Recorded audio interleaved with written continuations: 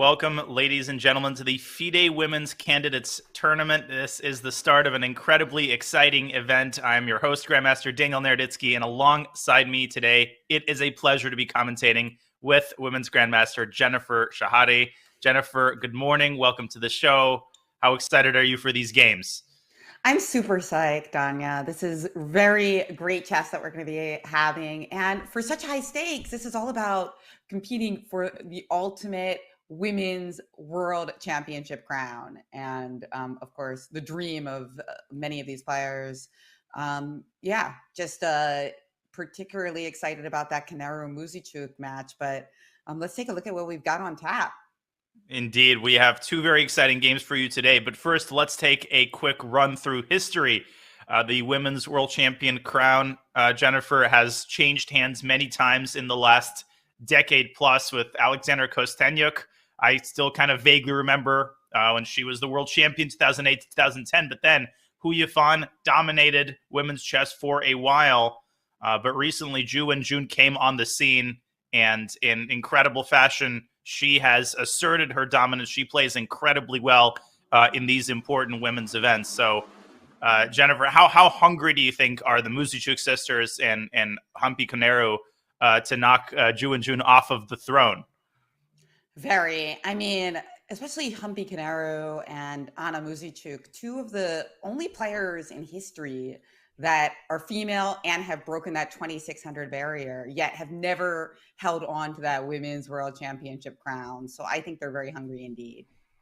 Yeah, it's going to be very interesting to see whether experience will prevail, whether youth will prevail. Of course, Lei Tingji, the Chinese grandmaster, very exciting style, less experienced than the Muzychuk sisters, but perhaps a little bit more hunger. But let's review the bracket for the candidates tournament.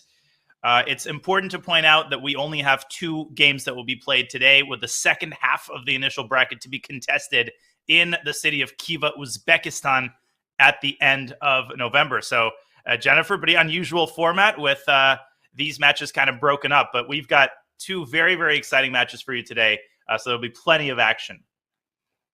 Yeah, that's right. I mean, we've got the Muzychuk sisters both playing with the black pieces today. So Anna Muzychuk is going to be playing against Humpy Kanero. And this matchup between two players, as I mentioned before, who've never become world champion, despite really being at the top of their game and just absolutely crushing in so many ways, 2,600 plus, like historic accomplishments, but never holding on to that crown. I'm really interested to see how that match goes. And I think that we're going to see some very feisty chess here. 4-game matches. So, starting off with a win is really huge. Gives you a massive chance to get through to the next round. Yeah, but still, 4 games, I think, really hits that sweet spot. In the World Cup, you have 2-game matches. You basically cannot afford a loss. Here, there is still room for comebacks. With these kinds of matches, I think experience is so incredibly important. So let's review all of the participants. Once again, only 4 of them are going to be playing today. But Jennifer, you pointed out how exciting some of these players are. I'm also looking forward to seeing Alexandra Gorachkina participate, because she has been such a solid force, really just one of the most solid and consistent players. And consistency is so important in these match-based tournaments. So can't wait to see her participate starting in late November. And of course, today we've got the Muzychuk sisters, we have Humpy Kanero, and we have Lei Tingji, who will be rounding off today's games. But Katerina Lagno, Jennifer, another name that, if you haven't heard her name in the last 10 years, where have you been? She has been a mainstay in top women's chess. So really just a great field all around. Absolutely. I'm so excited to see who's going to end up playing that match against Wenjun. The chess world is just booming. And I think the interest in women's chess has also gone way up as people realize, in order to get more girls and women in the game, we need to make sure to spotlight these types of events. So It really does feel like the stakes have raised, just kind of like everything in this new time of chess. Yeah, it really does. I just love the excitement, the new excitement that comes along with these tournaments. People actually care they're rooting for particular players, and I think chess needs so much more of that. So once again, to review the schedule and bring you up to speed on the logistics and on the prizes today, we will be having 2 matches. Canero against Anna Muzychuk, and Lei Tingji, the Chinese Grandmaster, faces off against Anna's sister Maria, who is also a former women's world champion herself, I think in 2015. So both of these sisters with a tremendous pedigree and experience level. My guess, Jennifer, Lei Tingji must be feeling a little bit of some jitters going to this match. I mean, she's on the upswing. She's over 2,500. There's high expectations for her. She actually outrates Maria Muzychuk, but obviously Maria, the favorite in terms of the experience level. Yeah, that's right. Although the last time they played, Lei Tingji won an absolutely stunning game against Maria. So perhaps that'll put some wind in her sails. And it was a Roy Lopez. So we'll see if we end up repeating that today. I'm sure Maria won't want to repeat the exact game, but it will be an exciting start. By the way, not only is that spot for the Women's World Championship at stake, but we've also got some big prizes. 250,000 and 60,000 for the champ. That is a pretty significant sum. 60,000 euros goes to the champion, and really like to see the prizes well distributed. Even if you lose in round 1, hey, you made it to the World Championship. You deserve a significant purse, and they will be getting a significant purse with 20,000 going to those who finish in 5th through 8th. But of course, all of these ladies have their eye on that 60K and on that ticket to the World Championship match against Wenjun, which will be played in 2003. Turning the clock back a little bit, 2023. But yeah, the format: 8 players, single elimination. You lose a match, you are out. And each match, as Jennifer, as you pointed out, 4 games. So first to 2.5 wins. And it's a standard time control, 90 plus 30. With an extra 30 minutes added to your clock after move 40. I don't know about you. I think that's a pretty ideal time control. Not too long, not too short. We won't be here for 7 hours, but we also won't have a time scramble after move 5. Oh, yeah, I think that's a great time control. I mean, maybe for the World Championship, people like things to be a little bit longer, but it is really great for the fans. It's a great balance for the fans. And speaking of which, this is a classical competition. So if you guys have questions in the chat, we are definitely going to have more time than we would in a blitz or rapid format to take them. So really, do keep them coming. Yeah, for sure. We're going to get a lot of impression requests, Nanya. Oh, yeah. You got to be careful. I always got to be careful what I wish for. Might be too early in the morning for impressions, but, maybe in a couple hours I finish my cup of coffee. Then we'll revisit that topic. But yeah, we'll have tons of time to answer questions. We'll have 2 games going. We will be taking a deep dive into those games. They should be starting momentarily from the beautiful city of Monte Carlo. Jennifer, have your travels ever taken you to Monte Carlo? Yes, I've been there a few times. It's actually really a big poker hub. So I was there this year, actually, a few months ago for the European Poker Tour. Oh, wow. And it's just a beautiful place to play chess or poker or any game. A little quieter than I expected. It's very idyllic. Have you been there? Yeah. No, unfortunately, I've never been there. The closest I've come, I've played in France a couple of times. I played in Corsica, but never actually played. Not strong enough to qualify for any of the FIDE Grand Prix in Monaco, and not good enough of a tennis player to join Novak Djokovic and the rest of the stars who call Monte Carlo home.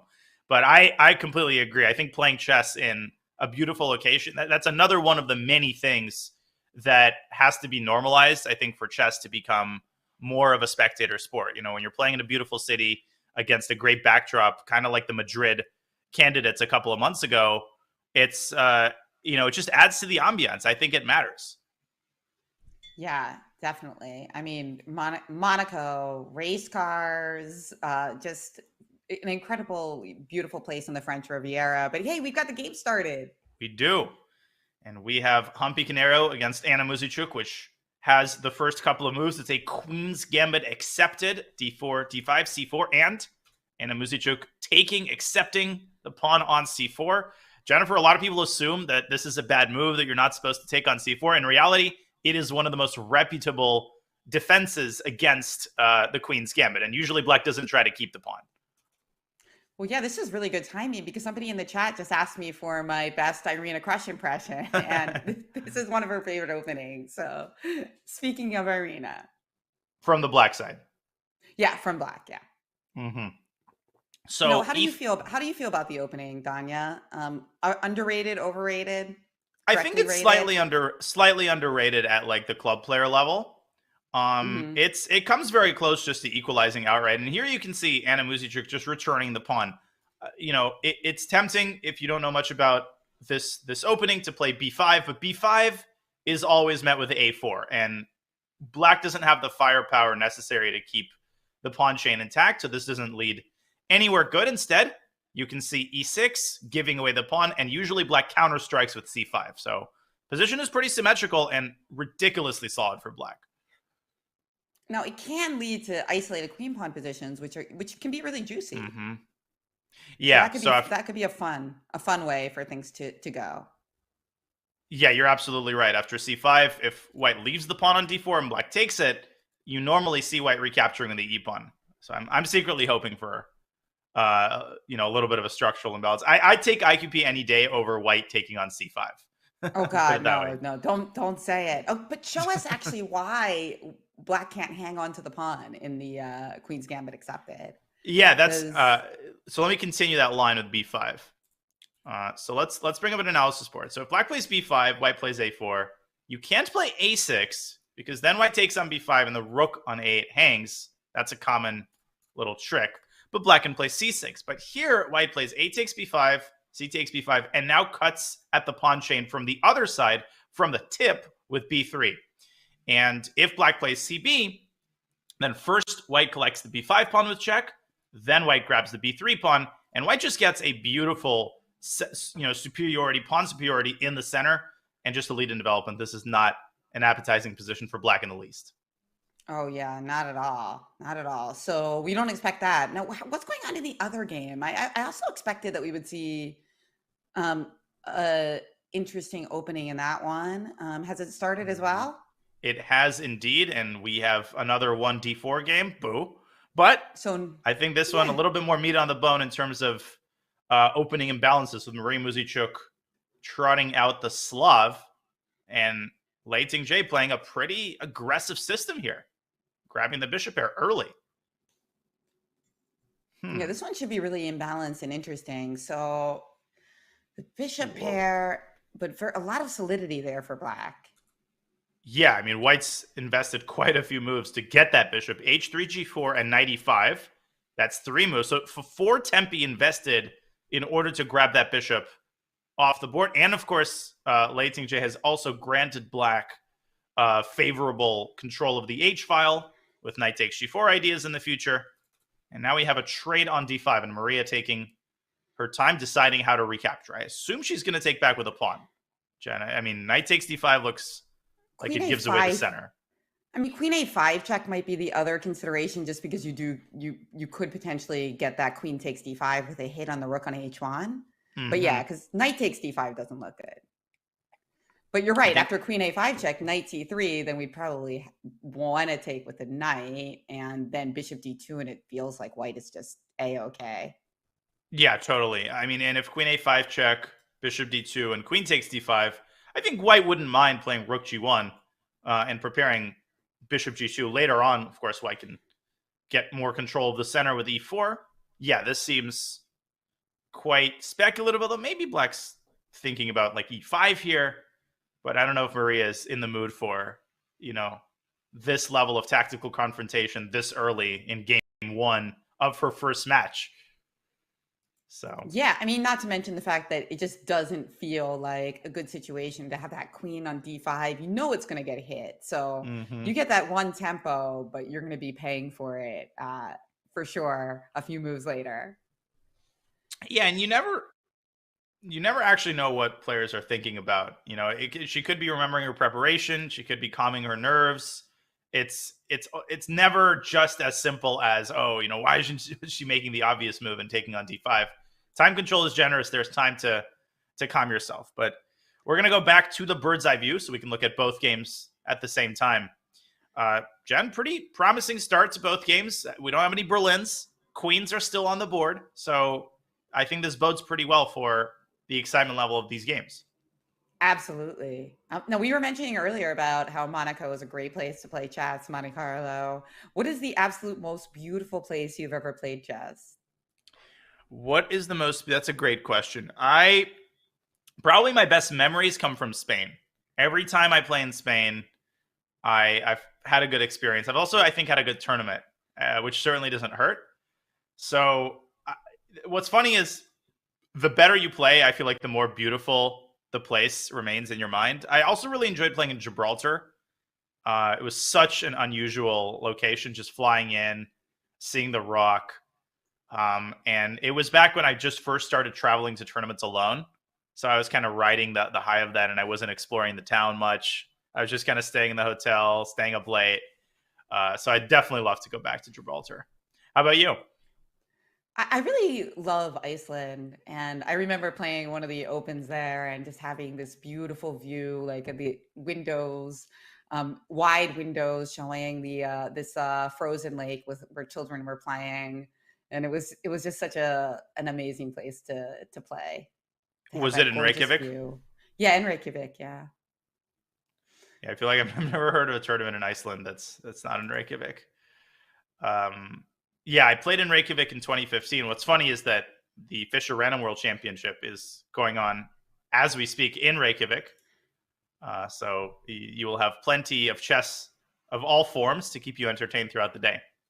Yeah, that's right. I mean, there are a lot of questions about that in the chat. So, yeah, there will be commentary, of course, of the Fisher Random as well. And we're going to be sticking with you. There might be a channel change, but we'll obviously keep you all updated on that when it happens. We will indeed. And speaking of updates, perhaps we can switch back to the Canero Muzychuk game and see how that one is unfolding. So this was the Queen's Gambit accepted, and actually already a somewhat unusual, a couple of slightly odd developing moves. After castles, a6 is totally normal. That prepares b5. And Humpy Canero playing a move that I'm not quite as familiar with, b3. Could be played for a variety of reasons. He could be fianchettoing the bishop, maybe bring the bishop out to a3, and Anna responding with the flexible knight b to d7, refraining from putting her knight on c6, which to an uninitiated Queen's Gambit accepted player would probably seem more natural. But this makes sense. Right, because when we play b5 now, our bishop is going to have that lovely long diagonal. Precisely. And bishop c4 to e2 by Humpy to ensure that b5 now does no longer comes with a tempo gain. And you can use that fact to disrupt and undermine black's pawn structure with a4.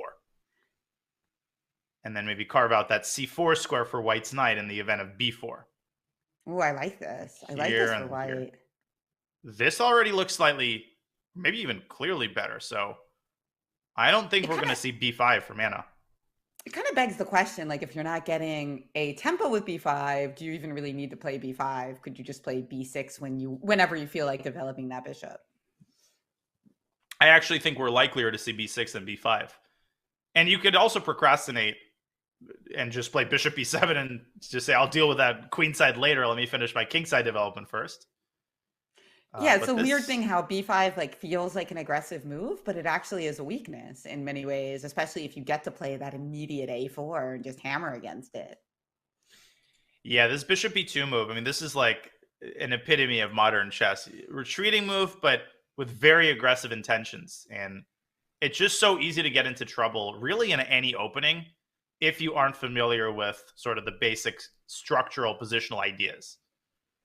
So I wonder how Anna is going to proceed with her development. Bishop b7, b6 seem to be the top candidate moves. Maybe she can also put her bishop on d6. I love Humpy's positional style. I mean, she's got such a great strategic style where you see like really some beautiful chess ideas. There's a simplicity to her games. I remember when she won the Karen's Cup a few years ago, it was just a delight to watch her play. So yeah, this type of move, bishop e2, her specialty. Yeah, this looks like a position right up her alley, kind of a symmetrical pawn structure, a lot of maneuvering, subtle square play. And Anna definitely very tactical at her core. She's been a 1e4 player for most of her life. She's also been over 2600. So, I mean, Anna might have dropped a little bit, but she hasn't lost any of her ambition. And, I wonder if there is any. I think Anna and Maria have a great relationship, but, I wonder if Maria becoming world champion has served as a motivator for Anna to, you know, I wonder how the family discussions go there. Yeah, that's right. She's has the higher peak rating. She has the award-winning TED Talk, but Maria has the world championship crown. Yeah, So no, let's hey. not forget who was 2600 here. All right, let's not forget who was world champion. It's funny, I interviewed Humpy Canaro, and Humpy has been over 2,600 as well. In fact, like 2,635. I think she's one of the highest rated female players ever after Hou Yifan and Yuta Polkar, of course. But she says that it really does bother her that she hasn't been world champion. Like that is, and actually winning the Women's World Rapid Championship was huge for her because that world championship title means so much to her. Yeah, it's that, it's that one ring, that one accomplishment that would round off her career. And I think she's got a great shot. I think her play in the last couple of tournaments has been very solid. I mean, 2574, very, a rating that's reflective of stability and consistency, and that's exactly what you need in this match format. And you called it, Jennifer, B6 by Anna Muzychuk, refraining from pushing the pawn up 2 squares, keeping the solidity of her queenside pawn structure, and preparing to fianchetto the bishop. So let's see what Humpy Canaro actually shows in terms of her development. How is she going to go about breaking down Black's honestly ridiculously solid developmental construction here? No weaknesses. Bishop b7 is coming. How is Humpy going to produce winning chances here? Well, the question for me also is, what about this tension in the center? How do you imagine it being resolved? Is Black going to take on d4 at some moment, or is White going to take on c5?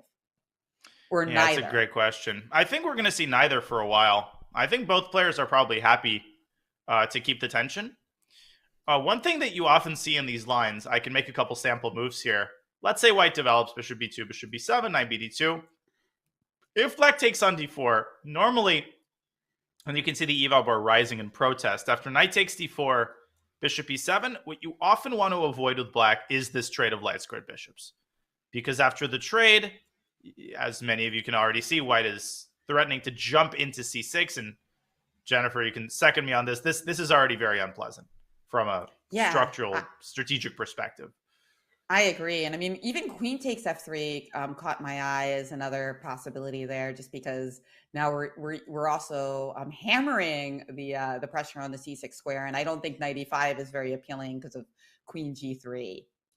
Oh, nice. Attacking. And then the rook could come to d1. So this is a great example of how quickly things can go wrong for Black if she takes on d4 too quickly. And so I think we're going to see this position, but Black will play bishop b7. And if White takes on c5, then you're giving Black a chance to unravel a little bit with knight takes c5 and maybe potentially even knight d3. Right. So if knight e5 here, you have some with the same idea of playing bishop f3, you do have some potential here maybe to play knight e4 yourself. Yeah, knight e4 is interesting. Also, I would say after castles, bishop f3, take f3. You don't have queen takes f3, which is a little disappointing for White.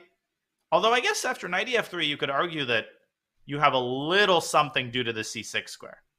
Even though the eval bar is like, I'm not having it. Get out of here. Yeah, I don't know. They probably see some kind of like super consolidating variation. But yeah, to my eyes, it looks like White would have something tiny here. Agreed. Because of the weaknesses of b6, right? Because if you were to trade queens, b6 would be a little weak. But yeah, obviously engines are really good at defense. But look at Humpy's move. Knight f3 to e5 immediately. Which crossed my mind, but I didn't, I guess, take it seriously enough. This offers a transition into an endgame, but then that pawn from d4 is going to move into e5, and it's going to clamp down on some key central squares. What do you make of this? Let's take a look at it. So if knight e5, pawn e5, just look at it, all the trades first. Queen takes d1, rook takes d1. If we were just to play straight into your idea, gosh, knight d7 or knight d5. Yeah, choices. Okay, let's say Okay, knight well, d7. yeah. So what's up here? Bishop f3 and bishop c6. Is that a little bit Ugh. concerning? It's definitely concerning. Bishop f3, rook b8. Yeah, bishop c6 looks great. That bishop cannot really be smoked out by black. You could never play bishop b7. No, this I think is extremely unpleasant. If you play knight d5, it doesn't really solve all your problems because white can play e4 basically on demand. Maybe not immediately, but at some point. And I don't think this appeals to Anna at all. And she No. responds with bishop b7. So the knight is just chilling on e5, and we might actually see bishop f3 by Humpy trading off the light square bishops, kind of like we discussed. Right. So if bishop f3, what if we, okay, so in that case, if we take on e5, you have the in-between move, bishop takes b7. So that would be terrible. So we can't take on e5. We'd have to take on f3 first. Right? Yeah, So or queen c7, trying to keep the tension. Because if takes, then I think white takes, and white can again claim maybe a little something just because of the fact that the pieces are aiming at the c6 square. Bishop f3 is on the board. So let's see if Anna takes the bishop or tries to keep the tension with queen c7. I think we're going to see one of the two moves. This must be prep still for Humpy. What do you think? yeah, it does seem like they're moving relatively rapidly. That makes sense. And you mentioned queen c7 here. So also Muzychuk has barely spent any time, right? Yeah. This definitely isn't like a mainstream, opening, but I'm looking at opening Explorer and I can see that queen c7 has been played, as has queen b8 and even knight f6 to d5, but bishop takes f3. Anna responds once again almost immediately. So still in her prep, it appears. Bishop f3, and we were expecting queen takes f3 here. Yeah, definitely queen. I mean, knight takes f3 would be a little bit anticlimactic after all that, after all the knight e5 shenanigans. Yeah, definitely an admission of an opening gone wrong to retreat capture with the knight. Yep, queen takes f3 I think has been played, as we can see on camera there. And I guess the big question is, after queen takes f3, c takes d4, is she going to play knight e5 to c6? An intermediate move, and maybe get some tactics going, maybe not even recapture on d4. Just so few pieces developed for white, right? Yeah. cd, knight c6. Yeah. And somehow we just need to get some stuff out ASAP. Yeah, bishop all B2. This stuff is sleeping. Bishop b2, yeah. This is what came to my mind as well. Bishop b2 and rook c1 really quickly. Even just ignore all of black's captures. Who cares about pawns? Oh boy, takes on f2. There's also bishop c5 in the position. That's a concern. So like this pawn on f2 is a real pain. Yeah, this should be saved for the bullet games. This definitely is not Humpy Canera style, but it's a moot point because Anna has played bishop d6 in this position. Okay, still blitzing out her moves. Okay, all right. So bishop b2 here, I guess we would expect, right? I mean, or were you thinking? I mean, knight c6 doesn't seem tenable, right? Yeah, you might never be able to get out of there. So I would say bishop b2, maybe knight takes d7, a little bit more viable since black can't take back with a queen. But knight d7, I really find it hard to believe that white can contend for a lot there.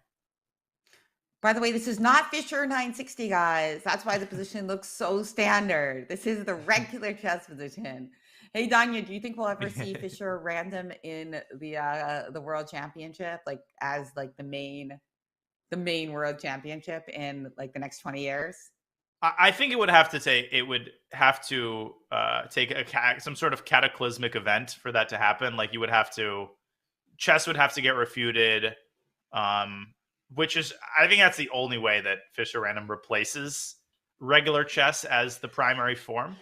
I think we're going to see the status quo for the next decade or so, where Fischer Random it's a fun variant. It is my favorite of the variants, but I still will take like regular chess, and I will still take like a Berlin any day over Fischer Random. To be totally honest, it's just a little bit too much for me. It's a bit nauseating to even look at the starting position. Oh, but wait, didn't you just say you liked Fisher Random, but you like chess better? Of all the variants, I think like between Bughouse and Crazy House, I think Fisher Random has the most rightful place alongside the regular version.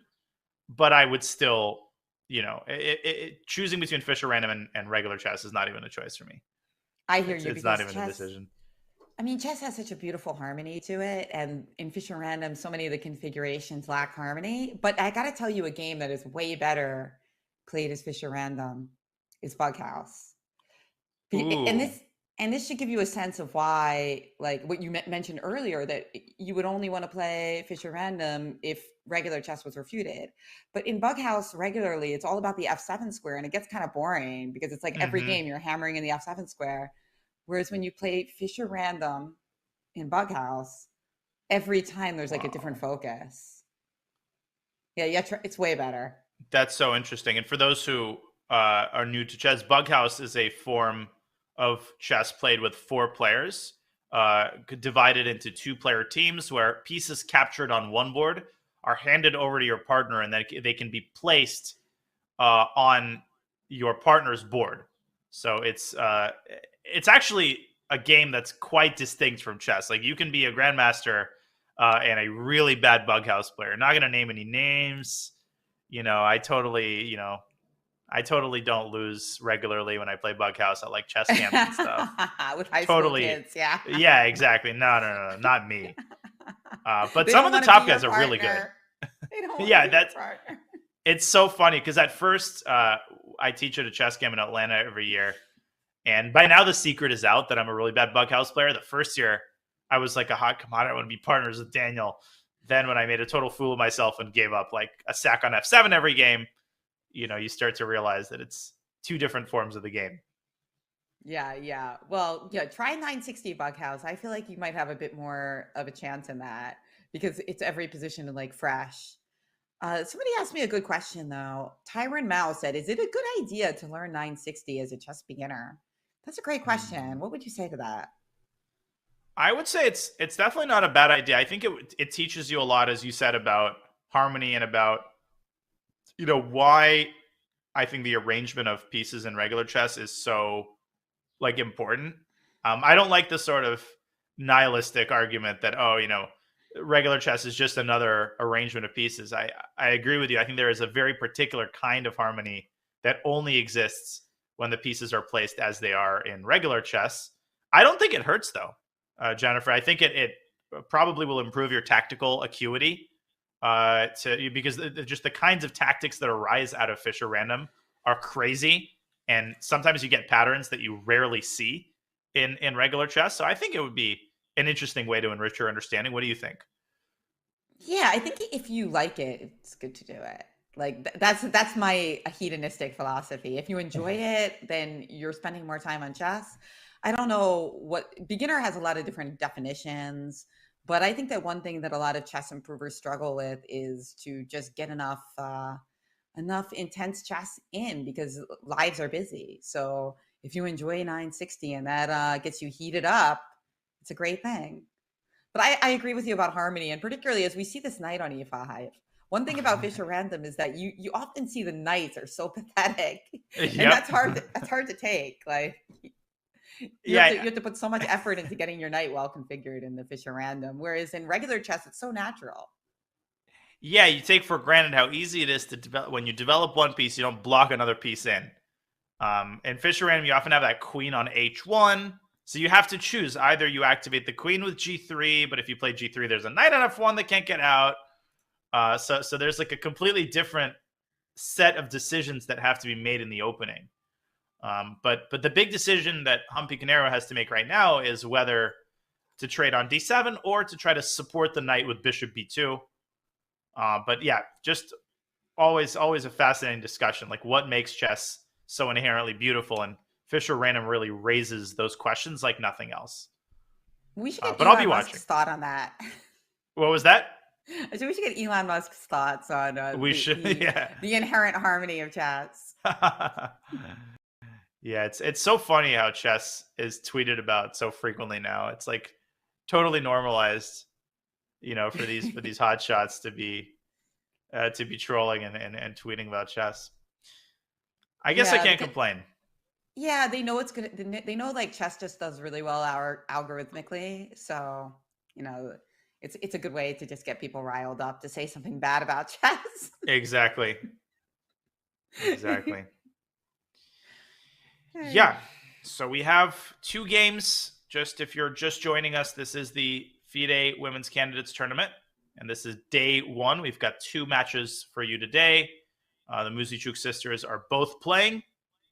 Facing Lei Tingji is Maria Muzychuk, and facing Humpy Canero is Anna Muzychuk. So we're just chilling, following the games, having a good time. Let's switch to the other game for a moment here, even though there haven't been quite as many developments. But let's give this game a little bit more airtime. We have Maria Muzychuk taking a very significant think, Jen, on move. It's only move 10, and she's already invested over 20 minutes. Yeah, and remember we left off in a position where we were waiting for her to take back on d5, right? Mm-hmm. And so that move alone, you were a little surprised why she didn't take back immediately. And now there's one move by Lei Tingji since on knight c3, and she's back in the tank. So, okay, what's going through her head right now? Is she considering the option between e5 and e6? I Yeah, don't think you can play e5, can you? I mean, it looks like e5 you can take and play bishop b5 check. That seems pretty good, right? yeah, or even if I could play on originally with like bishop g2 and just claim that I have Oh, long-term right. pressure on your pawn. But yeah, bishop b5 check, or even in some cases g5. This just doesn't look appetizing. But maybe she has some sort of reservations about playing e6. Although e6 looks, to me, black's position looks completely fine here. I mean, yeah, white has the bishop pair, but white also has weaknesses on the king side. And I think a lot of people would be attracted to the move g5, but this move isn't that impressive to me. Black can even play. I actually don't know where the knight should go. Maybe knight h7 should be considered, because if white plays h4, then knight takes g5. But I guess white would play f4. And then your knight on h7 would be crying, huh? Oh, yeah, it would be. This would be a Fisher Random knight. Oh, boy. Yeah, by the way, GameMate asks, who is the current champion that the winning candidate will face? That would be Wenjun of China, and that match will take place in 2023. Yeah, that'll be an interesting match. So we'll have a lot of action in 2023. We'll have the both World Championship matches. But first, we have to determine who challenges Wenjun. Who did she beat in the previous match? Goryachkina? Oh, in January. That's right. That was in January, right before the pandemic, right? And then she won. Wenjun has won. It has had a really an impressive career when it comes to the World Championships, right? So she won the FIDE Women's Grand Prix, and then she won against Tang Junqi, and then she also won against Goryachkina, and she won the 64-player knockout while she was already world champion. So she's just, even though her rating has not been as high as some of these players, when it comes to the world championship, she just always wins, right? So very impressive career that Wenjun has had. That's so interesting how there are just certain players who, they don't necessarily shine the brightest in open tournaments, but when it comes to matches and when it comes to maintaining their titles, it's like they enter a higher gear. It's interesting, like what exactly goes into that. Jen, if I figured it out, I probably would be world champion. But there's a lot I have not figured out about what makes players like that so clutch every single time. Is it just a lack of nerves? Is it just overall experience? You do it once, it's possible, so you do it again. But that was a match Alexandra Goryachkina was hoping to win for sure. And she's going to be especially hungry to avenge her defeat and re-challenge Wenjun. So Yeah, going she's to the be very youngest. excited to see her. She's the youngest of this crop of competitors, 24 years old, Goryechkina. So, yeah, she's got many years certainly to try to come for this title. Right now, there's Lei Tingqi, who's also quite young, 25. But yeah, also I think sometimes it's a bit like fooled by randomness, some of these things, because like, for instance, Humpy Kineru has never won the world championship despite being so high rated. And you might say, Mm-hmm. oh, like, does that mean she crumbles under pressure? Well, there could be like a simpler explanation that during her peak years, well, she's now close to her peak as well, but during a lot of her peak years, she was up against Ho Yifan, who doesn't Oh, play as actively anymore. So this could actually be a really good opportunity for her now. yeah. Who you find is it was just a buzzsaw. Um, if there's one person you don't want to face in a match, it's Hu Yifan. She was just totally unstoppable, And if you and look it at was Humpy Kineru's, oh, go ahead. no. Go on. I mean, if you look at Humpy Kineru's like head-to-head matchups against most women players, Mm-hmm. they're really good. It's actually Ho Yifan where she's just like has a very poor result. So this certainly has not escaped her attention, and she's coming for the crown this time, that's for sure. But unfortunately for her opponent is too, and Anna Muzychuk versus Humpy Kineru in the first round is quite a matchup. Yeah, the thing about these match tournaments is that nothing is guaranteed. You don't have a single easy match. You can lose one game. You lose one game with white. If you lose with white in round one, in game one rather, it's already like it's not impossible to come back in a 4-game match, but these players are solid enough to basically draw on demand when they want with the white pieces. So that basically means you will have to try to win your next white game, and winning on demand in general is just ridiculously difficult. So I think that's the reason we're seeing a somewhat more solid approach from both of the players who have the white pieces here. Although one could argue that Lei Tingji is playing very ambitiously. Maria continues to think in this position. So, Jennifer, there's Yeah. just something she doesn't like about her position. Maybe it is G5. That it is very odd for sure. And although in a way it's exciting because the chances of a thrilling game go up when players get into time pressure. Yeah, I personally love the fact that she's taking time. I want to see a time scramble or one player having 2 minutes after 15 moves. It just changes the whole dynamic because the white player sometimes will take more risks if she starts to get into time pressure or if it's clear that she doesn't know what's going on in this particular opening. So yeah, it's very encouraging. Although of course Maria Muzychuk's now sweating it out. Yeah, keep those comments coming, guys. Are we getting a lot of questions about Fisher Random? Yeah, this channel will switch over to Fisher Random, and we're going to be moving to Chesscom events. So we'll definitely keep you updated on that so you won't miss any action if you're following. For sure. But for now, we hope you're enjoying the show as these games slowly move out of the opening phase and into the middle game. Or, yeah, emphasis on slowly in Maria Muzychuk's case. She's now down 30 minutes on the clock. And what I'm struggling with is figuring out, like, what the other candidate move is. Because there must be something she's trying to decide between. Maybe it is indeed E5. Maybe we didn't give this move enough airtime. But I'll be very surprised if we don't see E6. Yeah, I don't know. I didn't like E5. It just looks like counter to the idea that if I have the two bishops as white and the pawn on D5 is potentially weak, E5 seems to cede both of those advantages to me, right? So yeah, it doesn't look good tactically and it doesn't look good positionally. Yeah, no, and Lei Tingju must be enjoying herself right now, just looking over at the clock, watching the time advantage build up and build up. Okay, now I've got 30 minutes, now I've got 40 minutes. And there's a certain rush you get when you're watching your opponent slide into time pressure out of the opening. Oh It's yeah. just it's an empowering feeling because you just know that they're going to be struggling the entire game. Kind of like coffee. Kind of like coffee, yeah, which is not fast enough settling into my system. But you could not, yeah, maybe by the time Maria hits, 45 minutes.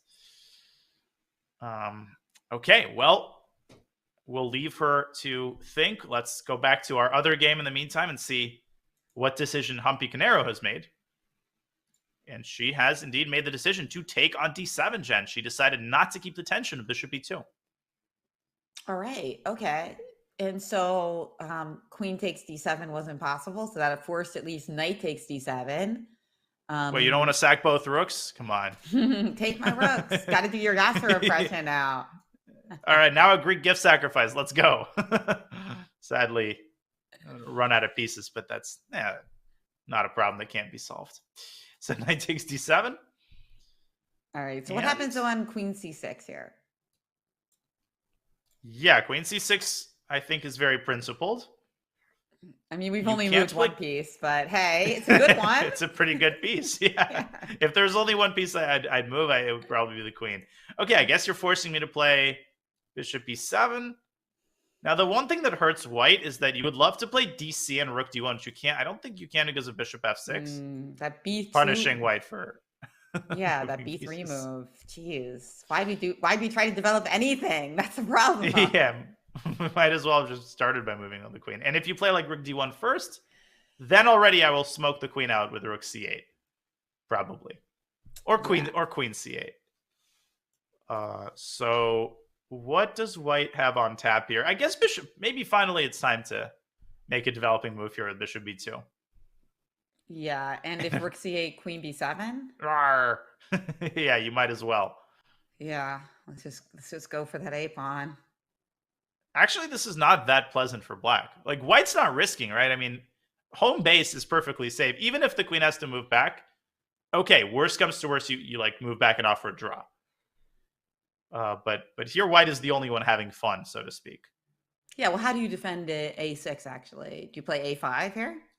I mean, it's not positionally desirable, but a pawn's a pawn, right? Yeah, you don't want to go rook a8. That's like pulling teeth. There's also g7 that's potentially in take, so yeah. And this rook d1 idea is still very much relevant. Ooh. No, I don't love this. So queen c6. Does black have an alternative to bishop e7? Queen b8 maybe? Is that any good? Queen I am hitting h2. You need one more move, rook a7, in order to be able to castle. So if I play rook d1 here.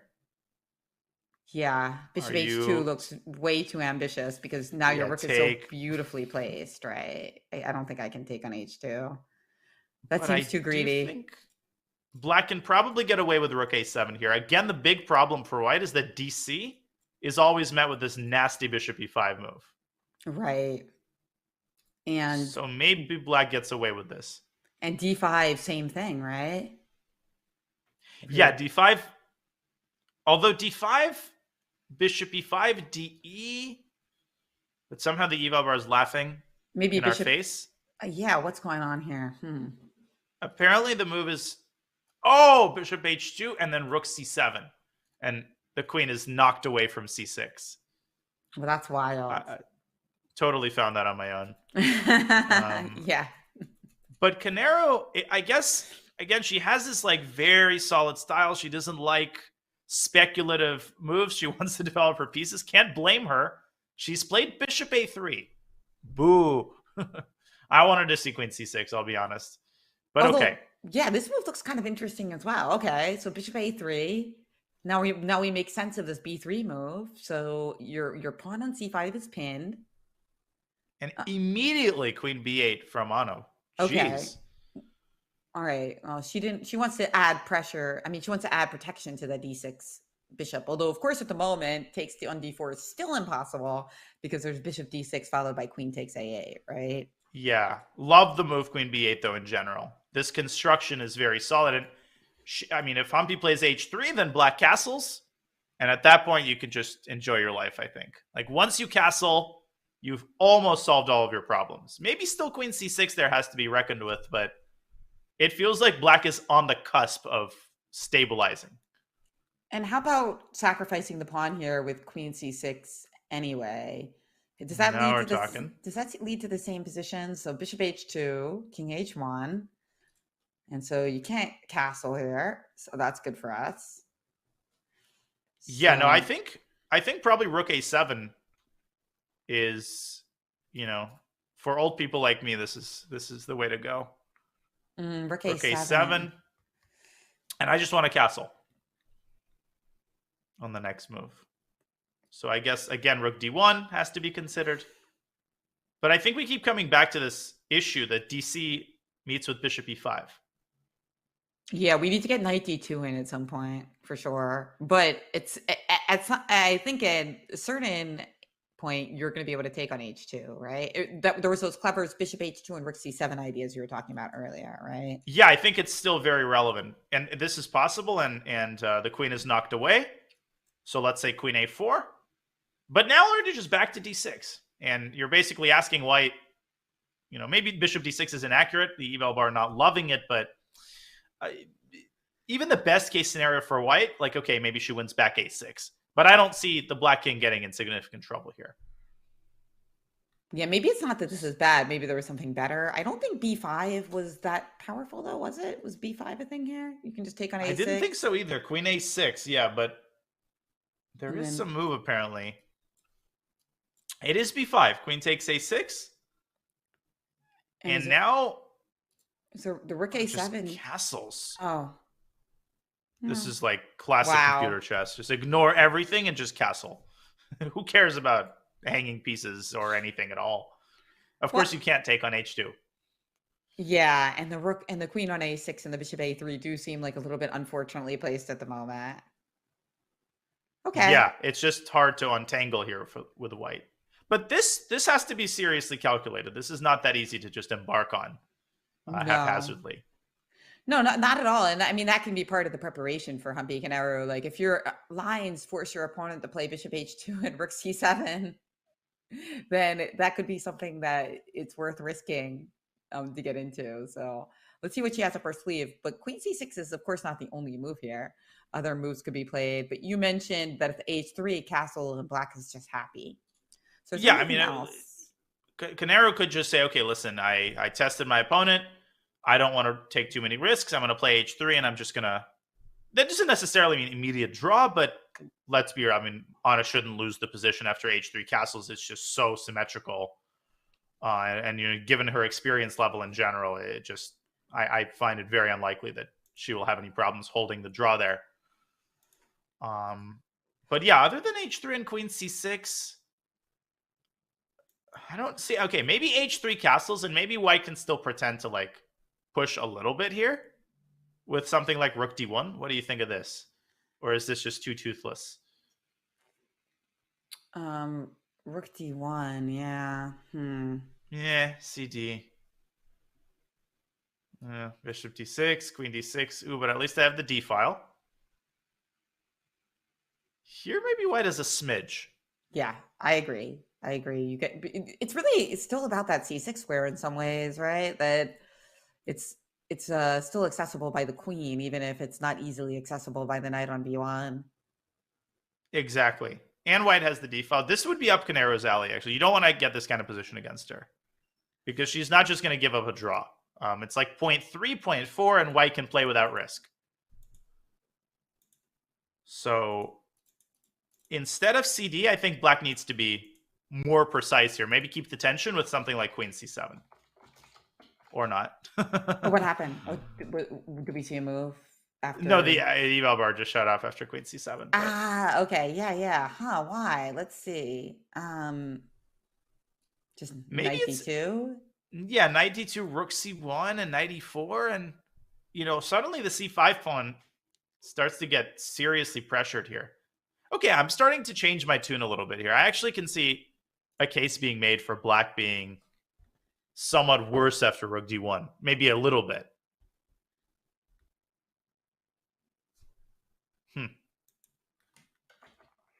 Yeah, this I think is probably likelier. But we're still in a position after queen b8, where Humpy is deciding whether to play h3, queen c6, And you mentioned the immediate rook d1, or did you just mean in the line h3 castles rook d1?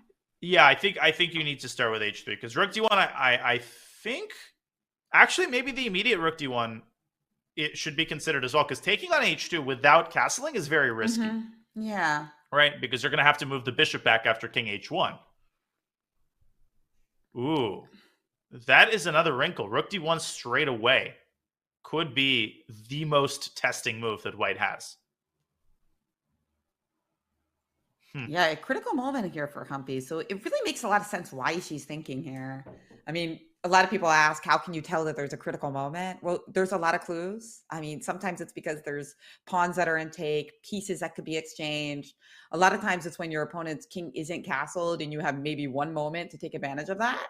Like these ideas Exactly. like queen c6 and stuff. So, like as soon as black is castled, those moves are going to be kind of less powerful. So this is your moment, and I wouldn't be surprised if she thinks for another 5 minutes here. Whereas the other game, we were really surprised by some of the tanks. So Yeah, is she still thinking? some moves have been made. So let's Muzychuk? switch on over to Leiting G against Maria Muzychuk. And finally, Maria has to watch her clock here, but she has played e6, bishop d2, and g5. So she was indeed concerned about white pushing the pawn up to g5, deciding to put a pawn on g5 herself.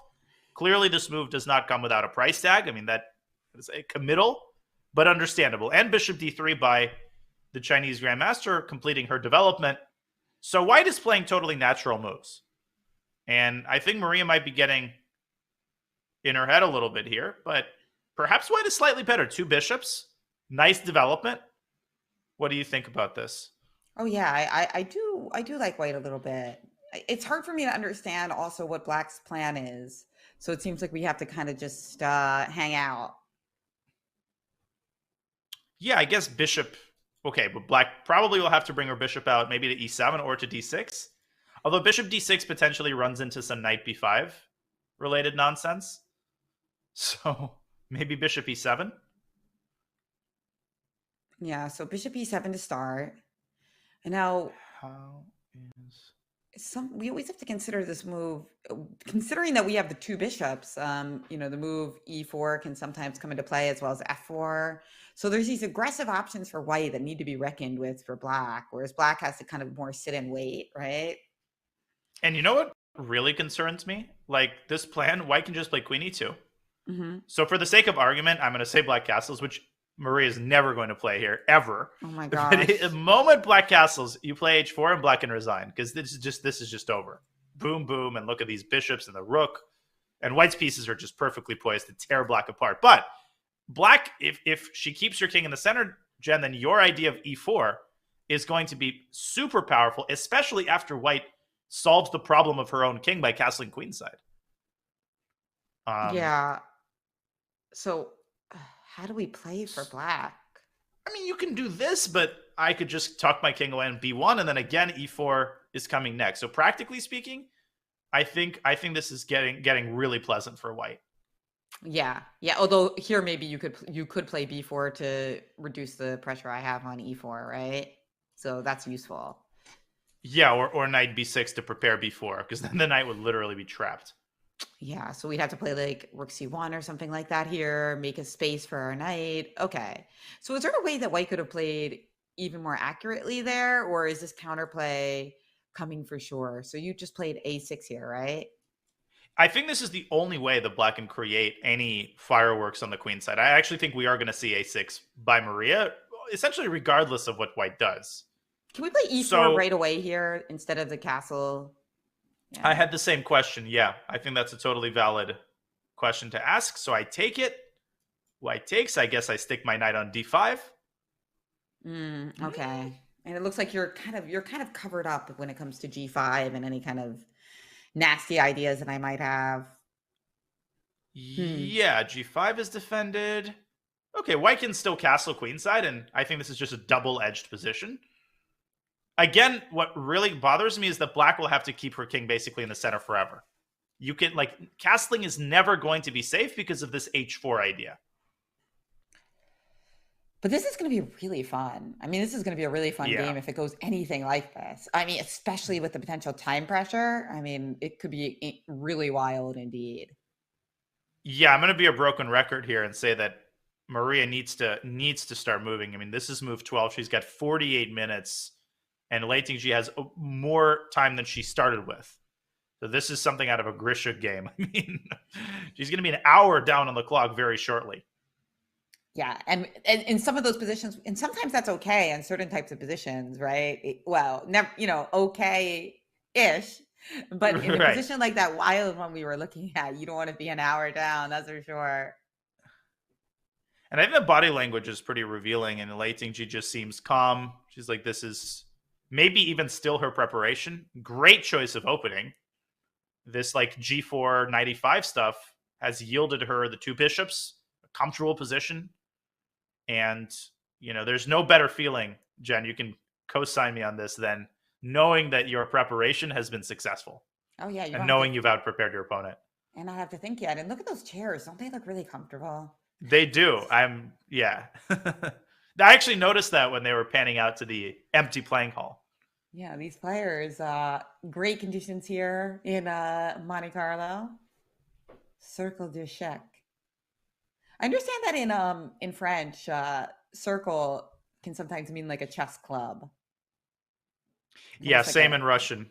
Oh, okay. Kruzhok literally means circle, but it's like a club or a mini society. So I think it's, yeah. Yeah, we don't really So use that so much in English, but I interviewed actually a former French women's world champion who's also a Holocaust survivor, Isabelle Chocot, and she kept talking about the chess circles that she used to play in after World War II when she escaped, where she was rescued from a concentration camp. And it took me a little while to figure out that by circle she meant club. But yeah, it was just a very colorful way to put it. I mean, I wonder if it also has some origin in the fact that, there's a lot of times there's like parks where people play in a circle. Maybe that's part of it. yeah, that would make sense. Like the original shape of the gathering.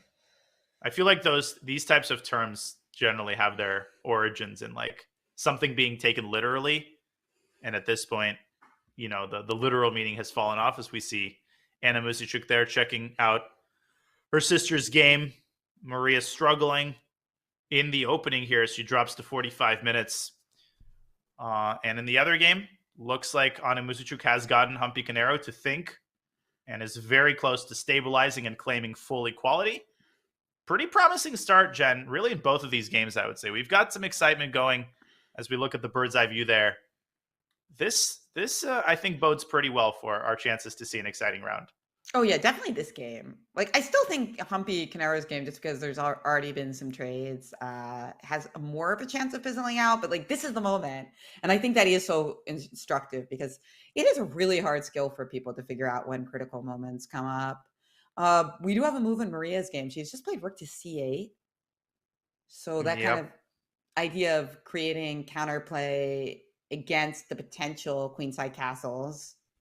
But you were preferring to play a6 for those ideas as opposed to rook c8. Yeah, although rook c8 I think is a move that is not going to hurt. But yeah, I thought a6 b5 might be a little bit more to the point. But I think Maria is trying to discourage white from castling queenside. I think she senses that, Lei Tingji's pathway to checkmate lies first and foremost in tucking her own king away on the queen side. So we'll see what the Chinese Grandmaster comes up with here. But in the meantime, I think we will pan out to our first break of the day, refill our coffee cups, and let the players tackle these opening challenges. So as we look at the beautiful playing hall there, you are watching day one of the 2022 FIDE Women's Candidate Tournament. Don't go anywhere because we will be back with more action from these two fascinating games on the other side of this break. Stay tuned.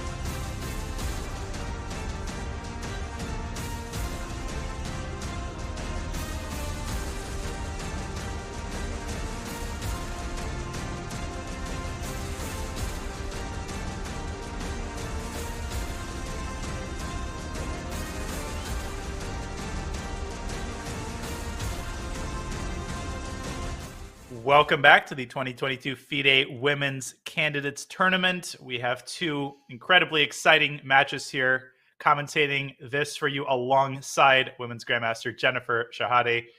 Jennifer, it's been an exciting day so far, and one of the reasons is, of course, the participation of Grandmaster Humpy, who has been a mainstay in women's chess for somewhere around 2 decades now. She is such an experienced player, number 3 in the world.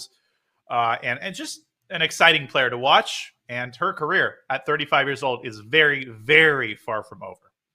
Oh, that's true. I mean, and she has had such a pedigree. I mean, beating Judith Polgar's record for the youngest female grandmaster, extraordinary, which was, of course, since surpassed by Ho Yifan, reaching a peak of over 2630. Just a lot of incredible accomplishments. Rapid women's world champion, but never the women's world champion. And she's trying to change that in this candidates tournament. But she's played a move. We were looking at all sorts of moves, Danya. I think this is one that we didn't consider as much, just taking on c5 straight off the bat. What are your first initial impressions? Yeah, well, the reason I think we were bearish on this move is because of bishop e5. And bishop e5 must be one of the moves that Anna is seriously considering, because this does trap the rook on a1. But I think the key thing that makes this playable is that c-pawn. Yeah, c6 looks pretty nice, right? So if c6, you don't want to take, well, you could, but it looks absolutely terrible to take right away. Oh boy. Ooh, we're having fun now. Let's get the party started. Yeah, exactly. Now, black would have to move the knight, but I think there's an important resource. After knight f6, white can try to play c7. I think this wins on the spot, actually. Yeah, so you wanted to trap my rook, but now we're playing queen c6 check, and if you take with the queen, we take your rook, and if you take with the bishop, we have queen c6 followed by rook to d1, if knight d7, and oh my gosh, look at that configuration, that sad configuration of pieces here for black. Yeah, it used to be white who was undeveloped. Now it's, the fortunes have changed. Queen d8, rook takes d7 would end the game. Comes at you fast. Uh-oh. Yeah, this just comes immediate. Like c7, black can basically just resign. So I'm sure that was maybe the first line that Anna calculated, because you have to consider a move like bishop e5. So that's out of the question. That's totally out of the question, which means you either have to recapture on c5 or take on h2 with check, which I think is similarly out of the question, because bishop takes h2, king h1. Same thing, right? I'm threatening g3, so you basically have to play bishop e5. And I think the lack of the h2 pawn doesn't change anything. No, c6 still looks like an extraordinary move. And yeah, if you were to just try to castle here instead of retreat the bishop, the problem is the combination of c6 and g3 looks like it'll be devastating for you. Yeah, G3 even the immediate g3, I think, just wins the bishop. So I think we're going to see... Yeah, so I think we're going to see bishop takes c5 or knight takes... But knight takes c5 again runs into this check on c6. So is the likeliest move bishop takes c5?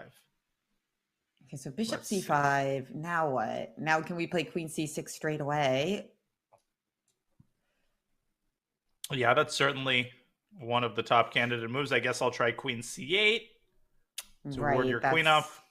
Yeah, so that was a bit of a waste of time. Okay, so I got to find something better. And if I take on c5 right away, you were going to take with the knight or the pawn?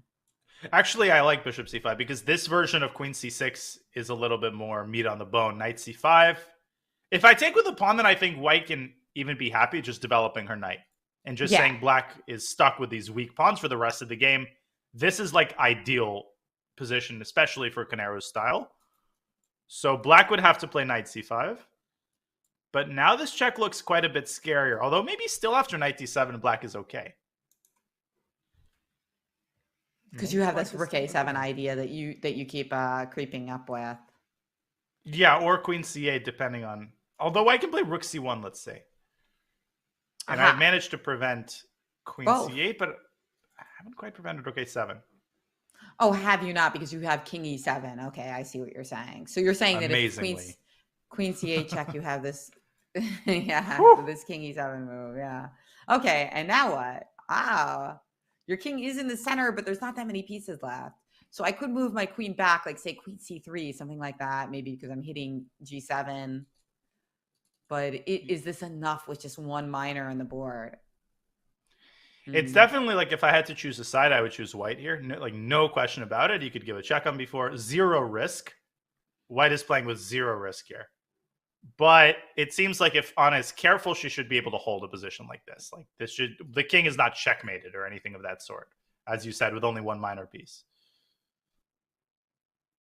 All right, so Um, another big moment here as d yeah. takes c5 on the board. No reply yet from Anna, but we're expecting just bishop c5 because everything else looks bad, right? Well, what about pawn takes c5 right away? I mean, that looks even worse from a positional perspective, and then also from a tactical perspective, because now your bishop on d6 could become a target as well. Although But I we would still, say the one redeeming thing, right, is that you're threatening bishop h2 and bishop yeah, e5. Sorry, go ahead. exactly, yeah. So it could be an attacking piece as well. True. Actually, like, does white flat out lose a pawn in this line? Like, how do you defend against both the threat of bishop h2 check and bishop e5 is the bigger threat because that traps the rook in the corner. Ignore them both. Rook d1. Yeah, let black take rook d1, bishop e5, rook takes d7. Yes, that was the idea. Yeah, rook takes d7. Okay. Actually, this needs to be seriously considered. The bar is not as sure about this one. It thinks it's a perpetual. I just assume I'm going to be winning this, but the problem is I don't have that much more firepower right after king takes d7. Yeah, especially if white loses the second rook. But there Yeah. could be some fun lines here. Queen f7, and if black plays king d8, that you could see the yellow are shooting up. I think it's because of knight c3, paving the way for rook d1 and queen d7, which is mate. Unfortunately, black can run to c6, and if you keep pursuing the king, the black queen jumps into the rescue, and now white is losing because Yeah. there's just too many threats here, and the rook is again trapped in the corner. Yeah, that queen is a really mighty defender as well. Okay, so queen e6 would have been bad. Did we have better than that though? Maybe knight No. c3 and rook c1, but that becomes quite speculative. So This is rapid uh, territory here. exactly. This Yeah, but Blitz Championship rook d1, absolutely. So maybe Canary just has to part ways with her h2 pawn in this case and play a move like knight d2. But in that case, then Anna's definitely going for this line. Bishop h2, drop back to e5, castle on the next move. And I find it hard to believe that black really can be worse with white lacking a kingside pawn. So rook d1 or c1? Yeah, let's say rook d1 to open Now up an knight x-ray on the e4. knight. And now So I'll we're gonna win play. some material back, I think. But well, actually, Maybe rook c1 is more to the point would to have been attack better. Yeah. c5. So rook c1 instead. Castles. Of course, black is going to castle at all costs. Black is not going to try to cling to this weak pawn. Yeah, this is very drawish, I think. Yeah, I like this. It's funny. The reason I didn't do rook c1 immediately is because I was thinking like, oh, I don't want to take that with the bishop. But of course, you're not compelled to take it with the bishop. You can just attack it another time with the knight. Because Right. yeah, I didn't want to give up my bishop here. I think that would No, I be agree. If you have to give up the bishop, then the dark squares become really concerning, like queen yeah. b4 and all that jazz. So, yeah, knight e4, and white's going to recapture the pawn, and you're going to get. Okay, I was about to propose queen b7 a little bit too early in the morning. Why is this wrong, guys? Come on, Yeah, chat. A knight knight takes f6. c5. And yeah, this Well, it is this would Halloween. be I like tragic. the boo attack. Boo discovered.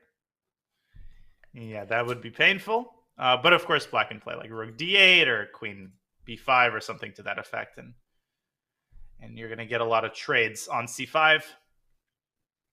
So yeah, I think this might be the most accurate. BC, as strange as such a move looks, but it's just very concrete. It's just very concrete. True. Yeah. Well, this is a big moment for Muzychuk, who will probably take some time here. In the other game, do we have any updates? That one could really be the sizzler of the round if Hmm. this one does indeed result in a trade on c5. It'll calm down quite a lot. Yeah, we do indeed have a couple of moves. So rook c8 we saw before we went on break, and Leiting G just sort of saying, all right, I don't want to castle queenside anymore because clearly that's what Maria is preparing for. I'm going to go the other way. And she goes king f1, which in such positions is a pretty typical method of bringing the king to safety. You don't want to castle because then you blunder h3, but you want to extract the benefit of short castles, which is to bring the king to the king side. So I think we're going to see king g2 here.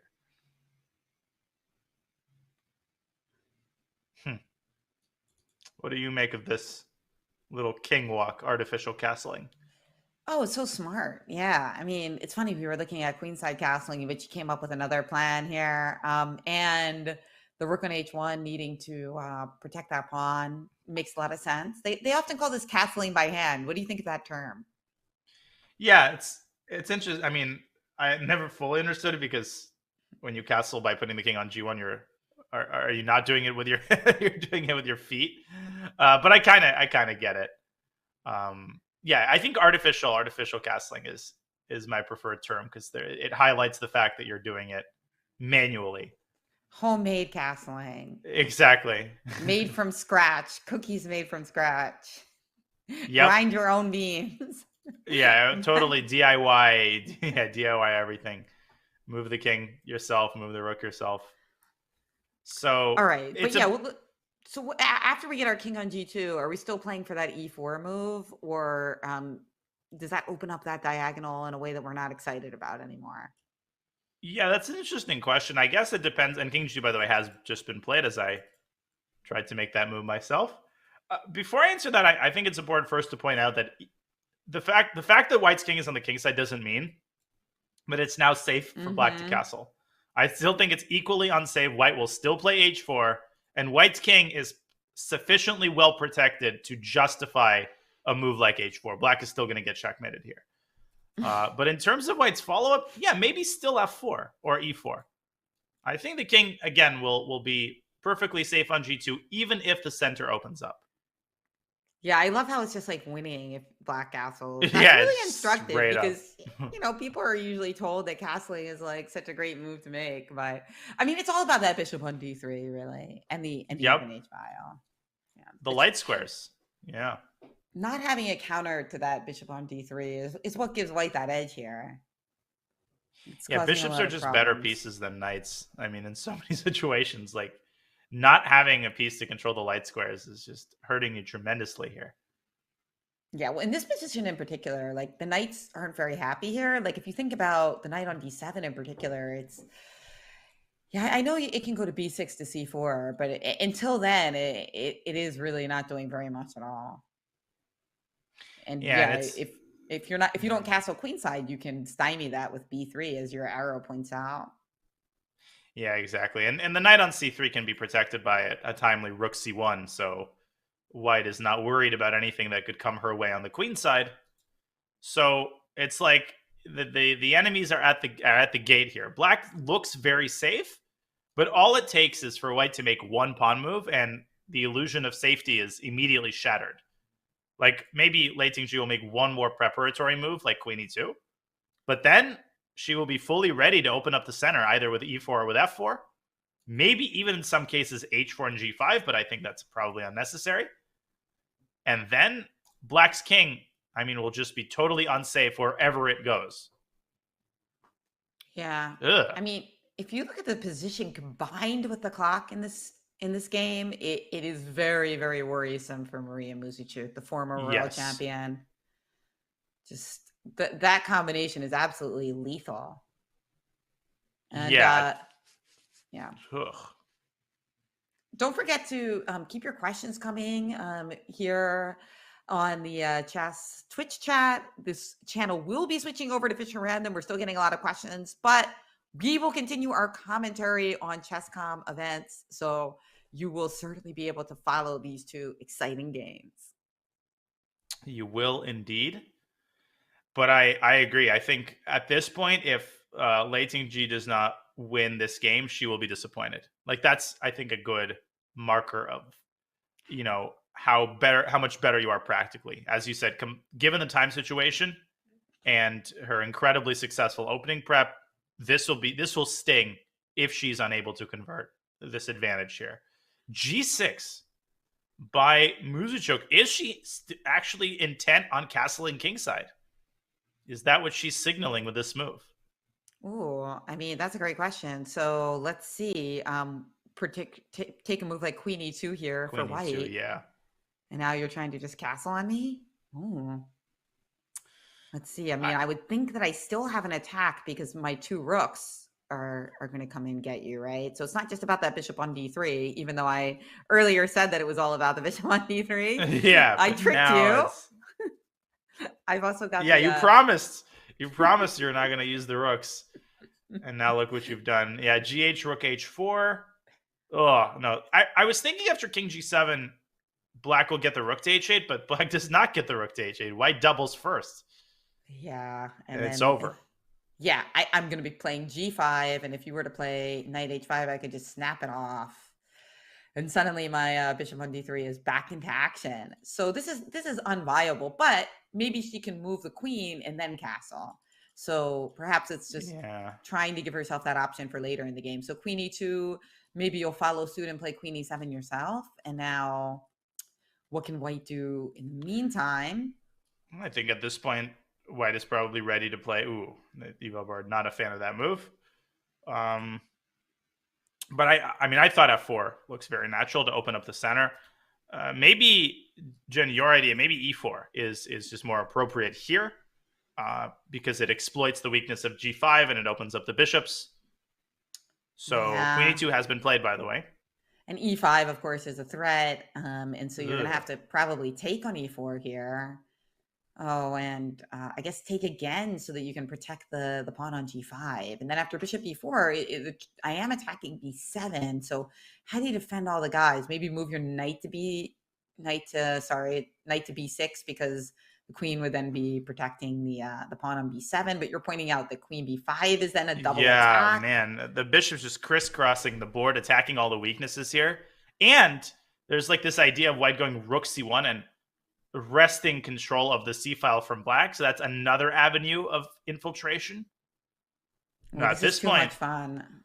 Yeah, this is a nightmare for black. So, and what makes things even worse is how easy this position is to play for black. I mean, for white, queen e2, and you're kind of almost making these moves automatically. King f8.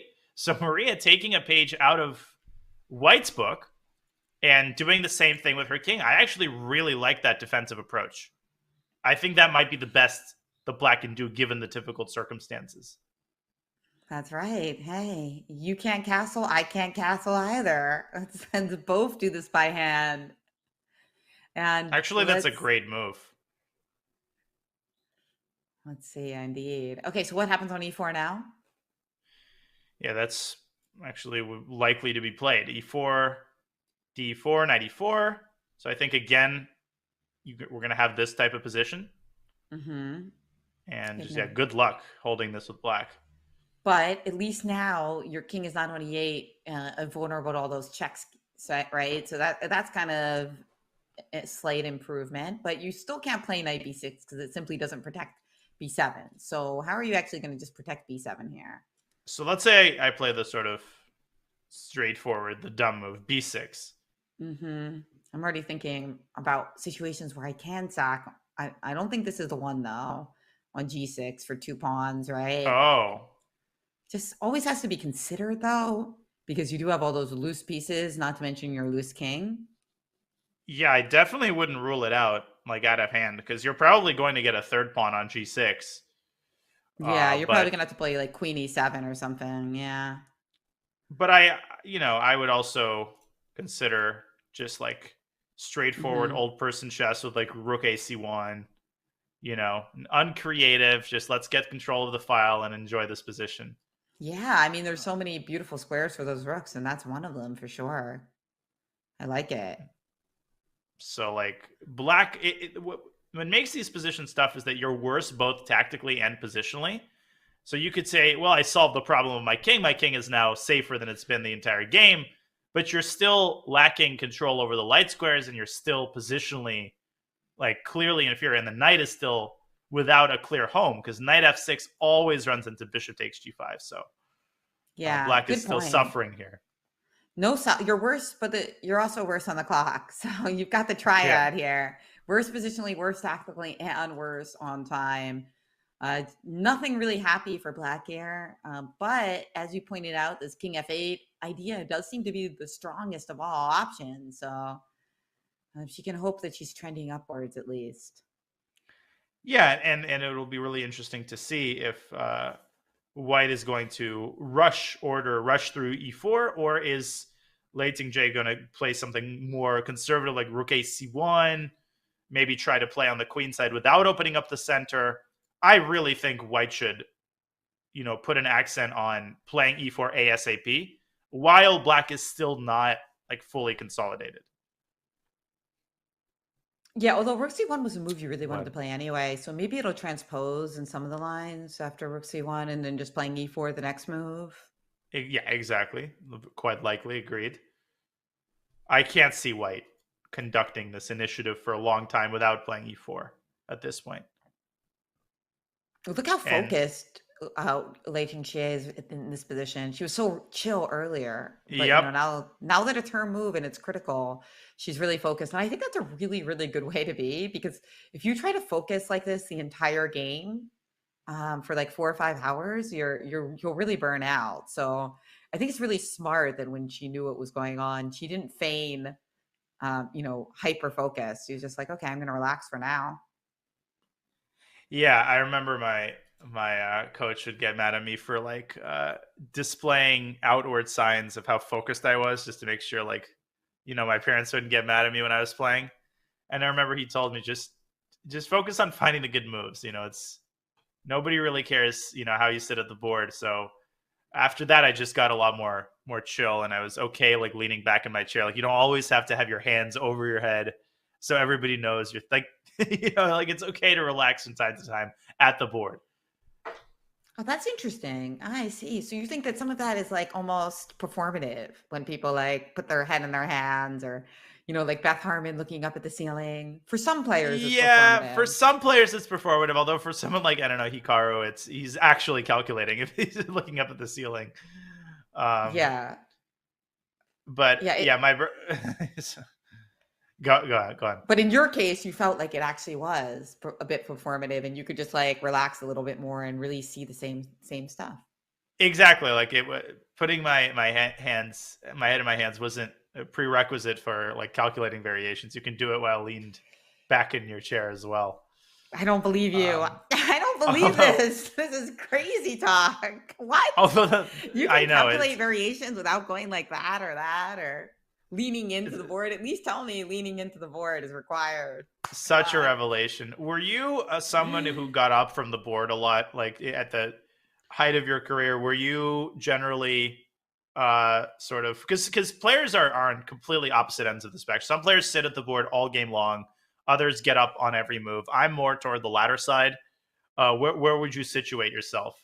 Well, I felt like I played best when I was mostly at the board. Yeah. Yeah. But at tournaments like the World, so at the US Women's Championship or something, I'd be at the board like, I'd get up every like 5 moves, maybe just to pace around, but I wouldn't really look at other games. But it's something like the World Open where I had all my friends there. I wasn't very disciplined. It's hard at those big tournaments. Yeah. Yeah. That's the thing. There's social life is such a major aspect of chess for a lot of players. So I think many players, they put tournaments into different categories based on how important they are to them, right? And some Yeah, people and it's all the same. It's like you just need to win every game, but yeah. yeah, and for some people, it's like a social. A lot of people do that, and I wish I could experience that a little bit more. But yeah, some people come to tournaments. They care about chess. They want to play, but it's a chance to see their friends and just chill out. And I think that's awesome. And I think nobody should be like judged for the reason that you're playing a tournament. Every reason is valid. But I do think also for a lot of people, it's like an anchor, and it's a way for their eyes to like keep focused and not to be like distracted by other things. I think that's a lot of reason why for some people it's not just performative. Like putting your face and your eyes closer to the board Hmm. just kind of zones everything out and also serves as an anchor. Like this means this is the thing that I do when I'm thinking really hard. So it kind of just reminds you and puts you in that space. Tell us in the chat which type you are. Do you feel like you see more when you have your head in your hands and you're really close to the board, like I think Shay is right now? I'm on that team. Like, yes, you see more that way. Danya says you can actually see just as much if you step back. I'm not sure I believe it. We might have to commission a scientific study about this. Yeah, but although when I'm in a bad position, trust me, I've got my head in my hands. When I'm struggling, and I'm like black against Wesley in the U.S. Championship, that's when I'm like, going after it at the board. But I remember when I was playing um, this tournament in Qatar. I played a couple of years in a row. It was the strongest Open ever held. Unfortunately, they stopped holding the tournament in 2017, I think. But Carlsen played 1 year, and Kramnik played, Geary, Wesley, like all Grishuk, all of the top guys played, and it was just so hard to resist getting up every move. Oh, let's check out Magnus's game. Just watching those players playing was to me just such an inspiration that I had to fight the urge just to get more interested in their games than I was in my own. And then I played Kramnik in round 2, and that was a intimidating experience. But uh, yeah, How'd the game it was go? just an awesome. I lost. I managed to pull out a draw like a year earlier in a rapid tournament, but then I got crushed with black, and it was cool because there was a swimming pool at the top of the hotel, and I would always go there just to read and relax before the round. And Kramnik would actually come, and he'd be wearing goggles and like fully outfitted in swimwear, and he would just do laps and laps around the pool. Like he was the only one, and all these chess players sitting around on the lounge chairs just watch Vladimir Kramnik just you know working out essentially in the pool, and it was just this like weird atmosphere. Like, oh my god, it's like Vladimir Kramnik, and he's like swimming. He's not doing chess like 24/7. That's crazy. Now, what were you reading? Chess books or No, regular I was books? reading the Shining. Ah, I okay. Yeah, I was binging Stephen King. Nice. That was like a Stephen King stage of your life. Well, the Stephen King stage of my life it's still the Stephen King stage of my life. I'm a big well, people who watch my stream know that I'm a big horror movie, horror book fan. So I think I read a couple of, and I like reading at tournaments. Probably at this point, tournaments are the only time I actually get a lot of reading done because I don't have the attention span to read like IRL anymore. I need something like a tournament where I want to rest my eyes like from too much screen time and stuff. That motivates me to read more. Oh, that's great. That's great. And I love Stephen King as well. I haven't read that many of his books, but I have read his book on writing. I've definitely read a couple. Love on writing. Love Yeah. on writing. Oh yeah, he's great. He's great. It's kind of like, we had this debate in chess a couple of years ago about elitism, and I feel like sometimes people think of certain genre writing as like not real literature. And you read that book and you see like, of course, like everyone who is that popular is so serious about their craft. And yeah, he's just a brilliant writer for sure.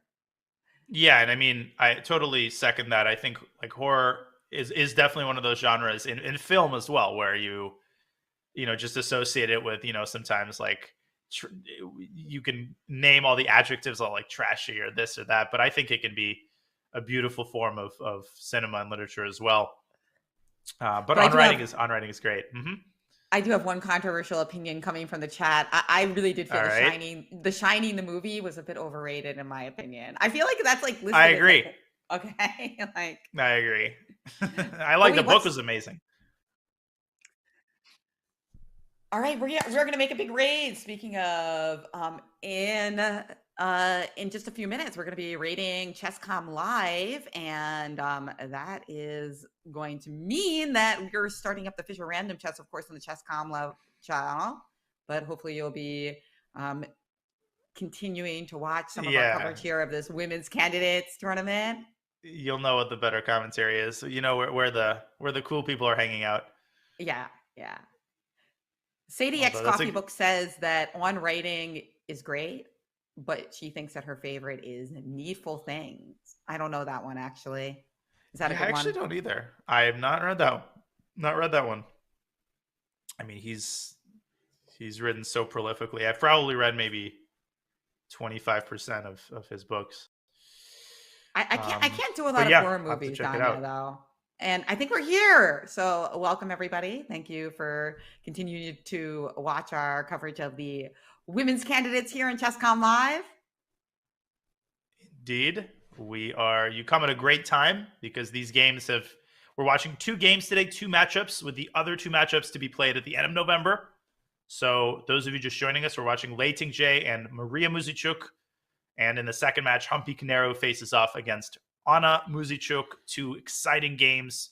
It's game one. The tournament just started, so we come in with a clean slate and two awesome games. So welcome, everybody. Hope you are enjoying and will continue enjoying the show and are having a good Tuesday. So let's maybe go back to, well, we already are on our bird's eye view. We have a decision in the Canero Muzychuk game with Anna deciding what piece to capture with on c5. Shall we take a look at that game? Yeah, let's take a look at that one. So you were kind of starting to convince me that pawn takes c5 was going to be what we were going to see. But after a long think, Anna Muzychuk chose knight takes c5. Which is certainly the more natural one, the one that I think you might look at first, or I don't know, because there is queen c6 check. But anyway, that is what she chose. Well, Von Cloud time. Queen c6, she's definitely going to play king e7. And you made a good point, Jen, that like people, I think especially newer players, have a fear of ever making a king move that's not castles. Like, oh my god, I have to play king e7. But if there's no minor pieces left on the board, the king is actually quite safe on e7. It's surrounded nicely by pawn shell.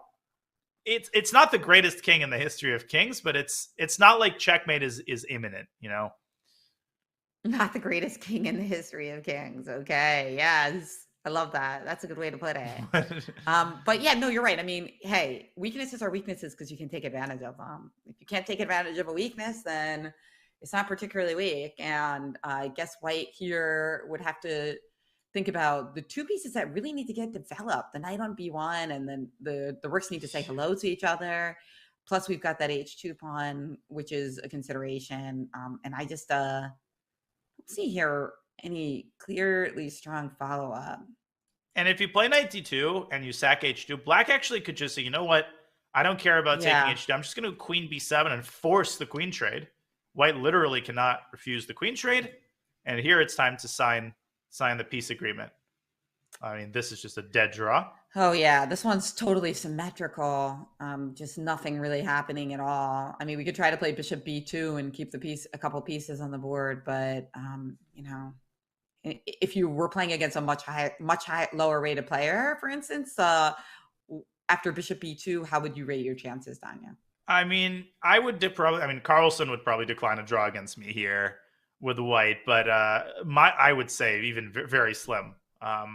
In a blitz game, I could create some chances. In an end game like this, I'd find some tricks, but you know, Anna has an hour on her clock, and I mean, I don't see any way this game ends decisively if you get an end game like this. Black will play f6, maybe b5.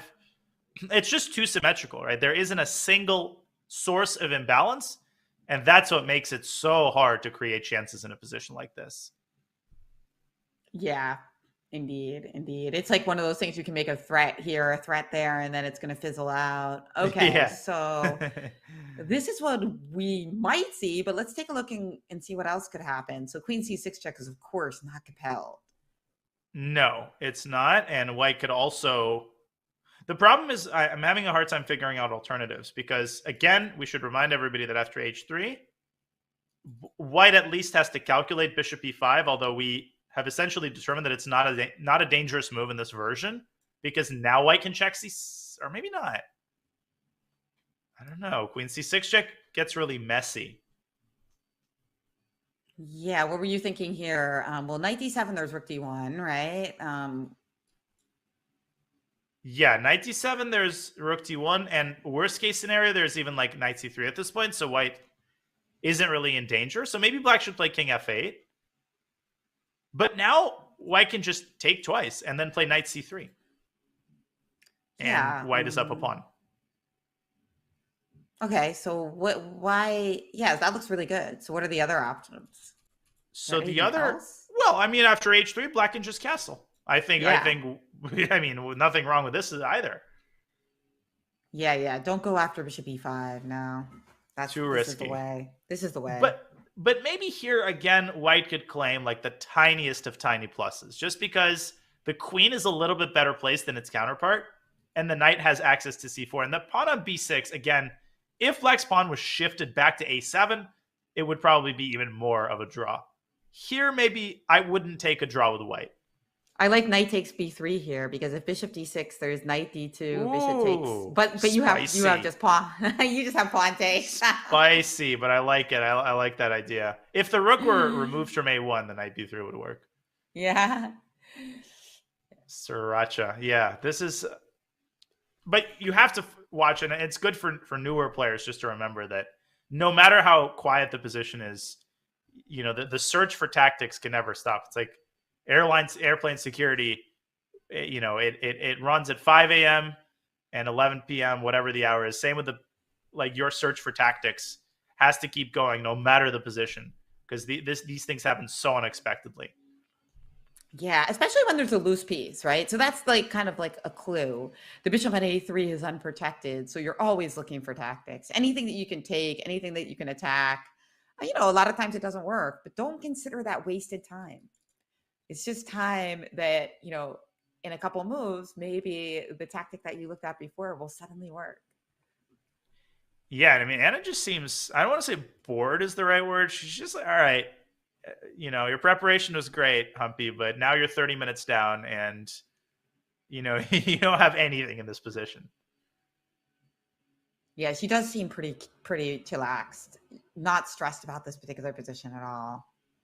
I mean, Canero needs to watch her clock, obviously, as well. 30 minutes, you know, you take another 15 minutes and suddenly you're playing a blitz game. And, you know, you don't want to be playing a blitz game in game one of the match. I hear whatever happens, you have to wait. What was that? Oh, yeah, I agree. But I have to say, this is kind of like the opposite of the other game in terms of like concern over time pressure, because I feel like if Humpy does get into time pressure, it's going to be in some kind of side position that she's going to be able to, like, you know, be okay with in the 30-second increment the majority of the time. That's true. Yeah, this should be, even with like 5 minutes, you should be able to hold equality here with white, especially given the 30-second increment. Now, that doesn't mean it's a good thing, because accidents happen, but it is like, it's fundamentally different than getting into time pressure in such a wild position like the one that we were looking at earlier with opposite castling.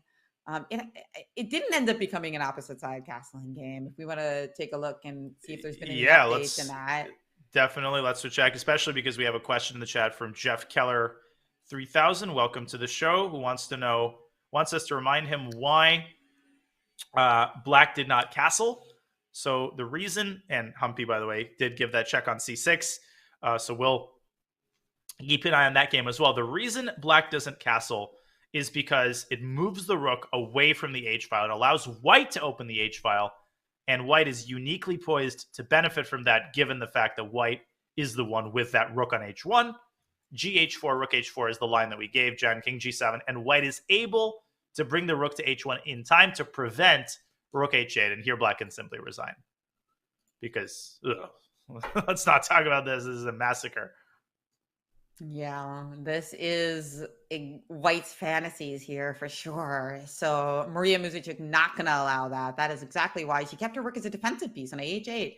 I mean, both of them have symmetrical thoughts here, right? White wants to keep their rook on h1 because it can be an attacker after h4, and black wants to keep her rook on h8 because it can become a good defender on h8. Yeah, it's a funny kind of standoff, because if you look at this without contextualizing it, you're like, well, both rooks are passive, but in reality, both rooks are like the integral pieces. This is where the battle is happening, is on the h-file. And Lei Ting-Ji is spending a significant portion of her time advantage in this position, I can almost, bet a silver dollar that she's considering the move e4. Like, that's probably what's circulating around her mind. Like, should I open the center now, or should I continue making improving moves and finding a more opportune moment? I think this is the most opportune moment, personally. I think she should go e4. Yeah, because I guess the only thing to do to improve your position is to figure out where to put your A rook. But if you play e4 first, you might get more clues as to where you want it to go based on black's response. Exactly. Right? That's a great point. Like, it's hard to anticipate how the position's going to change. So maybe you want to define the change first and then decide. If I had to choose, though, it looks like c1 would be the most natural square, especially with your major pieces not being fully connected yet. Mm-hmm. So I imagine that's probably the two that she's thinking of. I wonder about also sticking a knight b5 in some situations here, whether that could be a bit annoying. Like, just with the thought of bishop b4, exactly. Yeah, and then try to run into d6. Yeah, that's actually has to be explored for sure. Knight b5 forces bishop b8. That's another benefit. And yeah, you have this check on tap, as one Yasser likes to say. King g7. And now maybe rook c1. So fully... Ooh, I guess not. Wait, Minus what? 3? What's going on? Wait a second. Oh my god, look at this. Rook takes c1. No? It is. What? Rook takes h3. Oh man. Oh wow. No, that bishop on b8. You said that it was you were forced to bring it back. You're like, well, I'd love to bring it back. Queen h8. And look at that queen on e2. Look at that queen on e2. Making it checkmate. The bane of white's existence. Wow, that's a beautiful line. And it's crazy that black is the one who crashes through down the h-file in this particular variation. What a line. That is a crazy line. That just goes to show you guys what Tanya was saying earlier. Never give up on your tactics, because when you least expect it, I mean, white just seemed to have everything going for her here, and it was black that prevailed. And the king just looks so safe. Everything's defended. There's like zero tactical possibility, and then boom, rook takes h3, and the landscape changes just like that. And guess what? Speaking of the landscape changing, Leiting J, e4 is on the board. And I think that's a money decision. I think that's a money decision right there to play e4. But I will say bad things happen when you make bad tactical things tend to happen when you make faulty positional plans. And this whole idea of knight b5 and bishop b4, I have to admit, of course, you got to try it in analysis, but it is a little bit artificial, right? Like, you're bringing the bishop, which is really nice on d2, looking at g5 to b4. And the reasoning and rationale isn't really that obvious, except that you checked your opponent to a square that was better. Right, to a square that they wanted to go anyway. But, I mean, knight b5, of course, is something white is keeping in reserve. But after de, knight e4, well, I guess DE is the big question for black, is whether d takes e4 is forced. The only other move that came to my mind is bishop d6 to f4, because right now there are two threats. There's the threat of a fork, and there's the threat of white capturing on g5. And the only other way to defend against both is bishop f4. What do you make of that move? Yeah, I would love to trade off a pair of bishops, because then white wouldn't have the two bishops. But it does allow for so many possibilities as white. So there's like a lot you have to calculate. Like the immediate e5, right? And also e takes d5. Both need to really be considered. e5 immediately. Where does the knight go? h7 is the only square, or e8? Oof. e8 or h7. It's like that feeling at a fancy restaurant. There's only 8 menu items and you don't like any of them. It's like, I want a good old-fashioned burger. Yeah, 98 is... Ugh. Okay, now I can maybe just take on f4, gf. I think just queen f3 is simple and very strong. Because g5... Yeah, g5, h4. I'm going to undermine your pawns and just crash through on the f-file.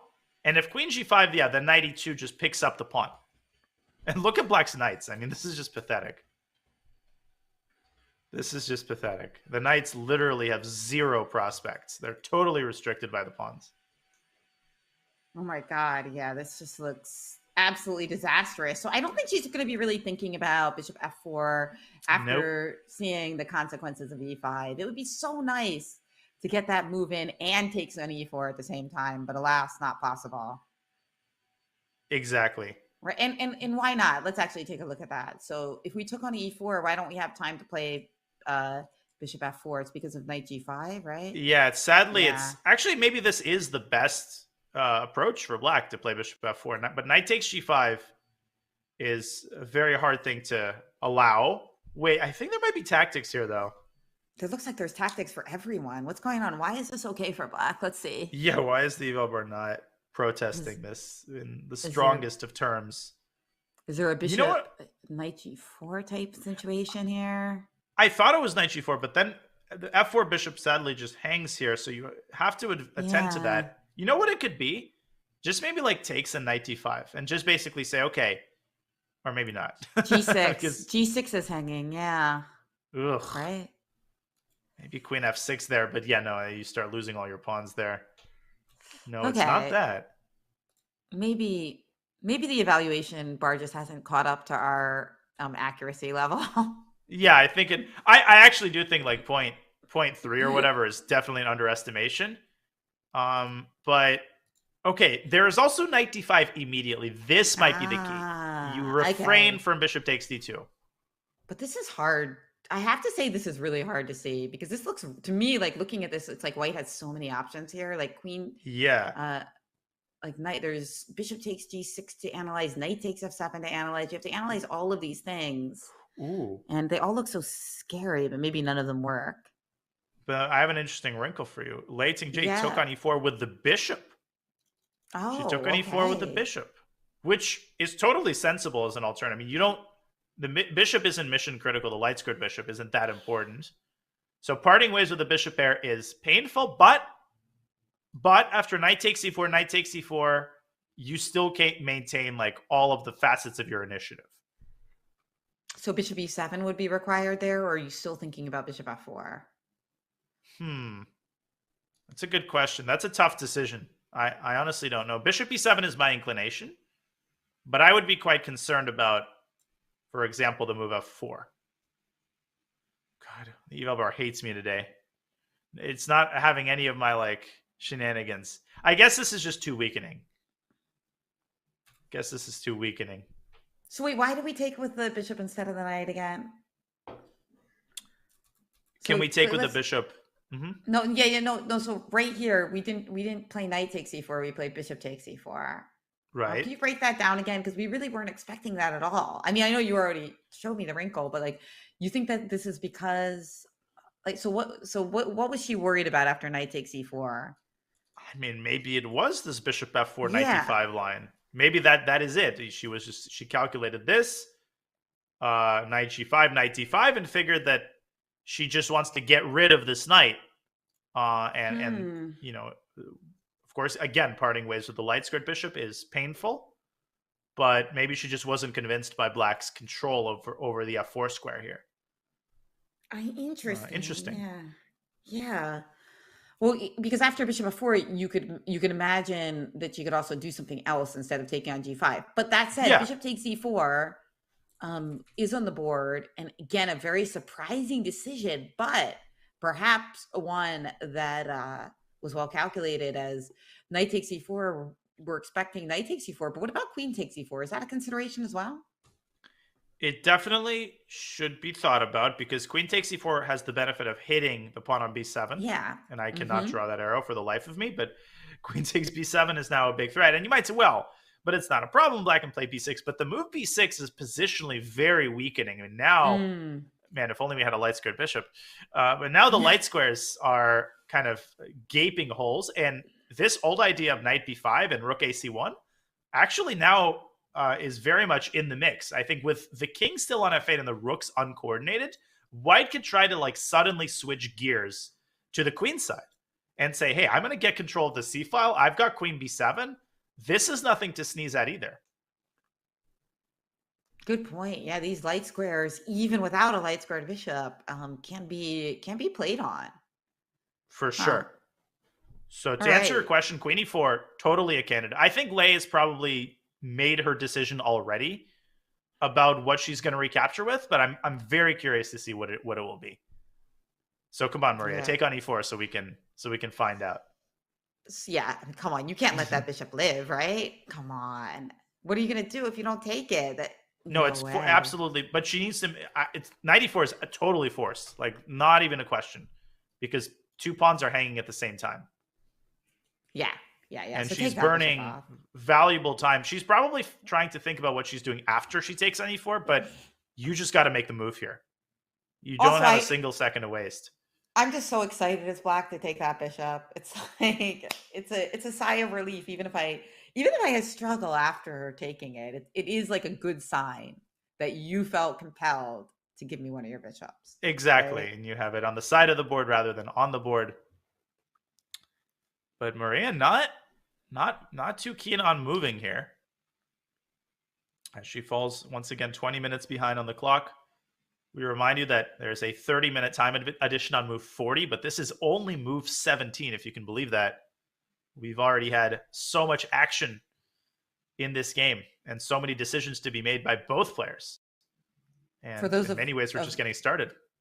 Yeah, I mean, for those of us just joining us, like Wisem, who's here in the chat, he asks, winner of this candidates tournament will challenge which player? They will challenge Wenjun for the Women's World Championship crown in 2023. So there's a lot at stake here. And there's a big prize pool as well, $250,000. But the main prize is definitely the chance to get that title, Women's World Champion. So I imagine Wenjun must have her popcorn ready. Just sort of, I don't need to prepare yet until I find out who I'm playing against. So I'm just going to watch, I'm going to watch everybody suffer for a while. By the way, somebody asked in the chat, I'm a noob. Does Queen Queen B6 work? And by the way, knight takes c4 has been played. So the problem with Queen b6, I think, is that after bishop takes g5, the pawn on b2 is now protected. And you might say, but I can take on d4. But remember, when you take on d4, you open up the d file. What's on the d file? It's all these undefended minor pieces. And white could play the simple rook a to d1 with just huge. Maybe white doesn't win immediately, but the pressure gets immense. Yeah, Queen e5. Is there f4 there? f4, or maybe even just bishop takes b7. Yeah, we're having fun here. But that's a really good question, especially for a noob. So keep it up. Absolutely nothing. A queen b6 is a serious move, needs to be considered. So great question indeed. But knight takes c4 is on the board, and here we go. A big moment. Which way is Lei Tingjie going to recapture on e4? What's your guess, Jen? Queen. What is your gut? Say queen? All right, I'm going to go with knight, just to be different. All Even right, though I secretly agree. Secretly agree. You secretly agree. That's not fair though. Now I feel like you you get the moral advantage of having both. Oh my god, so tricky. In the chat though, tell us what you think, queen or knight. See what I did there? Very smart. You're tricky. You've done this before. Yeah, this is a known trick. But we'll see. Lei Tingjie taking her time. You can definitely share your perspective in the chat, but our perspective is that it's time for another short break. And there we go. And it is indeed queen takes c4.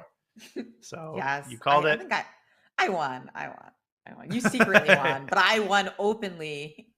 So you won the moral, you actually took a stand and proposed a move. I hedged my bet. So queen takes c4 on the board. We will keep an eye as Lei Tingjie tries to convert her initiative into a win in this first round match game here at the 2022 FIDE Women's Candidate Tournament. We will be back with more action, ladies and gentlemen, on the other side of this short break.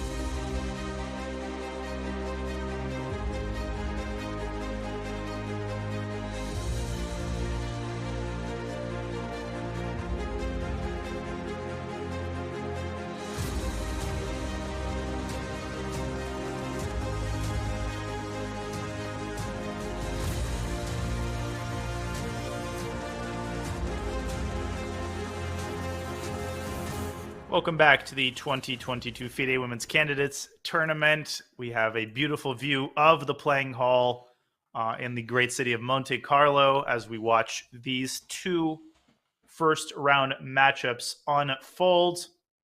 And one of them, of course, the one in front of you, features the Chinese Grandmaster Lei Tingjie against Maria Muzychuk.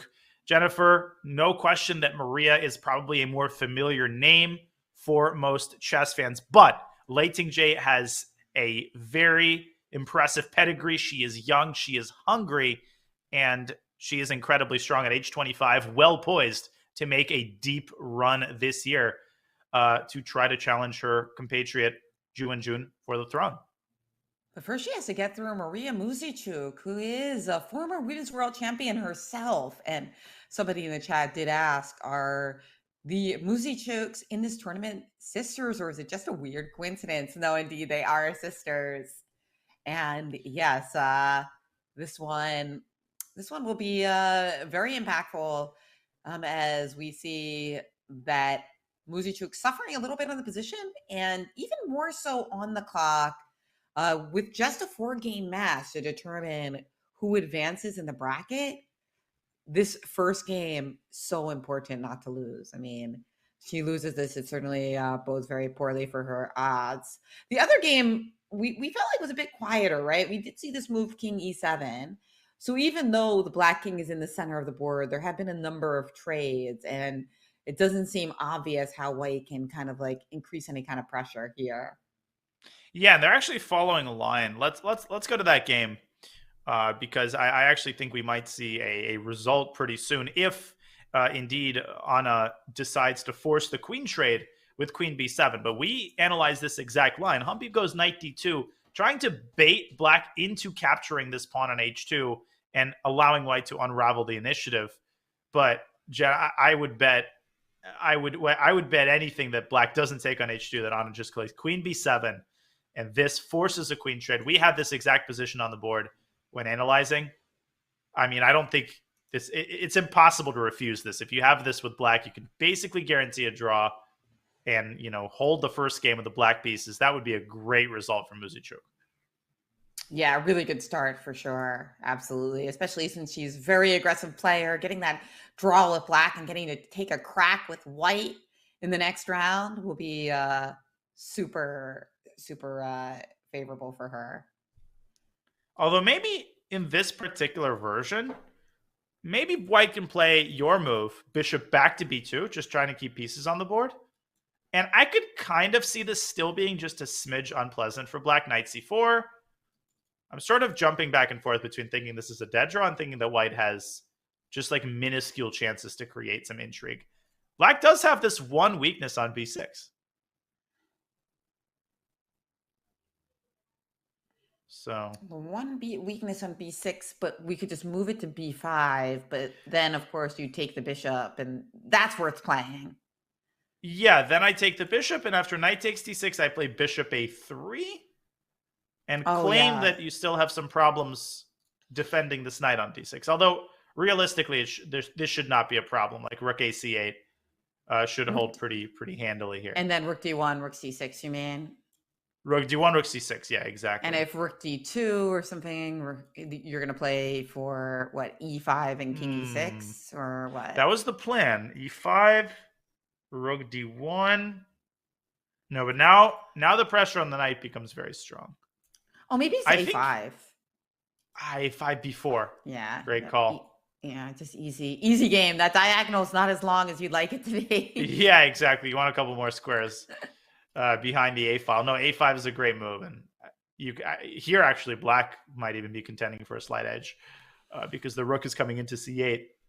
So that might be the way the Black should defend, but you have to understand that giving up the bishop here is not the end of the world. Allowing the pin is not the end of the world, and that will take some thought. I wonder if White's a tiny bit better if we don't go for the pin. Like, because if the pin doesn't work because of a5, b4, then it could just be a fool's errand. Maybe we can just do something else, like f3 and move our own king. Well, rook c1 to start, and like, is this anything at all like worth playing for? Just I have a bishop, you have a knight. I think I would say no, but the only reason is that these pawns are on a light square, so you can Hmm. just safely trade all of the. I mean, you don't have to trade the rooks. I think Black can keep the rooks on the board, but even in the event of a knight versus bishop endgame, normally when there are pawns on both sides of the board, it obviously favors the longer range piece, which is the bishop. But the position is so closed that I just don't see how I can possibly make realistic progress here.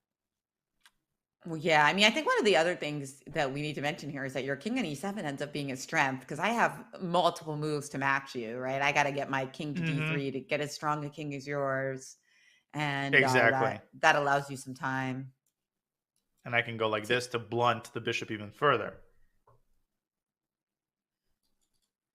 Pave the way yeah. for king e6, knight d6, king e6, and at some point a draw for is going to come. So Maria, Anna, though, still thinking. So she's not rushing to play queen b7. She knows she has that in her pocket, and I guess she's just thinking about something more ambitious. But Jennifer, I would be shocked. I would be shocked if she doesn't trade queens here. Yeah. And I agree. She'll be looking to do that. By the way, we got an interesting question from the chat from Elise Phillips, who asks, is Wenjun a favorite to defend the title? That's a good question.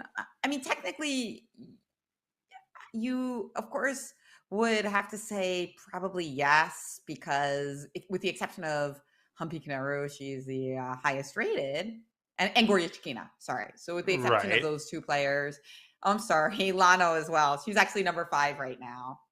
Uh-huh. But the fact that she gets to rest and like watch her opponents play, I think it depends a lot when the match is in 2023. It's not set yet, but the earlier in 2023 it is, the more of a favorite I'd expect her to be. Yeah, and especially because she's defended her title already against Sasha Goryachkina, and that just builds so much confidence. I mean, any world champion who's defended their title more than once is just a force to be reckoned with. We talked about that a little bit earlier in the broadcast, but it is an interesting question. Yeah, I actually think the match is going to be a close one, whoever Ju and Jun ends up playing, because everybody who's playing the candidates is very capable of winning a match. Exactly. And the rating differentials here are very minor, by the way. It's like actually the entire Yep. field is really clumped together. They're all between the ratings of 2515 to 2584. So there's a 70-point spread. Mm-hmm. Just not, and between Ju and June, there's even less. So that it's either 30 points higher than her or 35 points lower, right? It's just like everybody's right in there with a similar ELO rating. And then, of course, it depends on a lot of factors like where is the match, when is the match, how are people feeling during the beginning of the match, and, of course, form and nerves. Yeah. And somebody else in the chat mentioning Vaishali, who is Pragnananda's sister, another very talented young player who's got not quite there at the level of, the Muzychuks and Canero, but definitely someone to keep an eye on. I think she's in the 2300s right now, and she's put together some impressive performances recently. So plenty of young talents to keep an eye on if you're into following prodigies. Just such an exciting time with this new crop of young, hungry players who don't take no for an answer. And the first opportunity that they get, they want to leave their mark. So definitely excited to Absolutely. see her progress. Now, if you had to bet on one, either Ju and June holding the title in 2023 or one of whoever wins the candidates winning it, which side would you bet on? Like, if you really had to choose, Ooh. that's it. That's why it's such a tough question. I think it really is very close between those two, not knowing who the champion is going to be. Just saying. And by the way, Rook C8. Wow. So Muzychuk refraining from Queen Ooh. B7. Okay, we didn't expect this because, of course, with the king on e7, you would think that it would favor Humpy Canaro to keep those queens on the board. And let's see, I guess she has one move here, so she'll play it pretty quickly, but she's not at the Yeah. board. So She's not at the board yet. The moment she comes to the board, she'll play Queen F3. This one's yeah. not surprising. I think if Humpy manages to qualify and challenges Ju and June, I would take Humpy as a favorite just because of how hungry she's going to be for that last feather in her cap. But I think Wenjun's experience will prevail if she plays someone like Guryachkina, who's already lost the match to Wenjun. So if indeed Guryachkina qualifies, she's going to have to put those nerves and that psychological tension away. And that's just going to be really hard to do. Let us know what you think in the chat, as the queen f3 move was immediately played. And, Humpy didn't seem as surprised as we did, just extremely calm here. I think she's really happy to see rook c8, actually. I can't for the life of me understand what it was about queen b7 that dissuaded Anna from playing it. Could she be playing for an advantage here? Could she be trying to grab the pawn on h2 and saying, hey, I'm up, pawn up. I don't see where the danger is coming from. That's exactly what she says. Bishop takes h2 on the board. But you said it was Humpy Canaro who's hungry. Now it's Maria who's taking, Anna rather, who's taking these pawns. Yeah, but I'm skeptical. She's going to have to prove this, because first question is, where is she going to move the bishop? And what is going to be her response to rook ac1 and then knight c4? And is it really fair to say that white has insufficient compensation? I find that incredibly hard to believe. I don't love this decision by Anna. I think she's playing with serious fire. Anita Drink says the pawn grabber is anonymous. Yeah, pawn grabber society is, has a new victim or a new member, depending on how you look at it. Card. It's personally signed. So what do we got here? So she's got to stop g3, right? So retreating the bishop is a must. So there's e5 and d6, which seem to be the two viable squares. But bishop d6 runs into, what is it? It runs into knight c4. And this is very unpleasant. So let's say king f8. And wow, apparently white is already... Rook d1? Yeah, rook d1, bishop e7. And you could even consider dropping the bishop back to b2 to set up like knight e5 and bishop e5 and all sorts of shenanigans here. There's also bishop takes c5. Oh, yeah, because rook d7 is coming. Wow. Ooh, and rook c5, knight b6 just ends the game. Oh, yikes. Yikes. This is too many rooks hanging. Yeah, that's right. That rook on a8 is regrettable. And if bishop c5, then, as you said, rook d7. Oh, and look at this line. Bishop b7, rook b7 traps the queen. Oh, wow. That's pretty. Imagine a king there, though. That would be just a that would be even prettier. Yeah. That's the epaulette for the queen, right? This is normally called the epaulette mate when it's a king. Surrounded by the rooks like that. Good call. Yeah. It's like your shield, the epaulette. Wow. You know some French, Danya, right? I know very little, but I think I remember you. Well, I speak decent Spanish, so I can understand. I can understand some words, but I don't speak like anything more than just the initial pleasantries.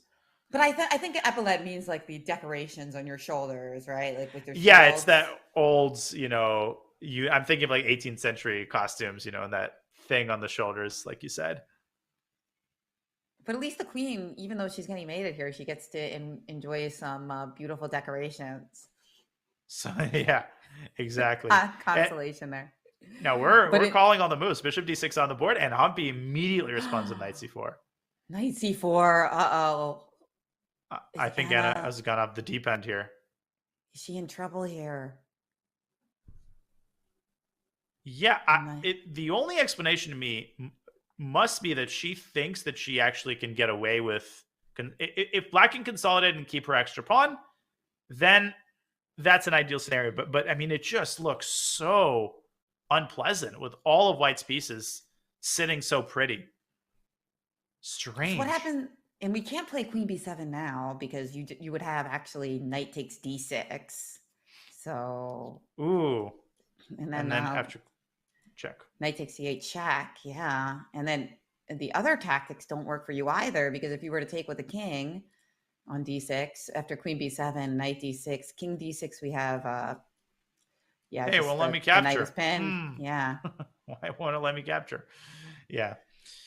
Knight is pinned, so king f8 to me seems virtually forced, and it is indeed on the board. All right. So we looked at this king f8 and we had said rook d1, right? Weren't we just looking at rook d1 right away? Yeah, rook Rook d1, and a to bishop b7, d1. and bishop takes c5, and already like, oh, it's +4. No, it's winning on the spot. Rook d1 ends the game. Which rook though? Are they I both think just winning? rook at1. Okay. I don't know. The bar likes that, probably the other one or more. Or Oh maybe there's a wow. more winning move. But Let's rook see. fd1.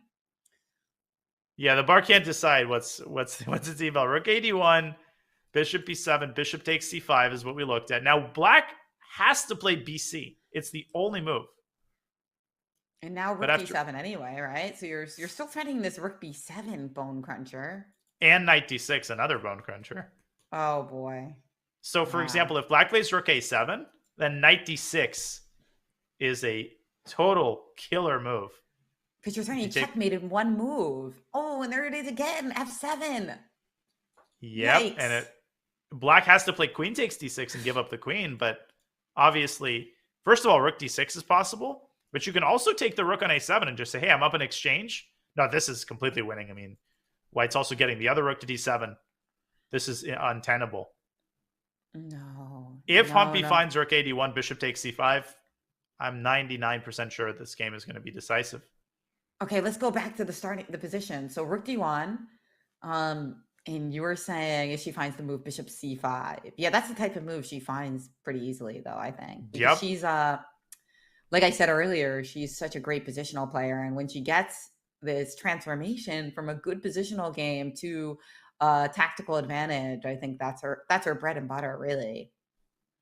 Yeah, I And think she's the gonna key is seeing, like, understanding the impact of the rook coming to d7, like how incredibly strong that is. So that involves perceiving the threat of rook b7 and seeing knight d6. But she's got plenty of time. In 27 minutes in such a position is, she could even spend 10 minutes if she wanted to, ensuring the power of this idea. But the turnaround here, Jennifer, was just so quick from, oh, queen b7, basically dead draw, to just being losing 4 moves later. Yeah, so what happened here so rook c8 was Anna's choice to play rook c8 and take on h2. And this is such a critical moment, right? Where when you have that opportunity to trade queens, you really need to get into that tank and see whether it was the right decision or not. And unfortunately for Anna, it seems like she made the wrong one in this case. But that is such an instructive moment. Do you think she missed something in particular, Danya? She obviously saw queen b7. Do you think she thought she might have some issues with that, defending that endgame? Yeah, I think that actually might be it. That might be Yeah. the one thing that we're not factoring in, is the fact that we were looking at that endgame, but you actually have to realize that after queen b7, if we just remind everybody of the line we analyzed, takes, bishop b2, I could conceivably see Anna saying, the knight comes to c4. I'm playing a very strong positional player. I don't want to get tortured in the endgame for 50 moves. But it was just a superficial assessment, because black doesn't even have to give up the bishop. I mean, she could drop it back to c7.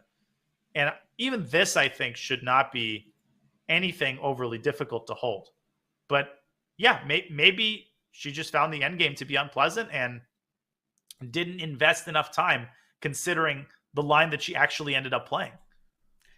That is a toxic combination. So it's the overestimation of white's advantage here combined with the underestimation of white's advantage here that of course causes the incorrect evaluation, which so many of us have fallen into. I mean, in the chat, how many times have you made the wrong decision about whether or not to trade queens? It's definitely one of the most common chess mistakes.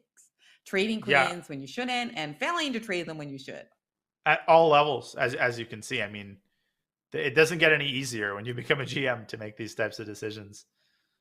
But, for the time being, it's hard to read the body language. I think, obviously, Anna's not going to show any signs of disappointment. But the only big question is, will Canero find this ostensibly counterintuitive idea of giving away the bishop? But once you realize why you're giving it away, it becomes so much easier to part ways with it. Now, are there other tempting moves, like maybe playing knight d6 followed by rook d1? So I'm wondering, like, maybe Humpy might have some kind of red herrings here that would be potential distractions from that line you showed. But It does seem a bit counterintuitive to take the bishop on d6 before attacking it, right? Especially with all those pins. But knight d6, rook d1, black, yeah,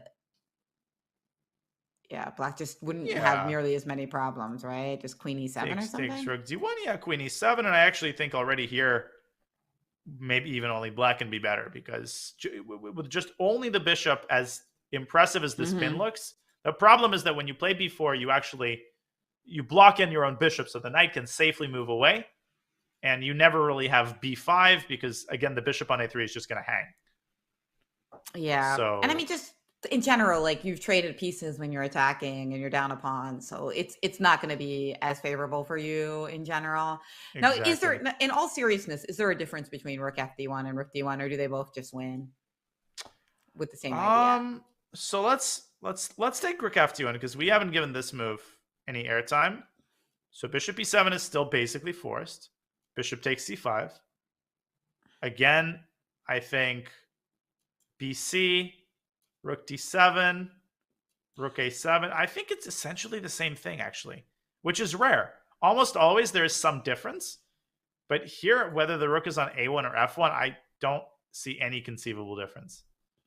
It did seem like your instinct was to do the f rook, and I mean to do the a rook, and I get it because the a rook is loose here. And easier to Yes. attack. So there could be some potential tactics that aren't here, but that must have been like why your instinct was rook A. It's weird how that works, though. Like, there's just something about rook f that looks a little bit awkward. I guess the rook on f1 just seems more at home than keeping the rook on a1. But it's hard to explain exactly why I have that instinct. But you're right. It's the rook on a1 is loose in some lines. I think that must be it. So maybe that's what she's deciding between right now. She's already decided to play rook d1 and trying to figure out which rook to put there. They're both good. You mentioned your complex of going to the restaurant and everything looked terrible. Wow. What about when everything looks good? Yeah, now you can't decide for the opposite reason. Creme brulee and chocolate cake. You got to make that choice. They're both looking amazing. Wait, which do you choose between those two? Definitely creme brulee. Yeah. I think chocolate cake is too boring for me. Chocolate is a little too decadent. Like I like chocolate. Okay, tiramisu is probably my favorite dessert, but I can have like a bar of chocolate, but not like too much on a cake. It gets old too quickly. I mean, I love chocolate cake, but if you're having like dinner and then you're having dessert, it's just way too much. Yeah, it's like, come on. Very true. The chat's getting very upset. Hearsay against chocolate cake. I know. No. This is a dangerous conversation we're having here. This is where our commentary careers come to an end. This is why. Yes, could go. So, okay. Any other questions, guys? Let's keep them coming, of course, to our Chesscom Live channel. We love to hear from you. Are the players monitored when they step away from the chair? Says Joker FM J2. I don't think so, but their electronics are not permitted in the venue. So it's like the electronics are taken away before. So it usually shouldn't be an issue. Yeah, you can't exactly run off and, go back to your hotel room and check your phone real fast. They're staying within the confined space of the playing hall. Yeah. And with a 4-person tournament, it's usually going to be pretty easy to monitor everything. I mean, the question where these game integrity issues are very, very thorny is when you have like thousands of players in something like the World Open, right? Yeah, and that's when, you can have a metal detector, but you can't you can't account for every eventuality. Like somebody's going to get something through. But yeah. So king f8, Humpy continues to ponder her next move. If she plays rook a1, we are expecting a victory from white, but it all depends on her finding rook d1 and bishop takes c5 followed by rook d7. Shall we switch to the other game in the meantime? Yeah, and it looks like it could be a very bloody round for the Muzychuk sisters because the other game is also troublesome for Maria Muzychuk against Lei Tingche. Perhaps not as concerning, but nonetheless, with that big time advantage that Lei Tingxie has. Let's see what happens because we dropped it off when Queen takes e4, right? Yep. And you mentioned the big time advantage is Maria down to 15 minutes, but for the first time in the game, also a material advantage because Maria deciding to get her knight into the game with knight b6, a move that we had discussed earlier, but it comes at the major cost of the b7 pawn. And now bishop f4 is on the board, offering a bishop trade that white can't really turn down. But okay, takes queen e4, for example. Like I don't really get what Maria's idea here is. Because you're trying to take another pawn now. Yep, which has to be defended. What about knight c4? Do we have time to just do counterplay here? And then if queen f4, I take the b2 pawn, and now like maybe I have a little bit of counterplay here with your knight on c3 unstabilized, and the light squares.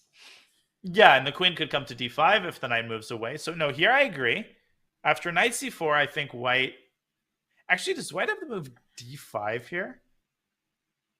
My idea was if knight takes b2, I have this weird fork on b4. Ooh. But apparently the eval bar is not a fan. I was trying to get f3 check in here somehow, but I don't think it really... But you can just take with the queen, right? Yeah, if you take with the king, I have knight d2 check, but taking with the queen... it would allow me to take on b2, but then your knight on c3 would be protected, so it's not right. What we want. I'd have time to play de. Yeah, which would be devastating. So what to do here? e5, yeah, maybe e5, but then I thought b3. Oh man, b5 or e5 b3. Apparently the only move here is f5. Whoa. With the crazy and unexpected idea that if white takes, all of a sudden white's king is caught on the crossfire. Black wins on the spot here. Oh, because king f1, there's knight d2, check, forking the king and the queen. King f3, same deal. And if king h2, then I think you still play knight d2. And now if queen g2, where's that move? Even just rook takes c3, yeah, I think. Oh, look at this line. Takes. Oh. Queen takes g5, yeah. Takes. Oh, nice. f3. Gotta love it. This is not rook h2. Don't do that. No. Nope. Just at the finish line, yeah. Oh, it's so funny because this is the second time we've seen this, like a gorgeous comeback victory for Black in this position. Despite the fact that Black's on like the bottom the whole game.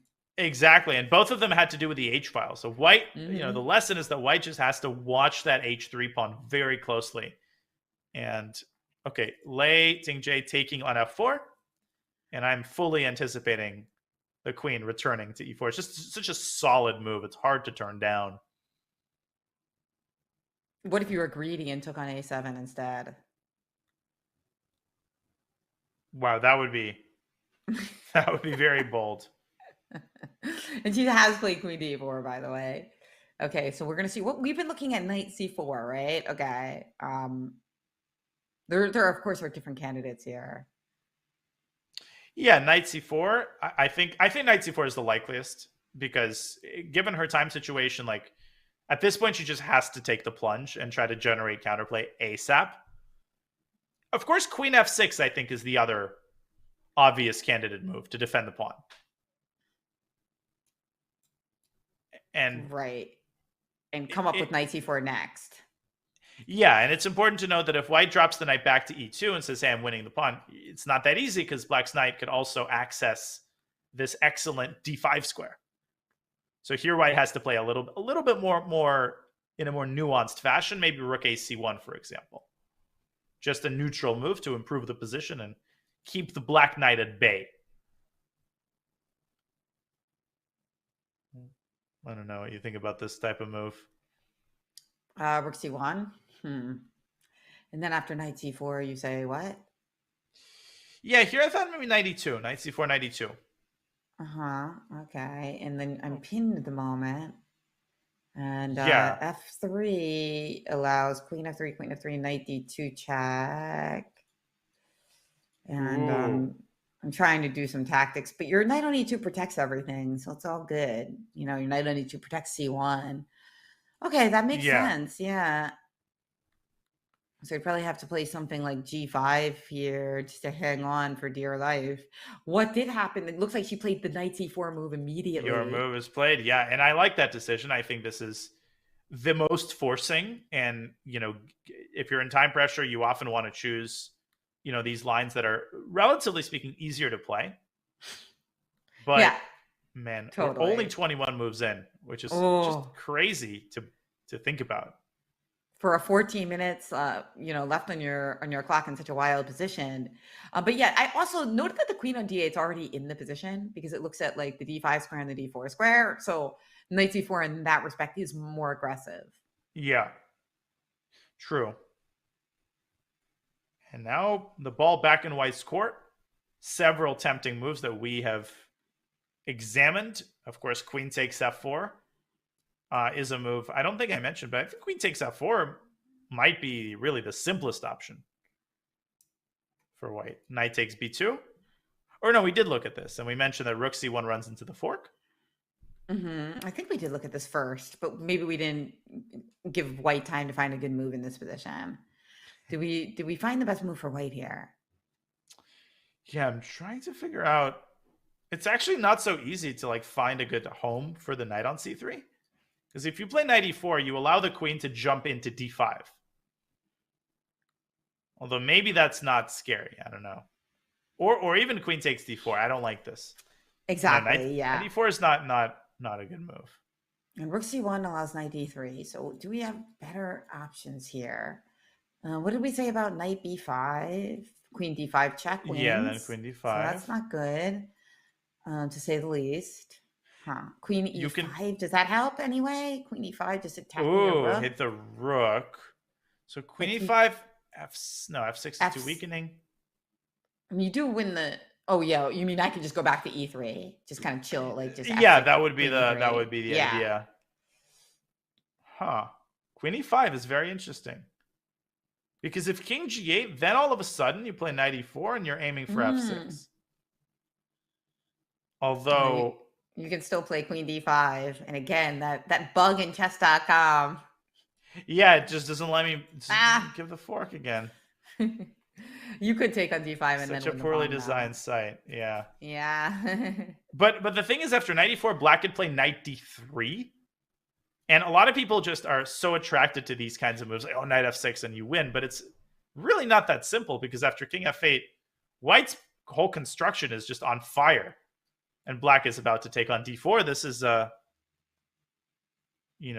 this is a very double-edged position. White might have to repeat moves with knight d7 and knight back to f6. Oh, that's an exciting way to draw. By the Yeah. way, has Humpy Canero played a move yet? We take a look Yep, at our she has bird's eye played rook a view. d1. Ooh, you're a rook too. Yep, she's played the cool rook to d1. And we're seeing the bird's eye view there. Humpy's game on the top. And Bishop e7. I think she's about to play bishop takes c5. Yeah, bishop e7 is on the board, so it's white to move. If she takes on c5, and she just did, and that comes pretty close to ending the game right then and there. Brilliant play by Humpy so far in this Whew. game. Very instructive for everybody watching at home. You know, you take that strong looking bishop and you give it up. Give it away. But it's all about that finish of getting that major piece into the game. The rook on d1 is gonna hit Anna on d7, and it's just a very difficult to defend against because of this construction. Yeah, and you can see once again the knight queen tandem. Jose Capablanca was one of the first to draw attention to the fact that the queen and the knight combine like no other pieces in chess. Just the way that they're able to combine to create mate threats is incredible, and you can see that on full display here. I think Anna has missed rook d7, rook a7, and knight d6. And Ooh, rook d7 is on the board instantly. What a gorgeous tactic. And she's such a great tactician as Anna Muzychuk. She would never miss this if she was playing on the white side. Yep. That's for sure. But it's always harder to see your opponent's ideas than your own, isn't it? Yeah, it is. And the worst feeling is when your opponent is going down the line and both of you know where it's headed, but just nothing can be done. You have to go down the line. Knight d6 is now the devastating threat alongside the epaulette queen mate with rook b7. It's a double attack, actually. And rook c7, by the way. You could do the prosaic rook takes, and queen a8. Yeah, unfortunately for black. But I mean, the knight d6 idea works as well, right? I guess there may be f6. Oh, because you're not attacking the rook. Yeah, true. And then you could play rook c7. Right, exactly. You're not risking anything with knight d6. Oh man, what a heartbreaker for Anna, who is just going to be kicking herself after the game for not playing that queen b7 move. I mean, that was just, it was a poor intuitive decision. I think she just heavily underestimated White's attacking prowess in that queen sitting on f3. All of your pieces are in perfect squares, and it's just hard to defend when you've got this, this sandwich on the upper left side of the board. It's not a good kind of sandwich either. No, not when you get that rook d7 move in and threaten rook b7. Gosh, the coordination of the pieces is extraordinary. And rook a7 has been played. Yep. How long do you think it's going to take Humpy to play that bone-crunching knight d6? I think the moment she comes back, she's playing it. I mean, she's already seen it. She's getting up. She's gotten up from her chair.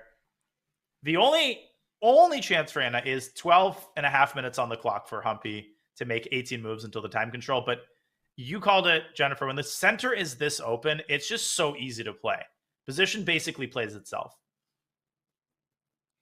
Knight d6, a stunner. What a treat for everybody watching. I mean, because the thing about Humpy Canero's games, which I've noticed, is that they can tend to be this instructive quality, right? So she's really a treat to watch, and would certainly be a great contender for the World Championship, as she has been many times before.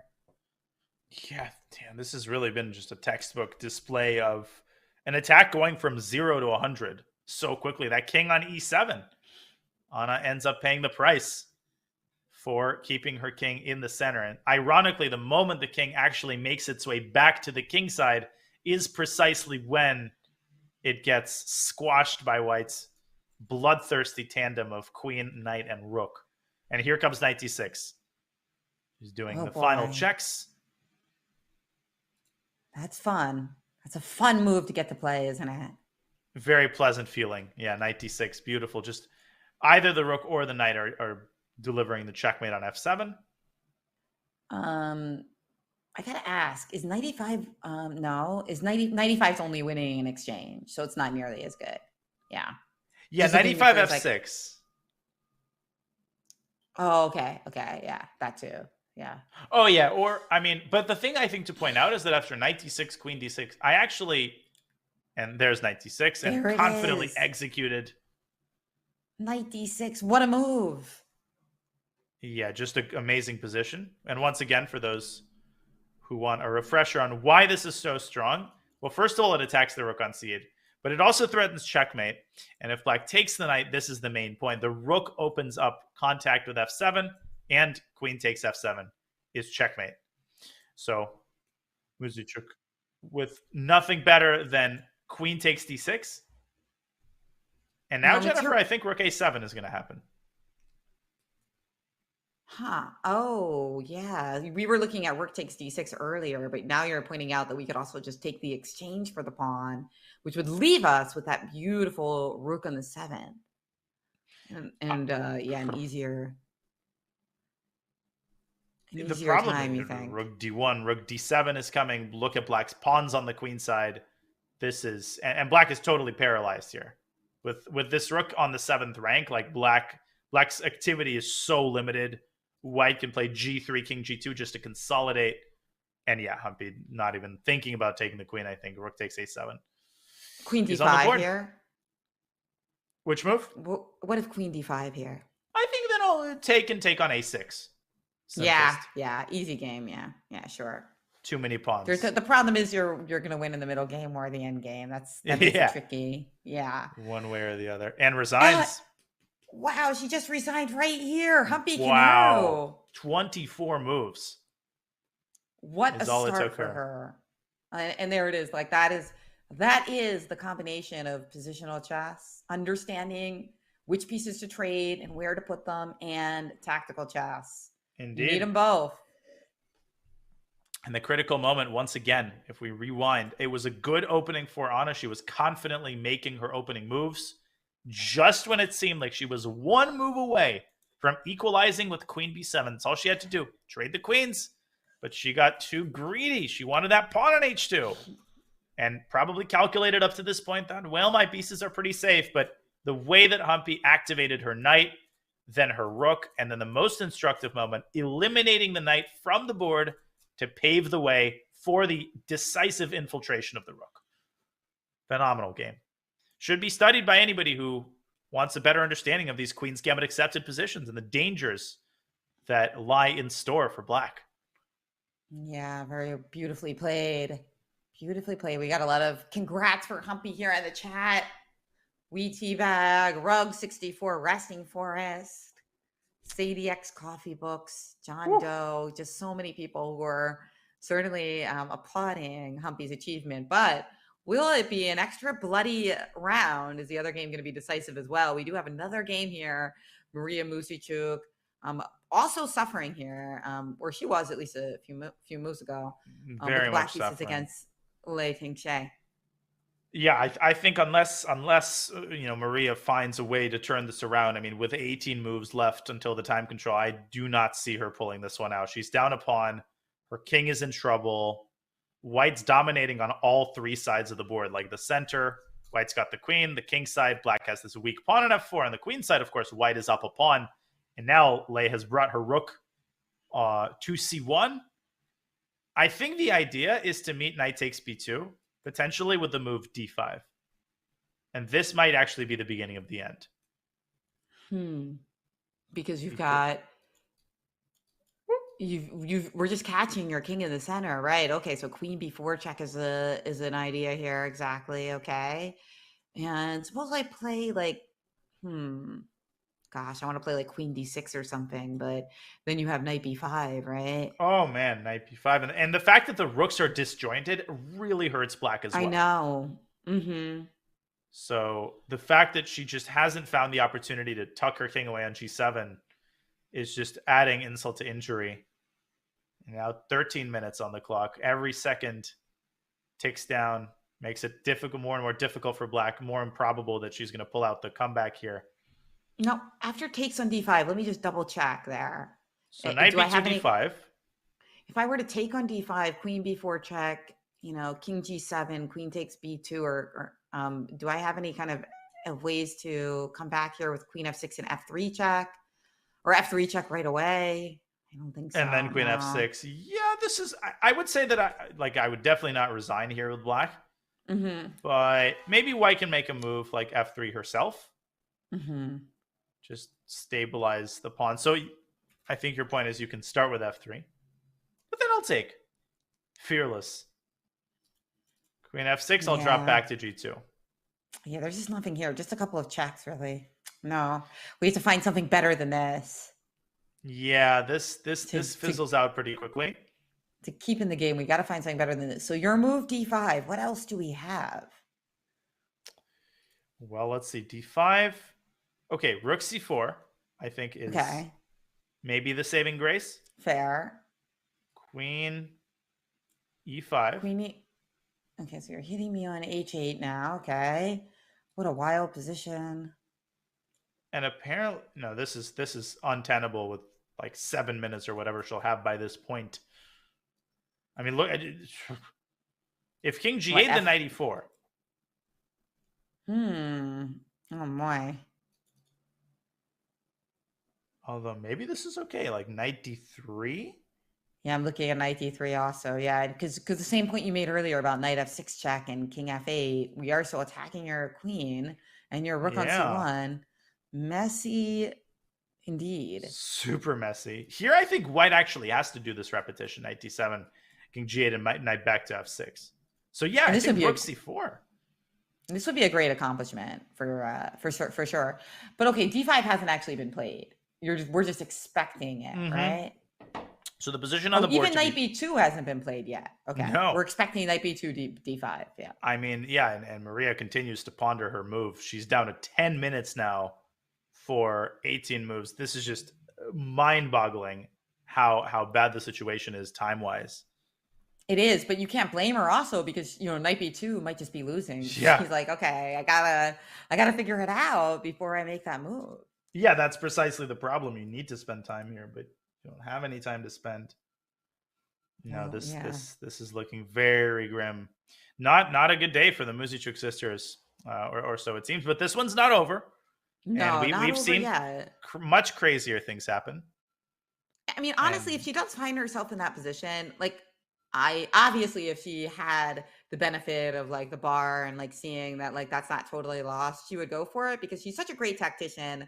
Better to just like make the position really messy and hope it works out than yep, to just suffer with these 18 moves left to make and not know when you just might be totally lost. yeah, that's a good point. I think she But you also might. Go ahead. But you also might not know. She might think that knight b2, d5 is just winning on the spot after rook c4, queen e5. So Exactly. it's so hard. And if that's the case, yeah, I think you're actually right. I think it's likely that there's something about knight takes b2 that she's not like. Otherwise, she would have played it a long time ago. Because she knows that every second is golden right now. If not knight takes b2, I guess the only other move is something like g5. But then definitely white plays d5.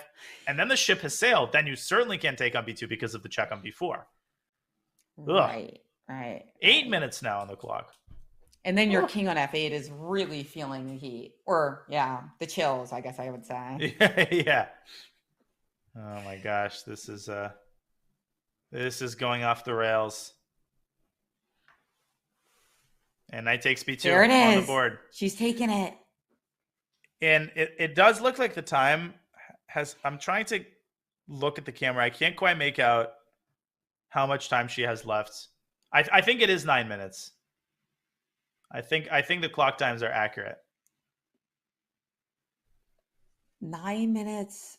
Yep. Increment. And we just got confirmation. It is indeed 9 minutes for God knows how many moves. 30 minutes added after 40 moves. God, that seems so far away. It's move 23. Woo! Let's see. So d5. Any other candidates here she's thinking about here, right? Over d5. I mean, the knight on... Uh-huh. Yeah, go ahead. Yeah, I was thinking you could play something like knight e2, something a little bit more, quiet, but then you have to reckon with g5. And you better have a follow-up in mind against that move. Queen b7, maybe? Oh, but you do have a... Oh, that's a nasty one. I guess rook b8. Oh, there you have it. Yes, that does seem to save the day. So maybe... Yeah, not so easy to find that killer blow for white here. Although I can't take that pawn on a7 again after queen b7 rook b8. Restore material superiority. Queen d5, f3. You could also play the old idea. We talked about this like many moons ago in a different context. Like you shouldn't rule out h4, but that just doesn't seem to have the right kind of ring to it. I think she's going to go d5. I feel like I would not be able to resist the temptation to play d5. Yeah, it's just so tempting. Because it looks good tactically, and it also looks good positionally because you're getting rid of that isolated pawn and blowing open the position with the black king in the center. So it's just like everything feels right about it. Now, of course, in your opponent's time pressure, you have to be so careful about making the overly tempting moves and forcing your opponent to find the correct moves. Like the common wisdom is actually sometimes want to play quiet moves to give your opponent as wide of a decision as possible, because decisions and time pressure are just like, do not go well together. big positional type of decisions, indeed. So we'll see. We'll see what Lei Ting-Jie ends up playing. She's got plenty of time. She's got 25 minutes on her clock. And I think this is probably a good opportunity for us to take what may be our last break of the day, depending on how this game unfolds. So you certainly do not want to miss the rest of the action from this first round of the FIDE Women's Candidates Tournament. We've got one game already in the books, and this other one has reached a boiling point. We will monitor Lei Tingjae's efforts to see if she can convert her advantage. Don't go anywhere. We'll be back with more FIDE Women's Candidates action on the other side of this short break.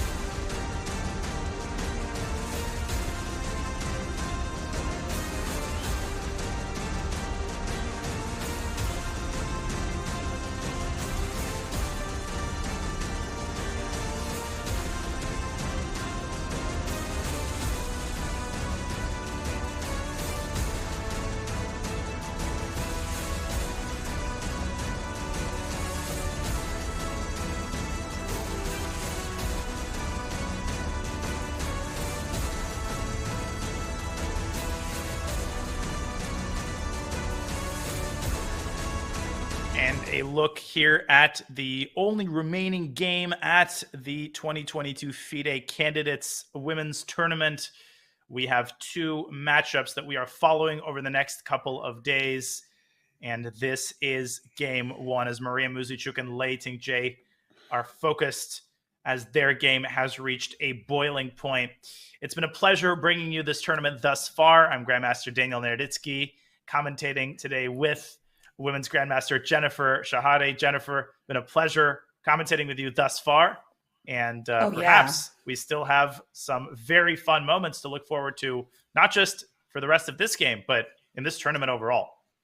Oh, definitely. I mean, there's going to be a lot of great chess, fighting chess, and surprises for sure. We just saw the move knight e2, Tanya, which was not our number one prediction, but it was a second move that you had mentioned. And it's interesting. You were saying in time pressure, play those second choices, especially the ones that are a little bit less tactical to throw your opponent off balance. Knight e2. You mentioned g5 here, and that was a position we were puzzling over.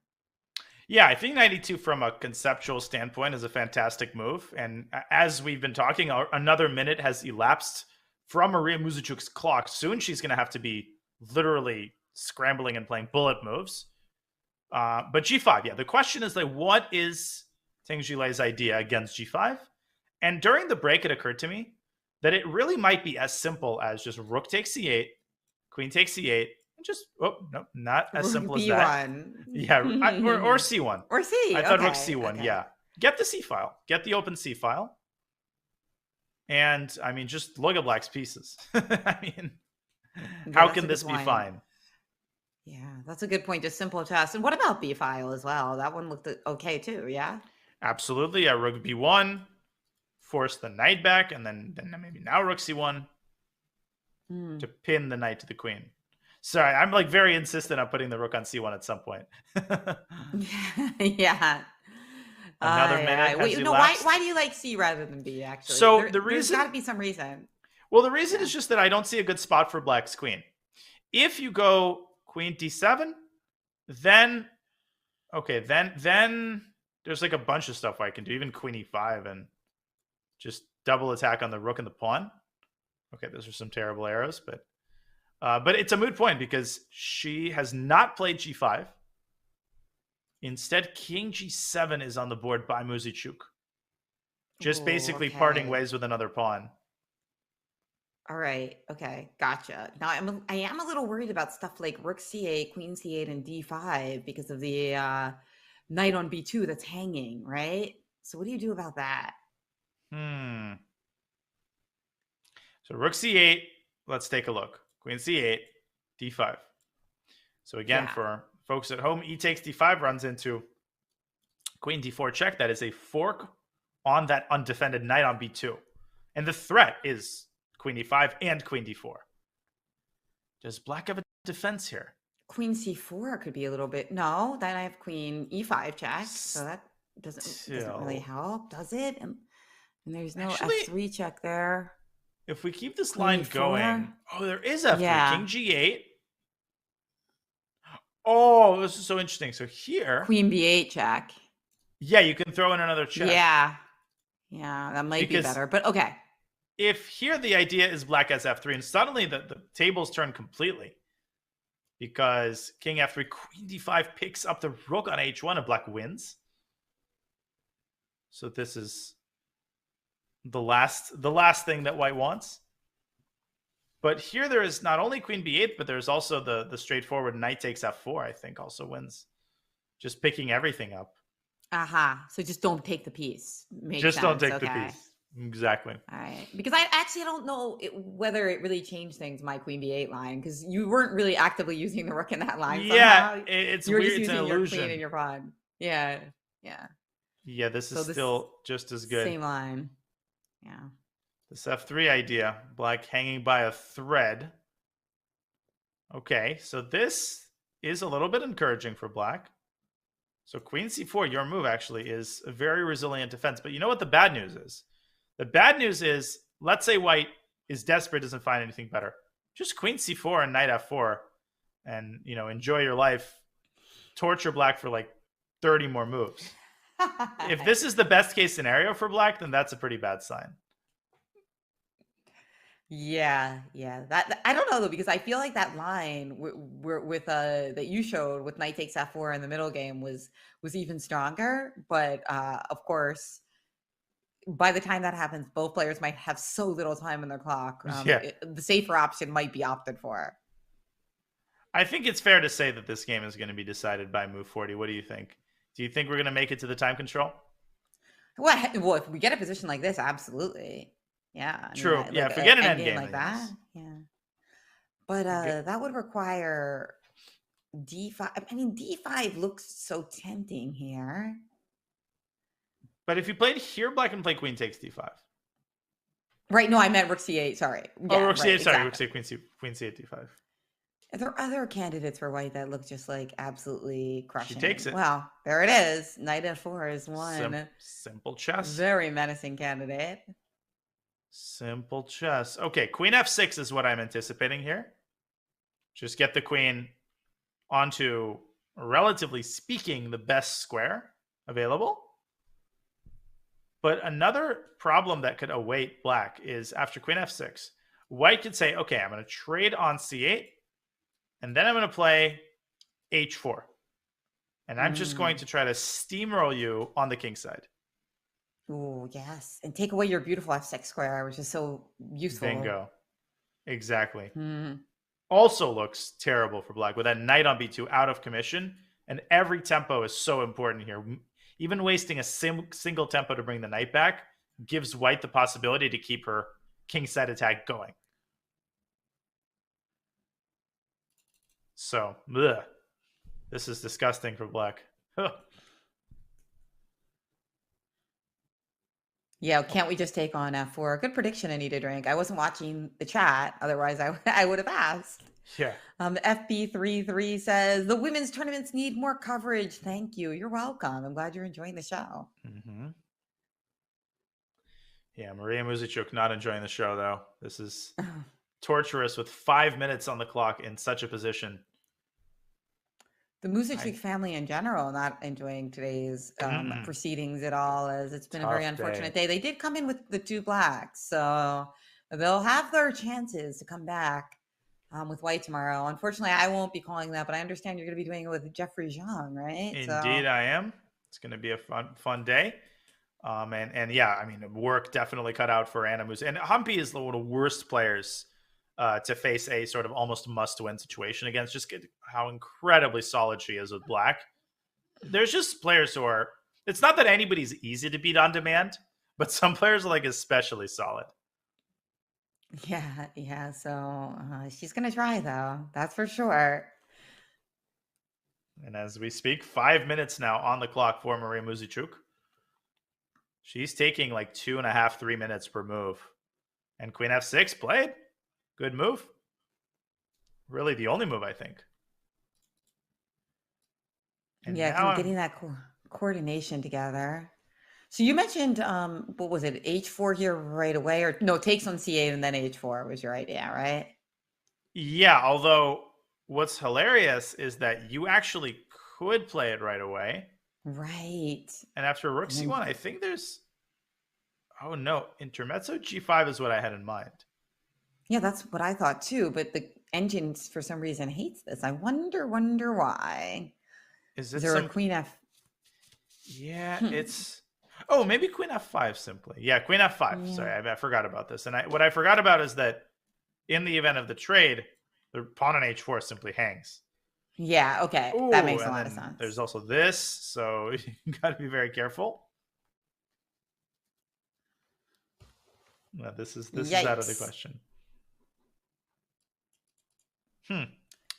So another hurdle to cross here for Ting-Jie Lei, who doesn't have forever to think about it. Like 16.5 minutes on her clock. No, she doesn't have all day either.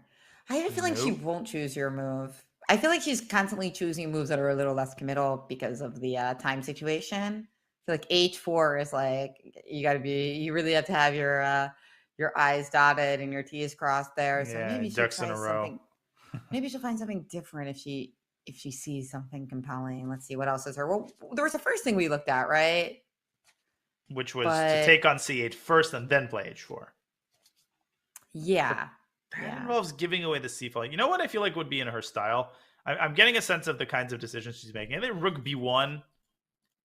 But rook b1 allows knight c4. I was going to say rook b1 and rook b7. For any knight e6, yeah. But then there's a fork at the end. There's a fork on d6. And then if knight takes e6 there, King what g8. happens? King g8. Ah, cold blood. What about queen take? Well, and queen takes e6. You can just take the b7 rook. Exactly. Yikes. Huh. Okay. What about? Oh, So yeah. Okay. I'm like still looking at that line. It's a very compelling line indeed. I guess she Queen. didn't have anything in mind on queen f6 because now she's taking a generous think. And of course, if white can make h4 work, that would be ideal. But if you play h4 immediately after rook c1, you could also play rook takes c1, relying on the fact that queen takes h4 runs into this incredibly nasty check. And try this on for sides. Queen f6, knight takes Ooh, e6. Get rid of the pawn. nice. And rook c7, crushing.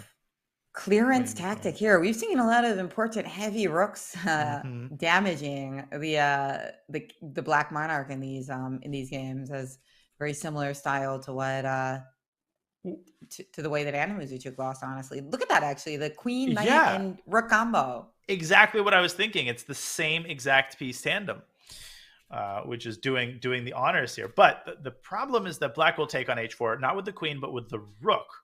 With the rook. And what's happening here? I don't know what's happening here. I think that's exactly the Oh, point. yeah, this is messy. That's for sure. I was looking at rook c7, rook g4, king f3. Exactly the type of thing you Wow. want to look at with like 2 seconds on your clock, Right, right? right. Maybe just f3. Maybe the point is you just play f3 and you say, hey, the knight on b2 is out of the game permanently. You can't go back to c4. And on the next move, it's time for me to infiltrate to c7. It's so hard to decide on this, to give away the h-pawn like that, open up the h-file. I mean, that takes nerves of steel. And Lei Tingji is really leaned in here. She's taking her time. And for Maria Muzychuk, the best thing that can happen is a time scramble. That is her only objective chance here, I think. Yeah, even in this position, it's crazy how just beautiful white's coordination is, right? Yeah, Mm. it And, really and is. the knight on b2, wow, that's just not a good piece. How does it? Even if you give it a couple moves, it can't get back into the game. It's very stranded. Yeah, the best it can do is like get back to b6, but even from there, like what is it really doing? So you're exactly right. Wow, if she plays h4, I'll be that would be a very impressive move to play, given the time situation. Not an easy determination to make. That is indeed the best move. Are there any moves that are just really chill here? Like I'm wondering about because black doesn't have a threat per se, right? You Nope. talked about rook b1, but we discarded it because you didn't like knight c4, right? What Didn't about like like knight something like c4. what about something like rook c5? Is that any good? Just Ooh, I like that idea. Just trying to stake your claim on the c file. yeah, get my other. The thing is, you might be able to go knight c4 here too. Get your knight back in the game anyway. I wonder. And I always have to worry if I move my rook into the other game that my h3 pawn will become a little bit of an issue. Mm-hmm. I don't know. Although here I think rook c1 is perfectly satisfactory, given that h3 is protected by the knight. True, yeah. And white shouldn't forget that, like, in this situation, I would, play a move like queen e5 pretty quickly because the endgame just looks horrendous for black. Loses control of the c file, and white's already up a pawn to begin with. This just looks losing. This is in her style because she's not Yeah. taking a huge risk and she's just making a piece better. But And looks like she played d5. d5, okay, which is another reasonable move, I think. We didn't Yeah. give this move any airtime, but I think the point is that after e5, she just wants to drop the knight back to e2, and the knight on b2 is stranded. Knight on b2 is stranded. That's true. If it doesn't have c4, it's got nothing, right? Yeah, that's why this rook on c1 is so key. And if takes on d5, there's knight takes d5, and your queen is ousted from the diagonal, and then queen e5 check's going to pick it up. Bingo, it's well explained. Yeah, ed knight d5, and either queen d4 or queen e5, and you're just picking everything up here.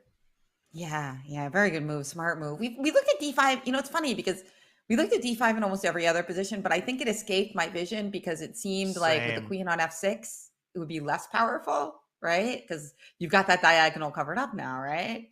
But in fact, it's only a temporary cover up because knight takes d5 and you're Well, ousted.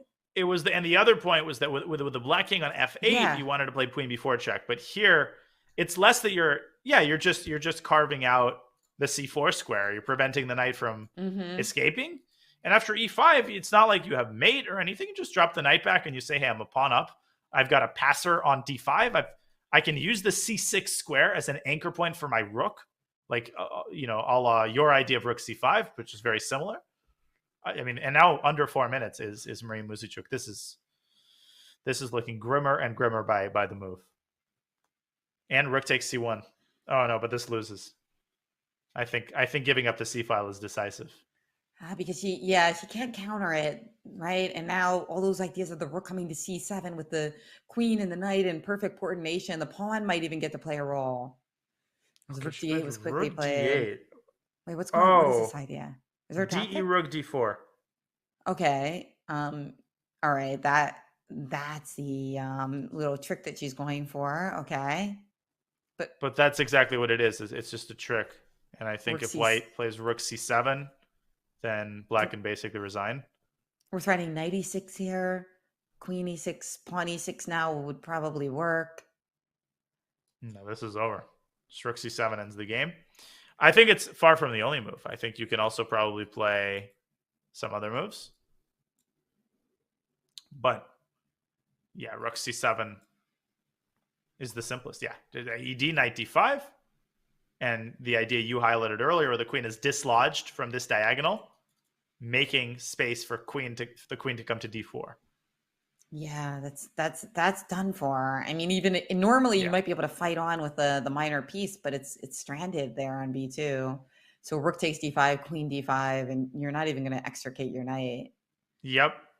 No, this is game over. Or you're going to lose a lot of pawns doing it. So, okay, so after rook c7, we expect that it's going to be a win. Two wins here in 2 games. Jeez. Looking extremely likely.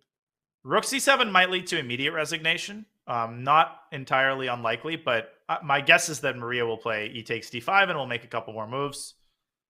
But if rook c7 is played, then the result of the game is no longer in question at all. And she's going to play plenty of time. Yeah. Well, it's also the most natural move, so that's a bad sign. Yeah. I mean, she's been playing great moves that aren't natural. So like when there's like a actually like really obvious move, I think she's going to find it. Yeah, there's nothing worse than that. Like when your opponent not only has a move that wins, but it also happens to be the most natural move. It's a double whammy. Although it does happen sometimes that people make really, really great moves and then a move that it would seemingly be easier to find escapes their vision. But I just don't think this is one of those cases. No, because C7 looks so juicy. I mean, is rook c? Okay, well, let me ask though: is rook c6 also winning? Rook c6.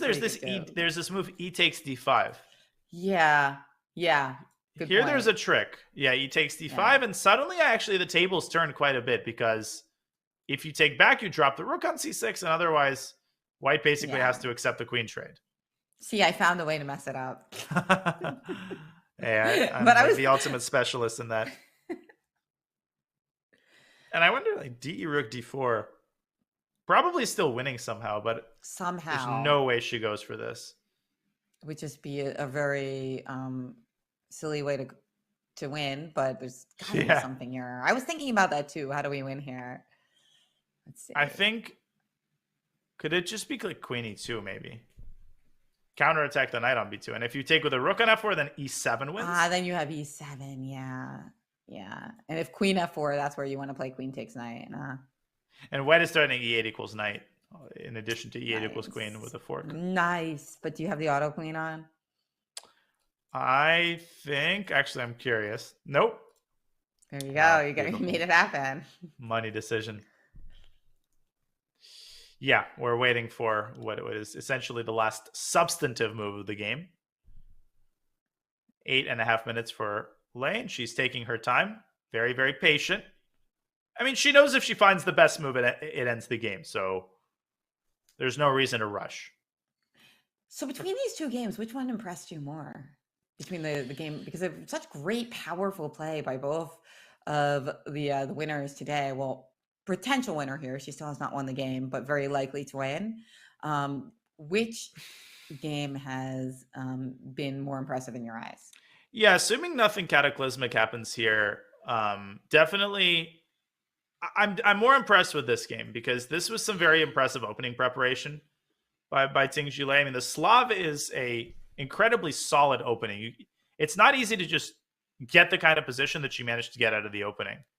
And this game just looked so effortless. You know, the King F1, King G2 idea was very nice, but behind the effortless facade hid a series of incredibly deep moves. This King F1, King G2 idea, playing E4 at the right moment.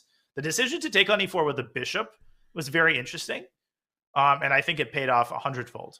So to me, this was the cleaner game. The other game was, don't get me wrong, very impressive, but required a significant amount of cooperation from Anna in the sense that she didn't trade queens when she had the chance to do it. Yeah, that makes a lot of sense. Are you There on the was a same page lot with of that? moves. I think that this game required more strong moves indeed from Lei Tingxie to get this winning position. She really surprised us in many cases, choosing an option that was really strong and not as obvious, which of course increased the pressure for Maria Muzychuk, because I imagine she was in the same shoes in certain situations as well, Mm-hmm. not suspecting Lei Tingxie's move. I can't imagine if you hadn't prepared it that you would have expected bishop takes. I mean, it just can't be your number one candidate. You're thinking they're going to take with the knight No. there. Bishop takes e4, right? So that's one of the reasons she got into such big time pressure. But from an aesthetic point of view, of course, Humpy Canero's game was just great. Great one to show students, you know? Oh yeah, textbook performance. Just just shows how quickly you can punish one little misstep. Everything looks safe, but it was an illusion. And as we speak, Rook C7 is on the board. The crusher has been executed by the Ting Jilei. And okay, E takes D5, I think, is going to happen. And then we're going to see Knight takes D5. Yep, there it is. Knight D5, Queen D6, and I think after Queen D4 check, that's when Maria should consider resigning. Or she might try Rook takes D5 here. Yeah, maybe. But okay, but then that Knight on B2 is just such a sad piece. That's a problem. You can only extricate it with Knight A4, and then you're going to lose the A pawn as well, huh? Yep. So just to show that after Queen D6, Queen D4 check, the issue is that the Black King has no safe square to step onto. If King G8, then Knight F6 is winning. If King H6, I think this is the important line, then G5 is the killer. Driving the king out where it gets checkmated in like a million different ways. Like Queen E3, for example. And the game is over. But this one's worth playing out. I feel like getting that all the way into the center.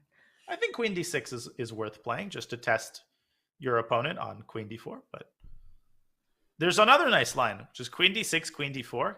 If King G8, I think the simplest win is Knight F6, King H8, and just grab the queen. Check. Check. Oh, there it is. And that's a Forkovich, and that's a win. Okay, Queen D6 on the board, and Queen D4 is going to follow momentarily. Did you see her look up at the ceiling? Beth Harmon style. She snuck a glance, making sure that those variations were still the same that she saw a couple of moves ago. Yeah. It's always a good lesson for young players to see grandmasters taking their time, even when the move seems obvious. I think it's just so valuable to see that even the strongest players, they double, triple check it because they know they've been through too many painful experiences where one move ruins everything. But yeah, Queen D4, and the game is over. And not yet. There it is. Queen D4 played. Beautiful queen. This white queen in this game has been such a star, creating such immense pressure. You pointed this out first. It's hilarious that both games end with the same exact piece tandem. The queen, rook, and knight do the honors in both white victories today. which And the power is of the rook on the seventh, which is like one of the lessons yeah, that you teach children very early on, that a rook on the seventh takes all the pawns. Here, it's not about taking pawns, it's about killing the king. exactly. Exactly. And the amazing thing about chess is how simple the principles can be. Like the knight on d5, the queen on d4, everybody can appreciate how good these pieces are, but the way that she got them there is really where the depth was hidden in this game. And she's looking up, all right, Maria, time to resign. Just sort of waiting for the clock to tick down. Nowhere to go for the black king, nowhere to hide. I think at this point, with 3 minutes to 6 minutes, that Maria's going to be playing it out, though. I could be wrong. Yeah. We'll see about that prediction. I think I would give it about a 50% chance that she resigns right here. All right, let's see. I'm going to go with no.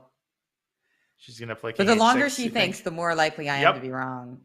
Okay, king h6 on the board. After g5, though, I think it's time to resign. Eventually, you're going to be right because white is going to win this game. So just keep making your prediction. Yeah. Eventually, you'll be correct. Eventually, resign on this move. Resign on this move. Yeah, king h6 has been played, but the problem, g5 is just such an obvious move because there's literally like no other effective checks. You could also play queen d2, I guess, but then black goes g5. She looks like she's looking away a little bit right now. Maybe she is one of the people who calculates a little bit better when looking away. You know what's a beautiful move you could make instead of g5? It's actually rook d7. Whoa, that's a gorgeous cool. move. So if rook takes, then you get... Okay, there's mate, but at the very least, there's f4, which forces black to give up the queen.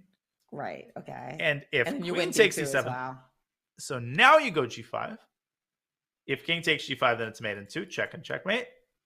And if king goes to h7, then knight f6 picks up the queen. Right, and Knight king f6 h5, there's queen g4 mate. I Ooh. mean, no, sorry. There's knight f6 as well. Yeah.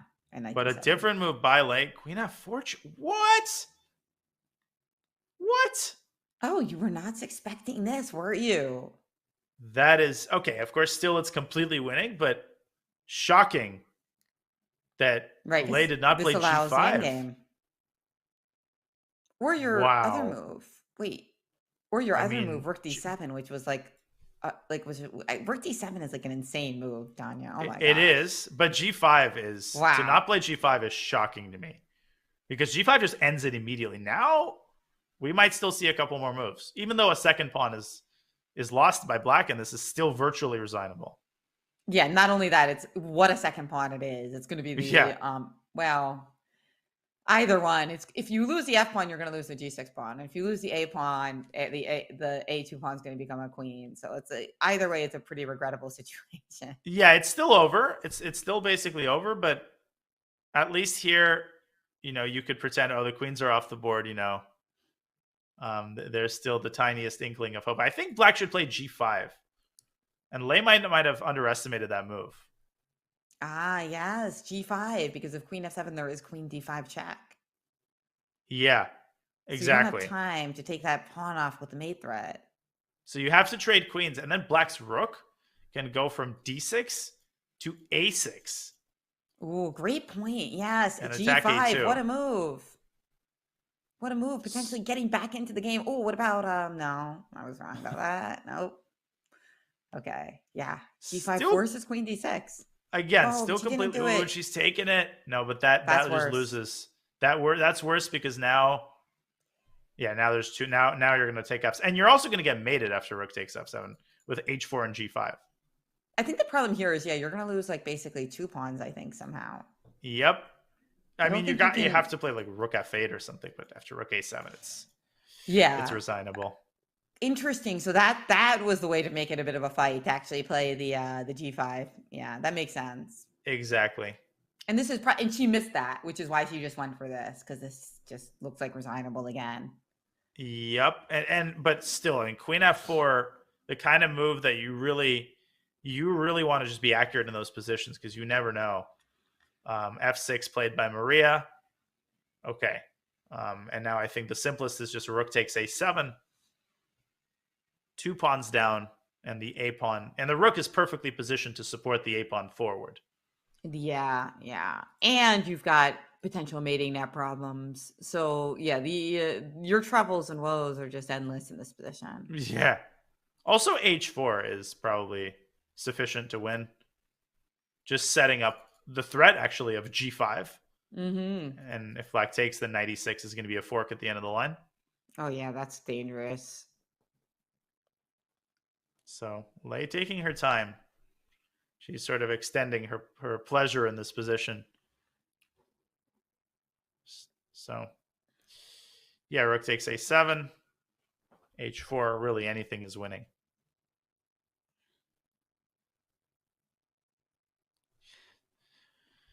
Yeah, 1.5 minutes left for Maria Muzychuk. I mean, I can't believe we're in an endgame. I know, it is a bit surprising. But remember, Alicia G did not have that much time herself. So if she just thought this was 100% winning. Yeah. And again, she did miss G5. So yeah, she thought that she just had this position, which is fair. I mean, the result is not in question here either. Rook takes a7 exactly. played. Rook d2. Only tried by black. And the Eva bar creeps up to +8. Oof. Oh, I think there's a mating net. And we want to remind you that we keep mentioning the time control. They hit time control on move 40. So on move 40, you get 30 more minutes added to your clock. This is currently White's 33rd move. And Maria has 2 minutes to make like 8 moves or whatever. I think 96, Jennifer, is just mate. It's just mate. With knight f8 or with h4 and g5? So let's say knight d3, king g3, or wait, maybe. All right, let's be precise here. I guess knight f8 is indeed the move. Takes here. Now you're threatening rook h7 and h4, so black needs to play f5. And here, okay, there's 1,000 winning moves. But I think the simplest is to play h4. Well, don't get mated yourself, though. We should show one line where you actually get mated. There was like f4, king h4, and g5, right? Oh. Yeah, something like this. Woo, woo. And white gets mated. Oh, no. So you start with h4 to cut off the g5 square, and then you zigzag your way out of it. King h3, king h2, and king g1. And now black cannot stop mate on h7. And I think Lei sees this. I think she sees this, which is why she's taking the rest of her time. Yeah. Okay. All right. 96 ends it immediately. I mean, this mating net is pretty well known in such positions. But she also, I mean, she's been taking a more conservative approach to these positions, so maybe she'll play something like h4. And then the game can continue for a while.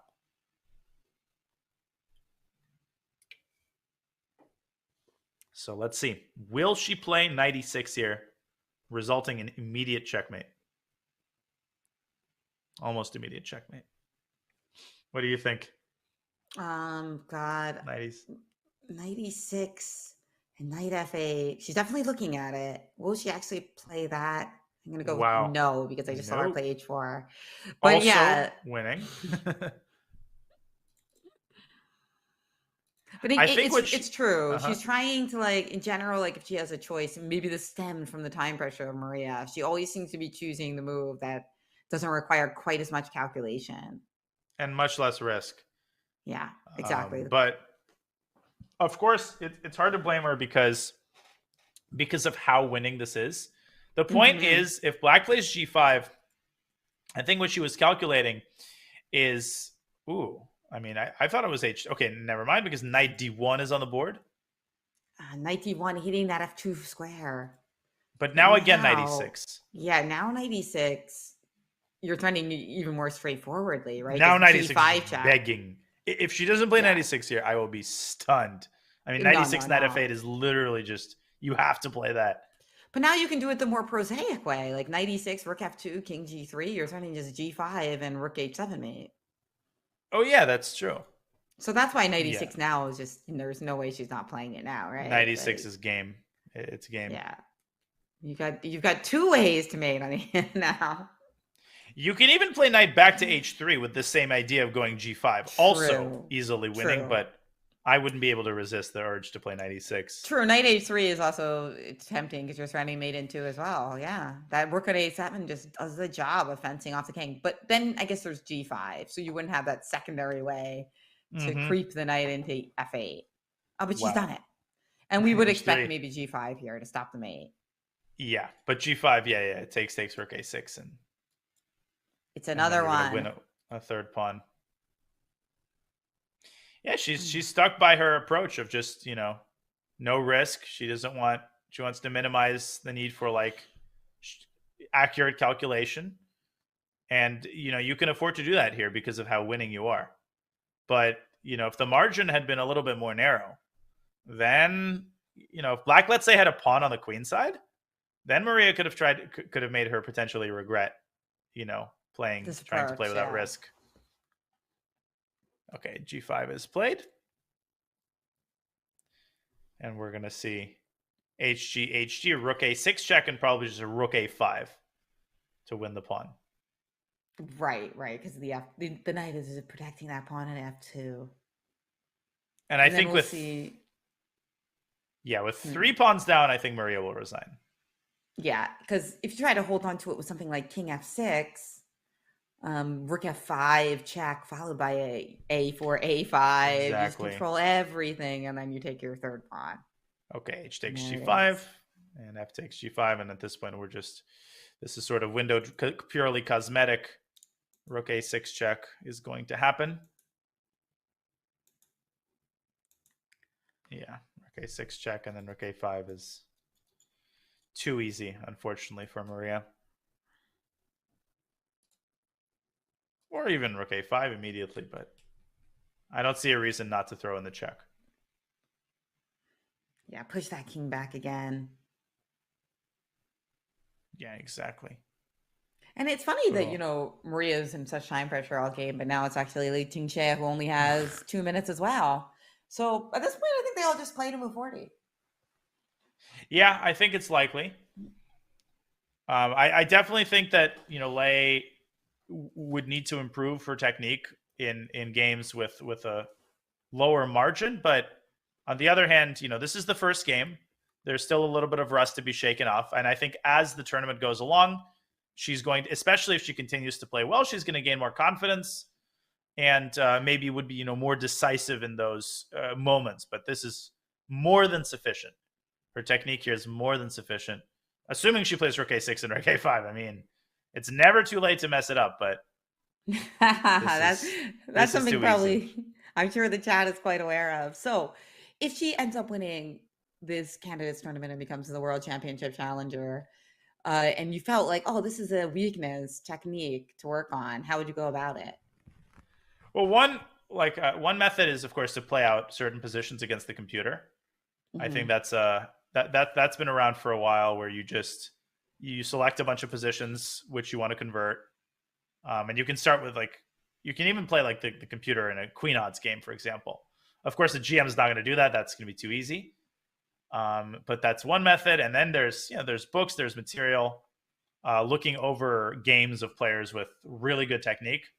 I think Humpy is a great example of someone whose technique is phenomenal. Like the way she just pounced today was incredible. So because lots of things that can be done. I mean, technique is so much about deciding whether or not to force the issue or go slowly, right? You force too much, then you end up throwing away your advantage. I mean, that's happened to all of us. We think we see a conversion that's totally winning. Actually, it's not, right? Versus the opposite, which is not forcing and going too slowly, and then, occasionally losing your edge. Yeah, that's exactly right. And what do you think most players do? Do you think most players are too slow or too fast when it comes to technical conversions? I think not patient enough. I think a lot of players, they really struggle with finding that killer blow tactically. Like they keep nurturing and then they just don't move in when they need to move in. But I think most players have a hard time understanding when you need to slowly accumulate the advantage. and they get super impatient. Like, I have to convert now. I need to find the winning move now. But a lot of technique, as you said, is just this ability to play like a boa constrictor, like it's Karpov style, just sort of accumulate and and move in slowly, eliminate counterplay. Those skills are very tough to attain. So in other And words, Maria, this is an example of the less frequent type of mistake, in that like she could have just found the killer blow, but she's actually doing that constriction, maybe exactly. overdoing it a little bit. Yeah, definitely. Okay, King F6 played. The game continues, but King G3 is the simplest here. Just get out of the pin so that you can play F3 and then win the pawn. Right, yeah. And then you again, you can stick in a rook F5 check later once your king is no longer in that pin, right? You don't want to get knight E3, but yeah, no, you certainly do not. You can also push the A pawn here. I mean, literally everything is completely winning. But at this point, they're probably going to make move 40. Right, you've come this far. Yeah. And she only has a minute and a half left. Yeah. King G3 is going to follow. But this is too easy for GM. I mean, position plays itself, basically. Yeah, this is the most agonizing part about defending. It's like you don't really want to resign because you've made it into an endgame, but you also know that the result of the game is not in question. So. Hello to Hartman Chess in the chat. He says, "Story of my life," right there, Danya. I think he was talking about playing to forcing. Yes, I know you. Anita Drink says, "Yes, premature attacks are the death of me. Us noobs think we're going for the brilliancy prize." Yeah, but that desire to start attacking prematurely never ends. And King G3, very accurate move. That is a lovely move by Tingzhu Lei. King G3, just get out of the pin. Slow, steady wins the race. And I think the body language is just indicating, okay, she's at this point, she's just kind of waiting for resignation. Yeah, she's waiting for move 40. In other words, I mean, listen, I'm not getting to this point and not playing no move 40. You know, have you seen people freeze before? It's happened. It totally happened. And 1 minute on the clock, yeah. Listen, you still need to make 2 more moves. Okay, knight C3. And I think now just knight takes G5 is the simplest. And if rook takes A2, you can trade rooks. That knight and 2 against knight is like the easiest win of all time. It's like you just push the pawns. Just don't play knight E4 check thinking that you win the rook. That would be move 40. No. I actually was going to propose that for a second. Oh God, that looks like a bullet chess championship ending. I would play rook takes A2 100% if I'm Maria. You have to go rook takes A2. One more try. Oh, and hope for knight E4. Yeah. Hey, we've been around the chess world long enough to know that literally nothing is impossible in time pressure situations. She actually also might resign here. I mean, 3 pawns down is a little bit too much in an endgame, but I think we have a fan of Muzychuk here. Kosovar says, "Oh, there we go." Me. Rook takes A2.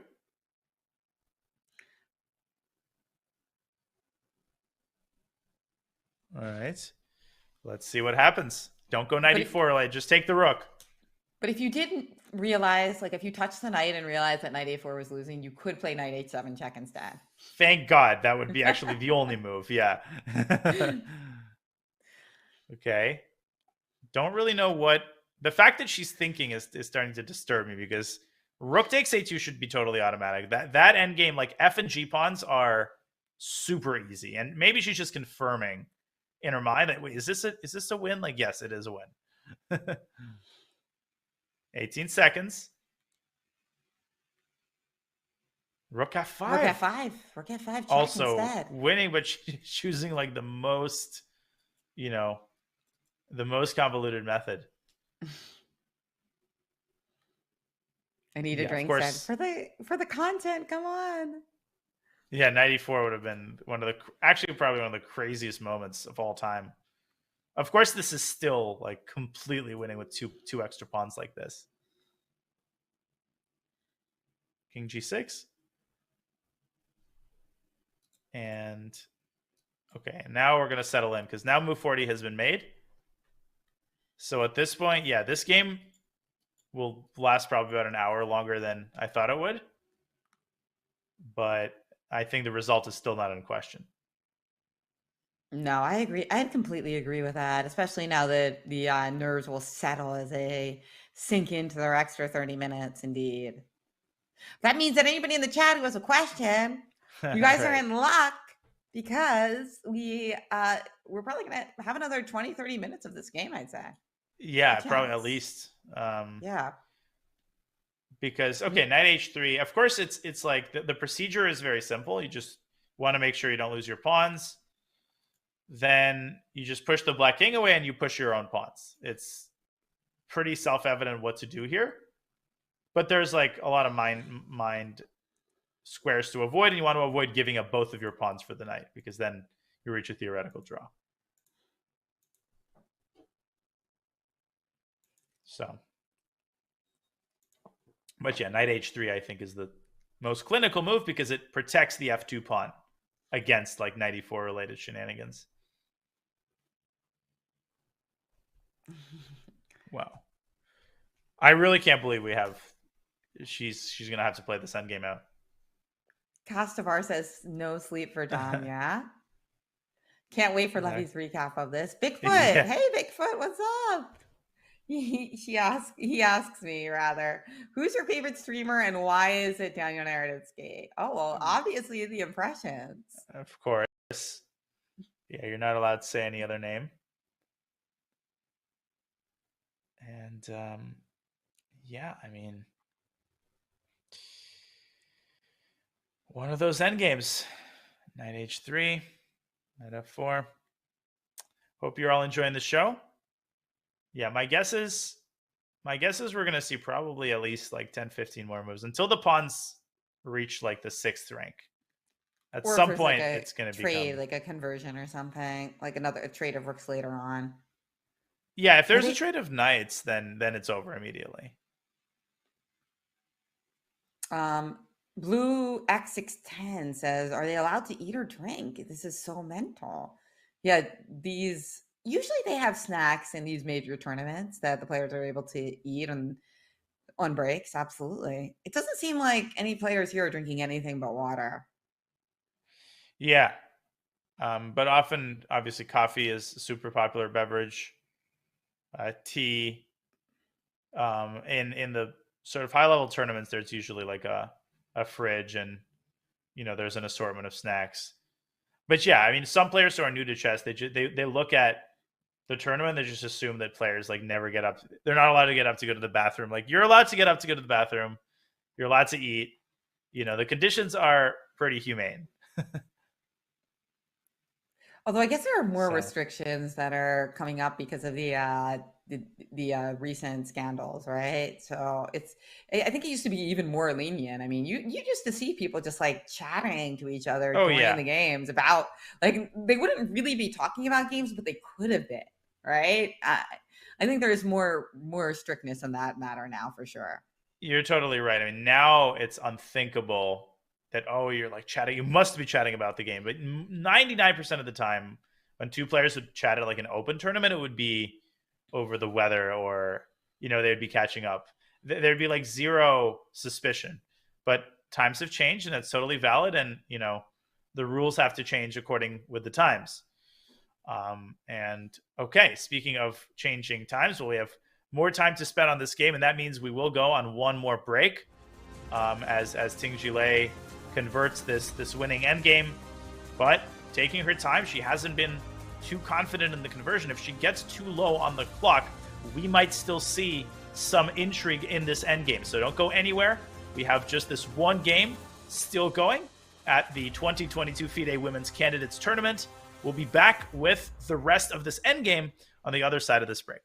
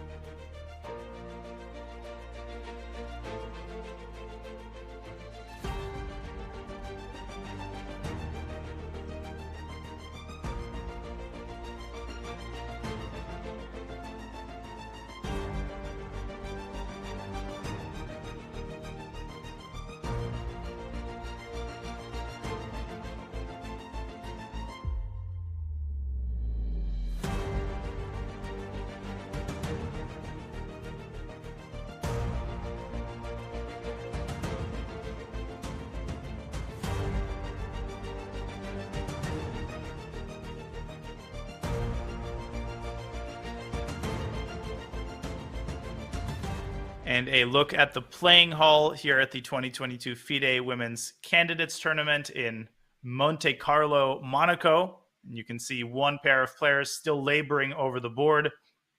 An endgame in Tingji Lei's game against Maria Muzychuk. It is a completely winning endgame, and we're expecting a result in that game pretty soon. We hope you've been enjoying the show. Grandmaster Daniel Nerditsky, Women's Grandmaster Jennifer Shahade bringing you the coverage. Jennifer, it's been a longer round than expected, but we're not complaining. The more chess, the better. What are your thoughts on what we've seen thus far? Well, it's a great sign that the first round of the women's candidates is so bloody, so decisive. It looks like we're very likely to have a win for white in this game. And we also had a win, if you weren't watching, in the Humpy Canero game against Maria's sister, Anna Muzychuk. That game was really instructive. So I do encourage you, if you didn't get a chance to watch it, to take a look. By the way, we do just have a move from Maria. Rook to A1 now on the board, as perhaps she looks to get some sneaky little checks in on H1. Yeah, she's trying to lock up the white king somehow in some sort of a box. Unfortunately, that's not going to work because white can play f3 on demand to chase the knight away from e4, such as even here, f3 and knight f4 check, I think is a perfectly sufficient way of making progress. But one interesting aspect of this tournament is that it's sort of broken up into two segments, right? There's only two matches that we're monitoring in this segment in Monte Carlo, and then the other two matches are going to be contested at the end of November in Uzbekistan. And I think that just reflects the changing nature of the world in general. It's harder to travel. There's more restrictions, and organizers have to accommodate to that. What do you make of that?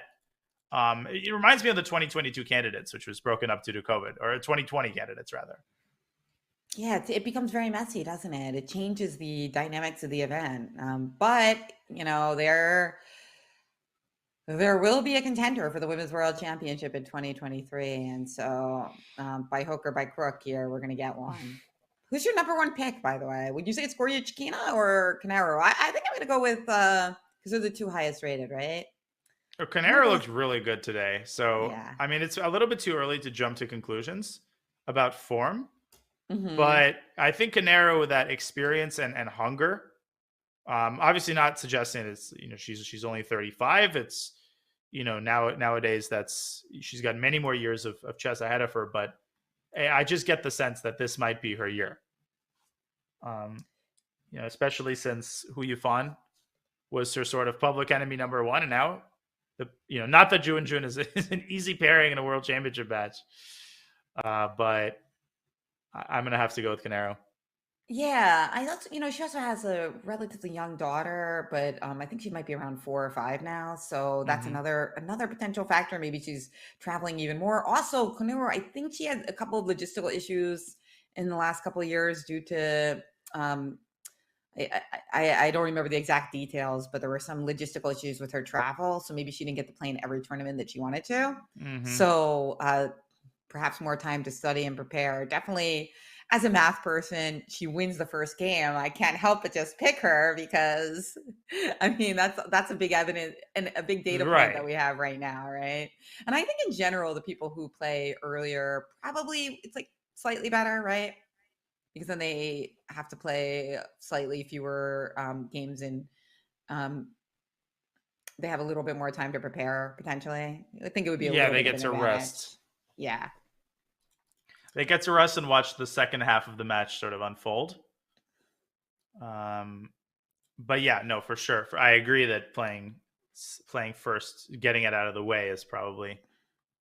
Wait, you were saying playing first is the advantage, right? Or yes, are you saying playing exactly? Yeah. Okay. Just making sure that we're on the same page. Okay, so Tingji Lei is down at 20 minutes on her clock. She's been taking her time, but now she's accelerated her pace. A check on f4. And she's trying to toss the black king away in order to ultimately put her knight on h5, I think, and push the black king all the way back to the 8th rank, which is a reasonable strategy. Yeah, this is good enough, I think.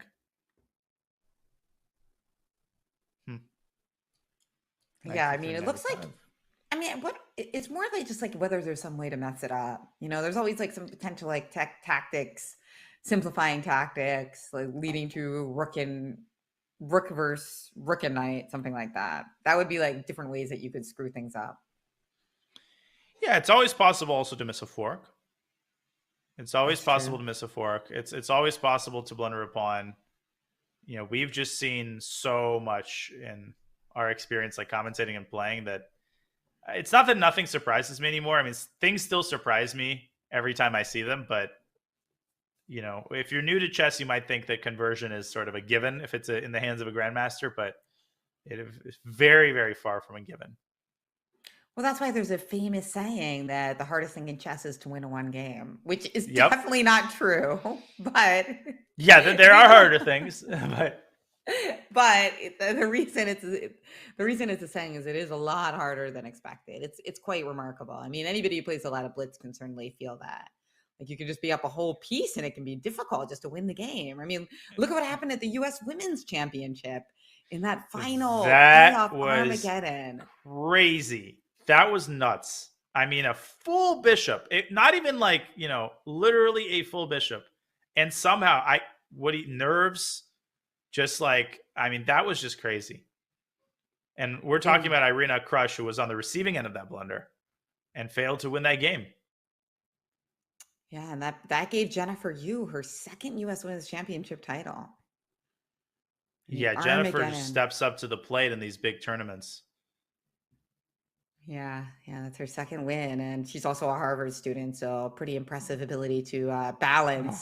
Speaking Wow. of which, when you went to Jeez. Stanford, how did you find that, like being able to like play chess in the summers, or taking time off while you were in classes? What did you think of all that? The reality is just that I didn't play that much in those 4 years. I mostly played, yeah, when I did play, it was during the summer. Like the first couple of years, I played pretty intensively during the summer. And then, I just played a lot online. And I did, that's when I started playing tons of Bullet, and I realized I'm kind of a blitz addict and I kind of like doing this for a living.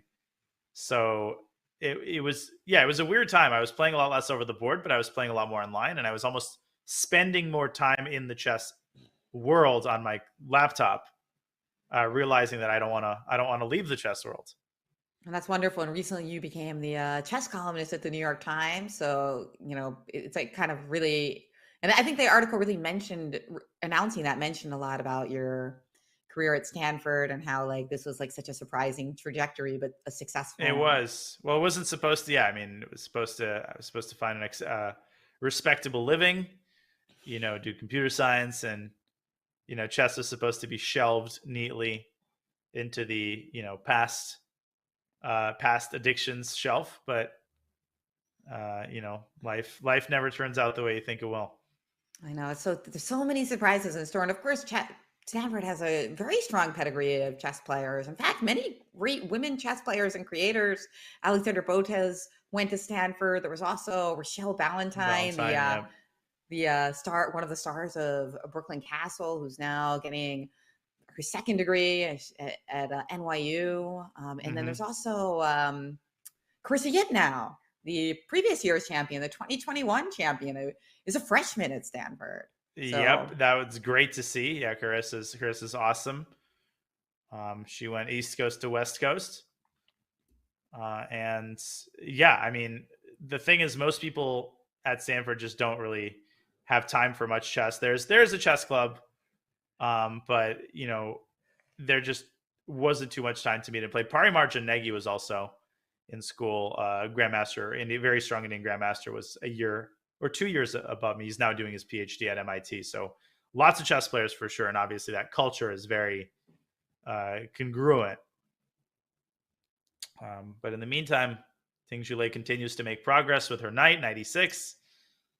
I think Maria should go king g. mm, you need a name for this. Yeah, this mate.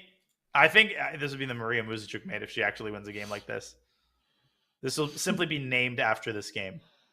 There's not enough. Actually, I just posted a video from our girls club at US Chess about um, playing like a girl. There was a regrettable clip from another commentator and he was talking with Fiona Stellantoni Mm-hmm. about women in chess, and made some sexist remarks. So we talked about playing like a girl and how it's really a positive thing. And I showed a game that Yuta Polgar won against Schmirin to illustrate that.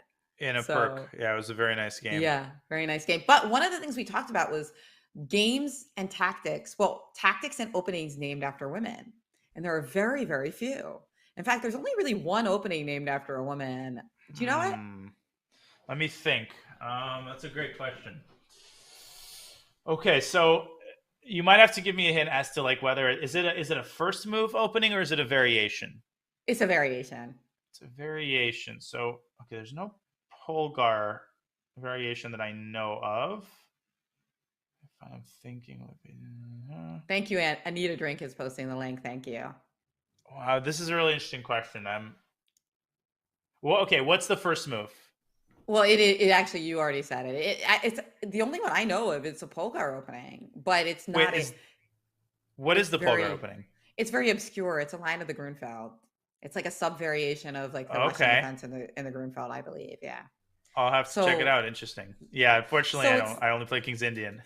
So it's just, but it's not something that comes up that often. It's not a main line. It's like a sub variation. So yeah, that's definitely regrettable. Somebody mentioned the Anastasia mate because the kids learn about that beautiful checkmate actually with a rook and a knight, right? The Anastasia mate is the one with like Queen H7, King H7, Yep, Rook H4, Rook H4 mate with like a knight on E7. But unfortunately, I had to break their hearts and say that Anastasia was not a grandmaster or world champion. Yeah. What do you know who is Anastasia? Yeah, it was like a fictional character in a book by a man, I believe. Yeah. Oh, So okay. it was like Okay. she was a fictional character. So yeah, still cool. Like I mean, and there's a lot of strong. I think there are a few strong Anastasias. There's Anastasia Karlovich, and I think a few others as well. Bodnar. But that checkmate was not named after one of them, unless somebody had a time machine. Yeah, that would be pretty cool. Case Money says Gary Kasparov doesn't have any major openings either. He kind of the same era. The old players claimed all the major opening names. Yep. Yeah, I mean, same with like none of the recent world champions I think have any major lines named after them. Bednikova. Actually, one of the women in the group mentioned that, and I had no idea what they were talking about. But yes, apparently there is one. Bednikova is a great E4, E5, B3 is the Bednikova opening, and this is a Bulgarian player. I did not know that. I didn't know. E4, E5, B3. Interesting. She's a WIM from Bulgaria. I'll have to look at her games in the line. It's always interesting to discover lines where there's only one like strong player who plays it consistently, but they have a lot of development, interesting developments in the line. Slightly sloppy move there, but what was that? Knight G5 check. You said sloppy. A little bit. I think more accurate would have been to start with Rook F7, then Rook F8, then Knight G5, and then Rook back to F7 to get the Rook to the 7th rank, and then play F4. This just ends it immediately. But okay, sloppy and of course still completely winning. Also perfectly sufficient the way she's playing it. But yeah, she's going to play F4 and Rook A5, and I think Maria might resign. At some point, Maria's just going to be like, I would prefer to eat dinner over this. Would prefer to experience a Monte Carlo restaurant over this endgame. Yeah, it's pretty late over there, isn't it? Yeah, it's 7 p.m. or so, I think.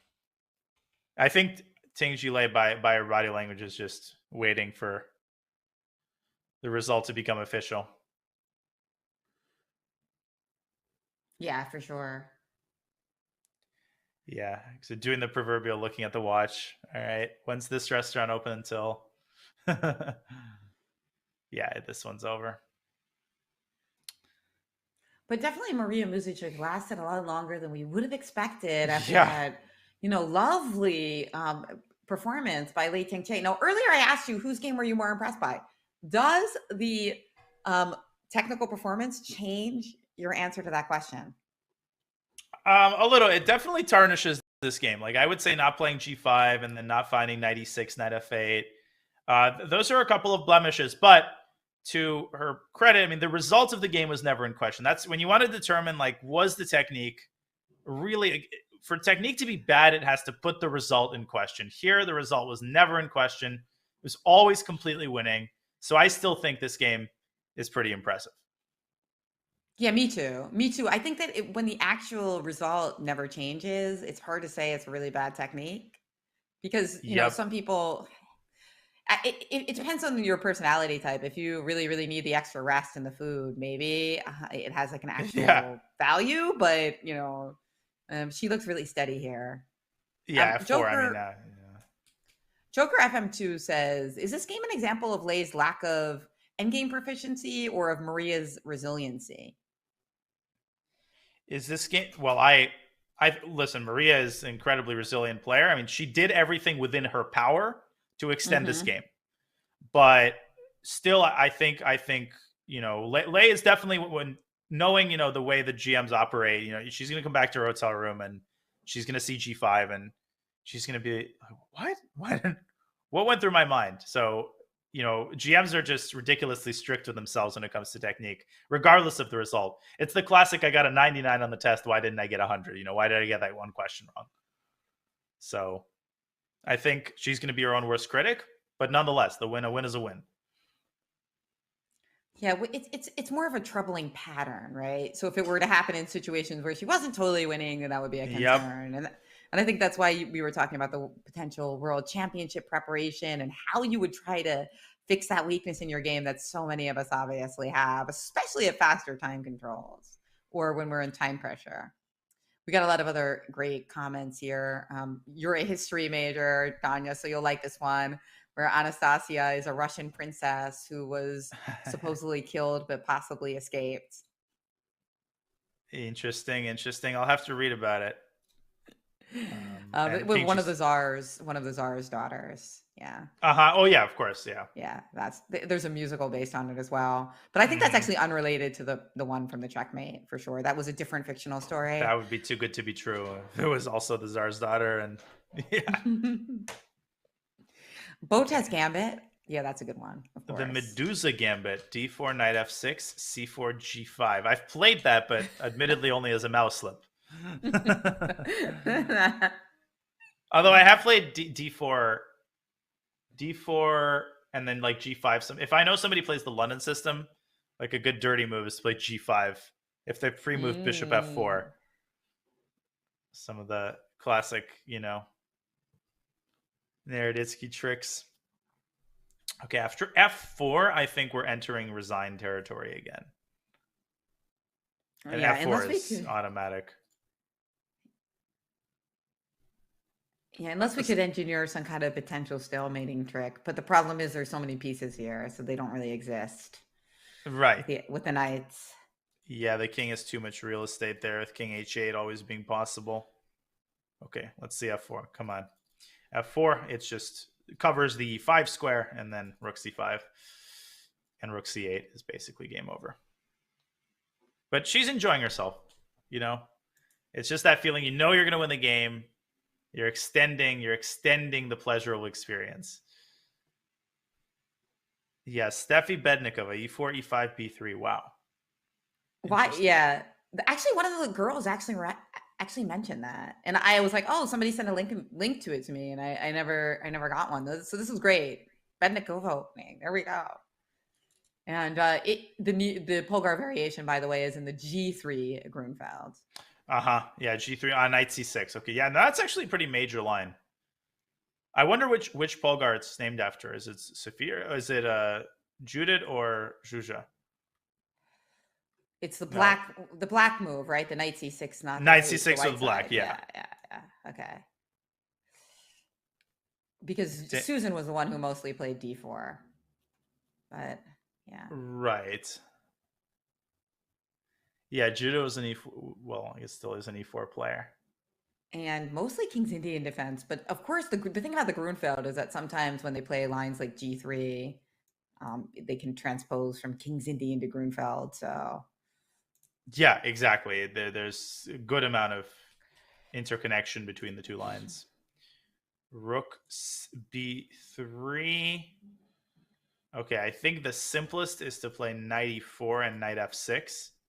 Yeah. And then we're getting our mates on. And I know I've been mentioning resigned territory for a while now, but This time you really mean it? This time I really think resignation is going to come pretty soon. Knight h7, yeah. Knight h7 also possible. Oh, I like it. Yeah.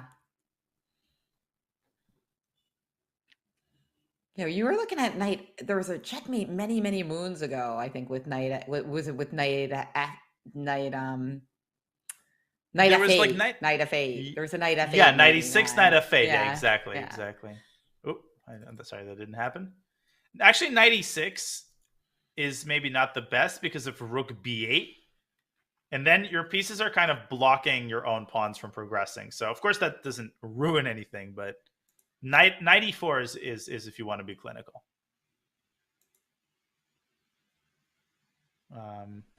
Yeah, knight e4 is too easy here. Will she do it? One of these moves will get it right. You've been saying this is resigned territory for a while. Yeah. I would personally resign, and I'm a very late resigner. I'm definitely on the late end for GMs. Like let's go, knight h7, style points. Checkmate. But this threat. Yeah, rook b6 is now forced, and it's all over after the knight moves back into f6. Yeah. So you were on the later end of resigners. Definitely on the bitter end side, yeah, for sure. Because you can always resign. Like there's no. I feel like some people are a little bit too insist. Like this is when you have to resign to be respectful, and of course, at some point it does get disrespectful if you're like playing down a queen or something. But I think it's slightly overblown. I think it should be normalized to like actually fight. I totally agree, especially when it's something that could be of interest to the many fans that the chess community now has. It's one thing to tank when you're down a piece, but it's another to like blitz out a move that allows everybody to see why it's mating, right? Right. And by the way, rook c5 is ending because the knight has to come back to d6 to stop the check, and then knight d7 forks the king and the rook. The point is knight d6 cuts the pin to the king. So if Ting Zhilei plays rook c5, then we will see resignation. I am positive. And rook c5 is on the board. There it is. Good technique to finish it off here. That's a nice kind of tactic, by the way. Forcing you to destroy your own pin. Dropping the pin. Yep. Love it. Okay. That one doesn't even really have a name. I guess you could call it interference. One more trick. Knight e3. Go knight e3. If white plays rook c7, black draws with rook takes f6 and knight d5. Nice. But of course, after knight e3, the win comes with rook c8 and rook e8, and you pick up the knight on e3. A freebie. Yep. No, that's it. Maria is thinking, but there's not much to play for here. She should offer a draw as a last resort, says Servant 11. No, that is considered disrespectful. Right. Although I've seen that a lot in Scholastic, in kids tournaments, where, somebody gets upset and they start offering draws on every move. So it's happened before. Yeah, in kids tournaments for sure. Yeah. Wait, what was your very first tournament, Danya? How old were you? Oh, it's still going. And by the way, knight d2, rook c8, rook e8, and rook d8 just wins the knight. I was 7. I was 7. I think it was 2003. Well, that's a long time ago. I feel like people are playing even younger these days. It's like kindergarten and first grade chess is like so much more popular than it used to be. Yeah. Oh, yeah. I mean, 7 is like basically you're like playing for the senior home now. I mean, like, if you're starting at 7, you ain't cool. Okay, what is going on here? Rook c7 1-0 or rook c8, rook e8 1-0? Oh gosh, they're both so tempting. I'm gonna go Yeah, with rook c7. I lost on time because I couldn't decide. I'm gonna go with rook c7. What's your pick? Yeah, rook c7. Agree. No, you can't pick the same one as me. Rook c8, rook c8, rook c8, rook c8, rook c8, rook e8, rook d8. All right. How do you like this line? Rook c8, rook e8, rook d. Oh no. Oops. Rook c8, rook e8, rook d8, rook d7. Okay, and then take the knight. Anticlimactic. Yeah, I'm not sure exactly what is being pondered here. Sierra Bell says they didn't start playing chess until 29. Love to see it. I've heard a lot of stories like that lately. That's really good because if you're learning chess for the first time, then your learning curve is really, really fast. So good for you. C7 played. Yes, I win. You got it. But more importantly, it looks like Li Tingxie is finally going to get that win. And there it is. There it is. There it is. And as unfortunately a very tough day for Muzychuk fans and the Muzychuk sisters as they both lost. But what a combative day for fans of chess and for those who are interested in who is going to be the challenger to Zhu Wenjun in the World Championship match. And two ladies have shown that they're a little bit more likely than they were yesterday. 2 decisive scores. That's the best we can ask for. 2 decisive scores out of 2 games. And we can see the arbiter, fixing the results and collecting the score sheets and taking care of all of the technical details as the players are going to head off to a late dinner in Monte Carlo with game 1 in the books. And we can quickly review today's scores. We had a tough day, Jennifer, for the Muzychuk sisters, with Anna going down quickly to Humpy Canero, refraining from the queen trade and getting checkmated. And Lei Tingxi took a little bit longer than we expected, but the win was never in question as she puts together a fine technical positional display to outplay Anna's sister, Maria. Both of them, they have their work cut out for them. Tomorrow, we will have the same 2 matches at the same time, as the Muzychuk sisters will have the white pieces, and we'll have 3 more games to rebound from this game 1 loss. Jennifer, your final thoughts coming into tomorrow. Well, it couldn't be more exciting. I learned a lot from your great commentary from the chat, and most of all from the sizzling play of the winners today, Li Tingxie and Humpy Canero. Fantastic work. But I must say, the Muzychuk sisters, known for being great attackers, known for being great with the white pieces. So do not miss their comeback attempt tomorrow. I know you're going to be on the call with Grandmaster Jeffrey Zhang. I'll be definitely tuning in myself. And I hope to see all of you there because it's going to be a great game. And I'll be back for more later in the event. Sounds great. Jennifer, always a pleasure to commentate with you. This went by really quickly. So thanks again, everybody, for joining and watching, supporting your favorite player. We'll have both of these matches continuing at the same start time, 9 a.m. Eastern. Tomorrow, bright and early. Have your coffee ready. Get ready to watch. And I'll be having the coverage with Jeffrey Zhang. But for now, for our entire amazing team at chess.com, thank you to our producer, Bick. And ladies and gentlemen, have a great rest of your Tuesday.